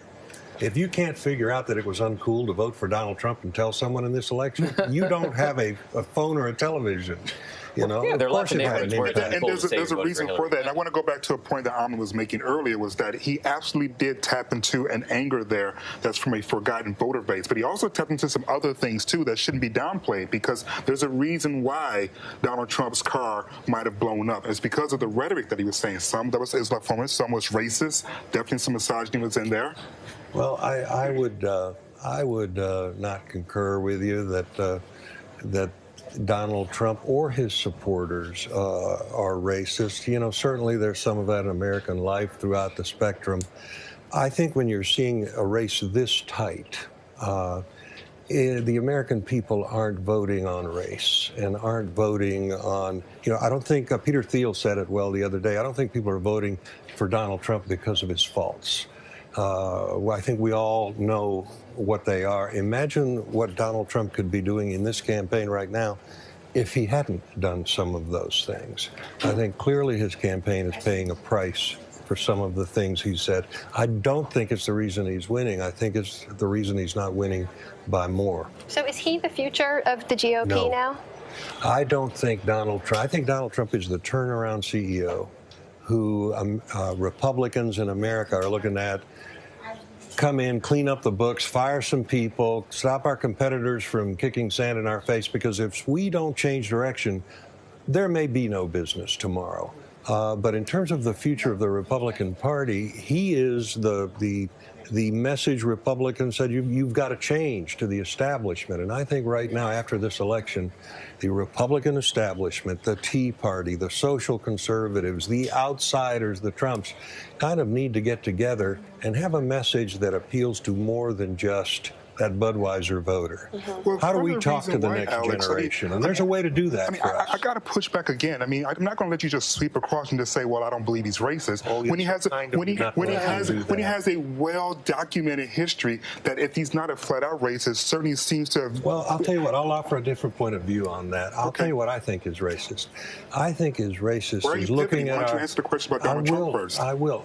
I think what's racist is looking at our inner cities and what we've done to families there, and then advocating the same policies that destroy people's lives. Like not giving housing to minorities? Would you consider that be racist? I think looking at our schools that are failing kids that are dropping out, and they're just not dropping out of their lives, they're dropping out of all our lives, and then perpetuating the same policies, not offering them a chance to choose a better school. But I Donald think Trump that's took racism. out a full-page ad condemning these black men who were innocent, and then when DNA evidence exonerated them, he still said, well, you know, they did something wrong. You don't think that may have sent a message to minorities that perhaps this candidate doesn't embrace them?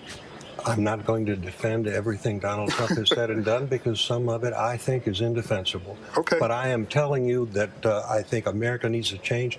And I never thought the first Republican to go into the inner city and say, there's something better for you than this, than the same old Democratic policies that are destroying young kids, that are destroying families, that are trapping these people in urban islands of poverty and despair. We can do better than this. I never thought it would be Donald Trump, but I'm glad it was. Alex, the Republican Party has a problem, though, right, in terms of tracking Just with... one? We got a few. But Thank you, that's good. You have said before that you need to be more inclusive. You've got to reach out to the changing demographics of the country. This candidate has done the opposite. So how much of your work going forward is just cleanup crew? I think there's a better Republican Party out there than the one Republicans even rejected. You know, we had 16 of our alleged best and brightest, and Republican voters were so disappointed with what the Republican Party had become that they chose this outsider to kind of mow them all down. So what does the next Republican Party look like? I think it looks like the new economy. I think you're going to see Republican candidates like Paul Ryan say, you know, let's open up this economy for everybody. Let's grow it naturally and organically. Let's grow it bottom up, not the old way, top down from Washington. That's failing minorities, working people, failing kids coming out of college with no jobs. Let's open up this economy. Let's open up education so everybody can choose a better school. Let's open up healthcare so there are more choices and we don't all end up in the VA. I think you're going to see a Republican Party that's for opening things up and giving people choices and power. And a Democratic Party, frankly, Hillary Clinton is kind of more of the same. Big old top-down Washington, closed systems that deny that. We're going to have to leave it there for now. Alex Castellanos, thank you so much for making the time to join us. They want you back on the TV side. Thank you very much. Head back outside to Times Square. Guys, I got 2 pennies on that one. What's your name? My name is Rock Opera. Rock Opera, thank you for my 2 votes on my way to 270. Now, what brought you out here tonight? Hillary Clinton. Hillary Clinton, how come? I think she's the best person for the job. Oh, you just see that? She got Colorado. I love your fanny pack in the back. Thank you. I'm just checking out my fanny pack. Yeah, what else do you want to ask me? We just saw that Hillary Clinton got Colorado. The crowd here, clearly a lot of Hillary Clinton supporters, a lot of celebration. Now, why did you vote for Hillary Clinton? Because I think she's the best person for the job to help bring this country together. What about you? Did you vote in this election? Who'd you vote for? Hillary. Hillary.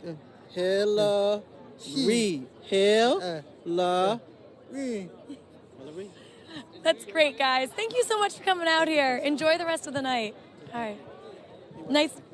Thank you so much. Thank you give so a hug, much. give a hug. Oh, I get a hug too. Mwah. Thank you, thank you. That's right. And that's real love. You don't want nothing else from you. It's real love. Enjoy the rest of the night. Thank you. Thank you. Hey guys, how's it going? Oh, you are living it up in time. Now, were you cheering for Hillary Clinton's Colorado win, or were you booing? I was cheering. You're wearing your Democrat blue and everything. I am representing for woman power. And I am supporting, number one, we have overcome and we will stand together in unity. Go Hillary Clinton. Yes. Now, most people you're meeting out here tonight, are they also supporting Clinton, or you mean some Trump supporters as well? Well, majority of the people that I'm with, they're cheering for Hillary Clinton, but we did hear some people for Trump, so we hit their hands down. Sorry. But it's good to see, people expressing their opinions, even if they're not your own. Let's take it back inside from Maggie, who's out in Times Square. Worth pointing out that New York is a pretty solidly blue state, which is why we're seeing a lot of Clinton supporters in Times Square. We do, however, have some news for you. Let's go to a projection we can make in the state of Colorado, where ABC News is projecting that Hillary Clinton is the victor in the presidential race. Also, some news out of the Senate race. Michael Bennet carrying the Senate race in the state of Colorado. Not a huge surprise there. And in Arizona, John McCain winning re-election in the state of Arizona. So let's go back to our little fireside chat here. We've got a few new additions. Farai Chideya from 538. And Walt Hickey's back from 538 as well. Let me just ask you, Farai, first of all, I've been kind of obsessed with the 538 podcast over the last couple of weeks, and you're one of my favorite contributors. Oh, thank you. You had a lot of things to say I want to ask you about, but before I get to that, let me just quickly ask you about the news we just announced. How important is the Colorado victory for Hillary Clinton, and what does McCain's victory in Arizona say about her chances of eking out a victory in what has traditionally been a red state? Yeah, I think that the Colorado victory was expected, particularly because of rising education rates in the state. It's a magnet, and I would have to say that among many other reasons people are moving to Colorado is to work in the legal marijuana industry, which is providing billions of dollars in revenue, increasing the strength of the school system. So there's actually a real boom going on, and so I'm not surprised by that, so I don't think it changes the math. I think that Senator McCain has struggled in Arizona, but he was also expected to win. I'm waiting to see what the Latino voter turnout was in Arizona. That, if the state goes blue, will be the reason. But it's also a very strongly Republican state. It was one of the bases of the Tea Party, with the Colorado River Tea Party. So 538's model still favors Arizona staying red. Walt is squirming in his chair, ready to drop some wisdom on us. What do you have to say? I think that analysis is perfect. Colorado going to Clinton is not a huge win for her in this kind of sense. It's really going to come down, based on the research that our colleagues at 538 have done at the moment, to Michigan and Wisconsin. At the moment, it's very difficult to envision a map in which Hillary Clinton wins the presidency without winning Michigan or Wisconsin at this point. Now, should she Michigan or Wisconsin, or Michigan and Wisconsin? So here we go. In Michigan, I'm saying even possibility, not preference. So if she wins both, then she's favored to win the presidency. If Trump wins both, then he's favored to win the presidency. And if they split the difference, Trump is still a little bit favored to win the presidency, but nowhere near as much of an end-of-ballgame scenario for Clinton as it is should he win both. How's it looking in the early returns as we look at county by county in Wisconsin and Michigan? I know that can be misleading because you never know which county. Some counties where we know we're going to have big Trump or Clinton support haven't come in, et cetera, et cetera. But how's it looking early? Right. So After again, in the state of Michigan, it really kind of comes down to the city of Detroit. It comes down to other these high urban areas. We need to wait until that vote comes in. I know you were just at the office, and I also saw a report that the Detroit Free Press called Michigan for Clinton, and I wasn't able to confirm it because I wasn't able to access their website directly. I did find a reference to it, but it may just be that their site is overwhelmed. So ABC has not called the state, but if that's true, that the Detroit Free Press has called it, obviously that could be an indicator that it goes for Clinton. Let me ask you, just on a larger front, something you said on the 538 podcast recently that really, or actually I think it was in a little video that was on 538 about the legacy of this election. You said, in the long run, you predict this election will be healthy. Yes. If we reckon with what we've all gone through instead of retreating to our corners. Right. I just, given how nasty this whole thing has been, I think it's going to be surprising for people to hear you argue that in the long run it could be healthy. Yeah, I think of this as a kind of purgative where we've, spit out a lot of really nasty stuff that was making us sick.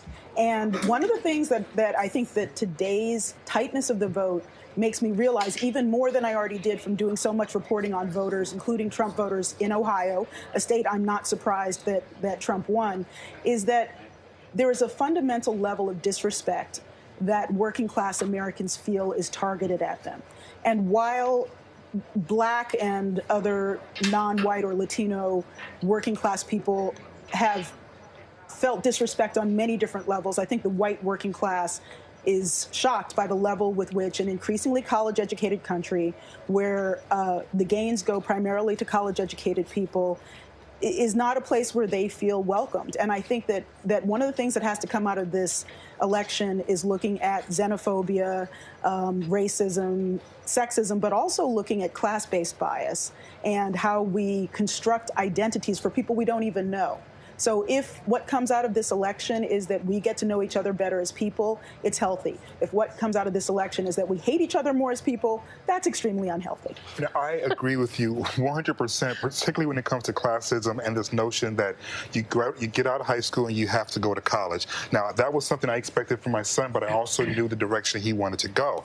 We have to find in this conversation in terms of education and education reform a place where it's okay not to go to college, but you can go to an institution to get a 2-year training to get a skilled position. Or we get back to having some of those positions available in high school. So when you graduate from high school, you actually have employable skills that doesn't require you to then get into debt by tens of thousands of dollars in order to get a job so you can pay that debt off for the next 30 years of your life. Yeah, we did a series on 538 called Kitchen Table Politics, and precisely about issues like this, and looked at the strength of vocational track education in countries like Germany. Germany is the economic bulwark of Europe. And so in America, we think of vocational education as where you put the dumb kids. And that's essentially, it's become educational tracking. But in Germany, there's very focused vocational education that puts a lot of people on a career track at 16. And we're just going to have to assess how we are, whether the rising tides in America are lifting all boats. And right now, they're not. Speaking of lifting. Yeah, go ahead. Please, you've got notes. Well, I do, because it's one of slight interest to me because I live in one of these states. You mentioned marijuana in Colorado. Yes. There are lifting. As far as transitions go. Yeah, lifting. You know, we're going higher. That's what Gotcha. You got me? Okay. There you go. Speaking of down ballot issues, there are, let's see, 1, 2, 3, 4, 5. Yes. Oh, someone's been looking at the notes. It piques my interest. Piques my interest. That are considering making marijuana, recreational marijuana, legal.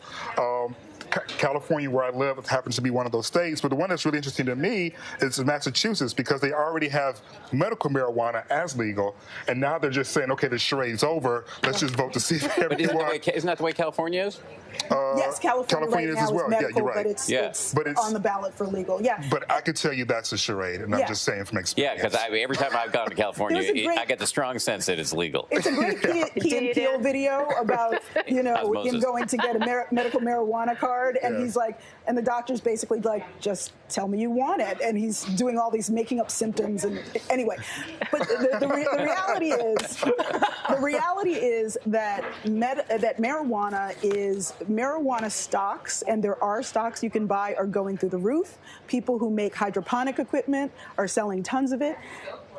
In many states in America, marijuana is the largest cash crop, and now it can be the largest crop you can buy with a credit card, too. We were just talking before this, though. At the moment, right now, stocks do not appear to be going through the roof. Oh, no. Oh, yeah. In general. Yeah, But I think the marijuana stocks probably will rise even higher. No, but you raise an interesting question. The Dow Jones futures market. Yeah, exactly. No, absolutely. The Mexican peso and the Dow Jones future market both going down because people are worried about how close this race is. Absolutely, right now. Yeah, I've seen. The last report I saw was futures down by 700 and peso down by 10%. And the reality is, we can say it's about the uncertainty, but it's really about Donald Trump possibly becoming president. And that I will say flat out, because the markets had stabilized on news that Clinton was ahead. And so I think that Donald Trump, and again, I'm not impugning his voters. I think that there's a real difference between the man and his voters. But Donald Trump has said flat out that he will restructure trade. He will not honor NATO obligations. This is not what the world wants to hear. This is not what the stock market wants to hear. And there's also, it appears that there was more certainty as to which way the election would go in the general population than, again, even our model kind of has realized recently. We had a significantly amount more volatility and doubt even as recently as possible. Like, as recently as last week, I believe, it was just like a dice roll. It was like, if you get 5 or 6, Donald Trump becomes president, that kind of thing. So, your model was a lot more pessimistic for Hillary Clinton than in these final days than almost any other model that I was looking at. You had a 2/3. Yeah, absolutely. What'd you say? I'm buying Nate lunch. You're buying, Nate Not to get too far into the weeds here, right? But one thing that Nate built into the model is the idea that states behave like states that are similar to them electorally, and that the errors are correlated between similar-looking states. Wisconsin's going to behave more like Michigan than it will like, I don't know, New Mexico, right? And what we're seeing so far in this election is actually a rather solid justification of that. If you're looking at the swing states that have gone towards Hillary,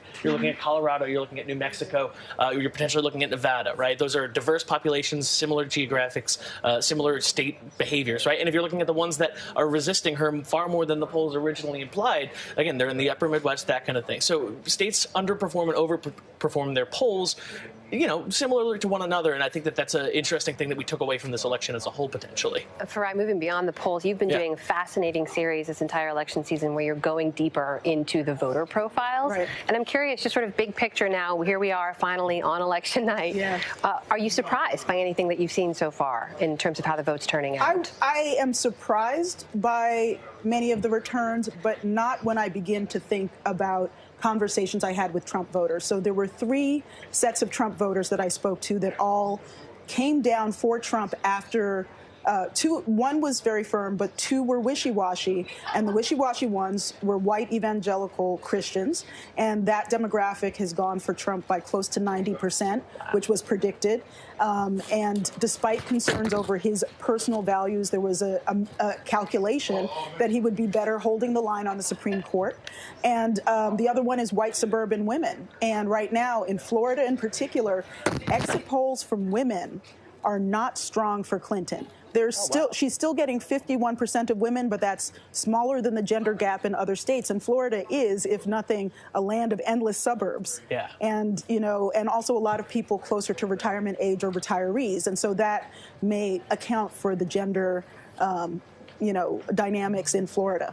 Yeah, I too have spoken to a lot of Trump supporters who specifically have mentioned the Supreme Court as rationale as to why they will continue to support him, because they are concerned about some issues. And I think we actually have a board that sort of shows that whoever becomes president, when you look at the ages of the Supreme Court justices and actually the empty seat right now, that a significant change could happen generationally based upon who becomes president and who actually goes on to the Supreme Court. Yeah, agreed. And I definitely think that, when you take a look at what's going on with people who had to make hard decisions, it's not that all Trump voters loved him. Many Trump voters were concerned by aspects of his behavior, but they still made a calculation that this was absolutely what they had to do to, the Supreme Court may be a 40-year cycle in America. So if you think about a president maxing out at 8 years and a justice perhaps having 40 years, you can begin to understand how someone may not be motivated by xenophobia or race or gender and still make the decision they made. Well, and that was the case we heard again and again, right, from other Republicans who were helping to make the case for Mr. Trump. Mike Pence himself, when he penned his op-ed, it's like the second or third paragraph in, he said, by the way, the Supreme Court is still a really big deal, and this is how we protect it for our interests. So I'm curious, though, on Pence, which is something we haven't talked about yet. How much do you think his addition to the ticket helped to move some of those voters, especially when it comes to these evangelicals? I think he helped very strongly with evangelical voters and other kind of movement conservatives and social conservatives. And also just was a steadying presence for many people who were concerned about Donald Trump's temperament. We have to remember, it seems like so far in the rearview mirror now, but at times people were asking if Trump would abdicate as soon as he became president, if he did, and give it to his vice president. And if you saw that scenario, some people were like, I'm okay with that. That's good. That works for me. Well, we talked about how the world is watching. We've got one of our own down there in Mexico City. Jose Cohen is at a watch party as people are watching the results come in. Let's listen in to see what they have to say. Reach his lowest rate against the dollar. So it is a very, very, very, very nervous night for Mexicans.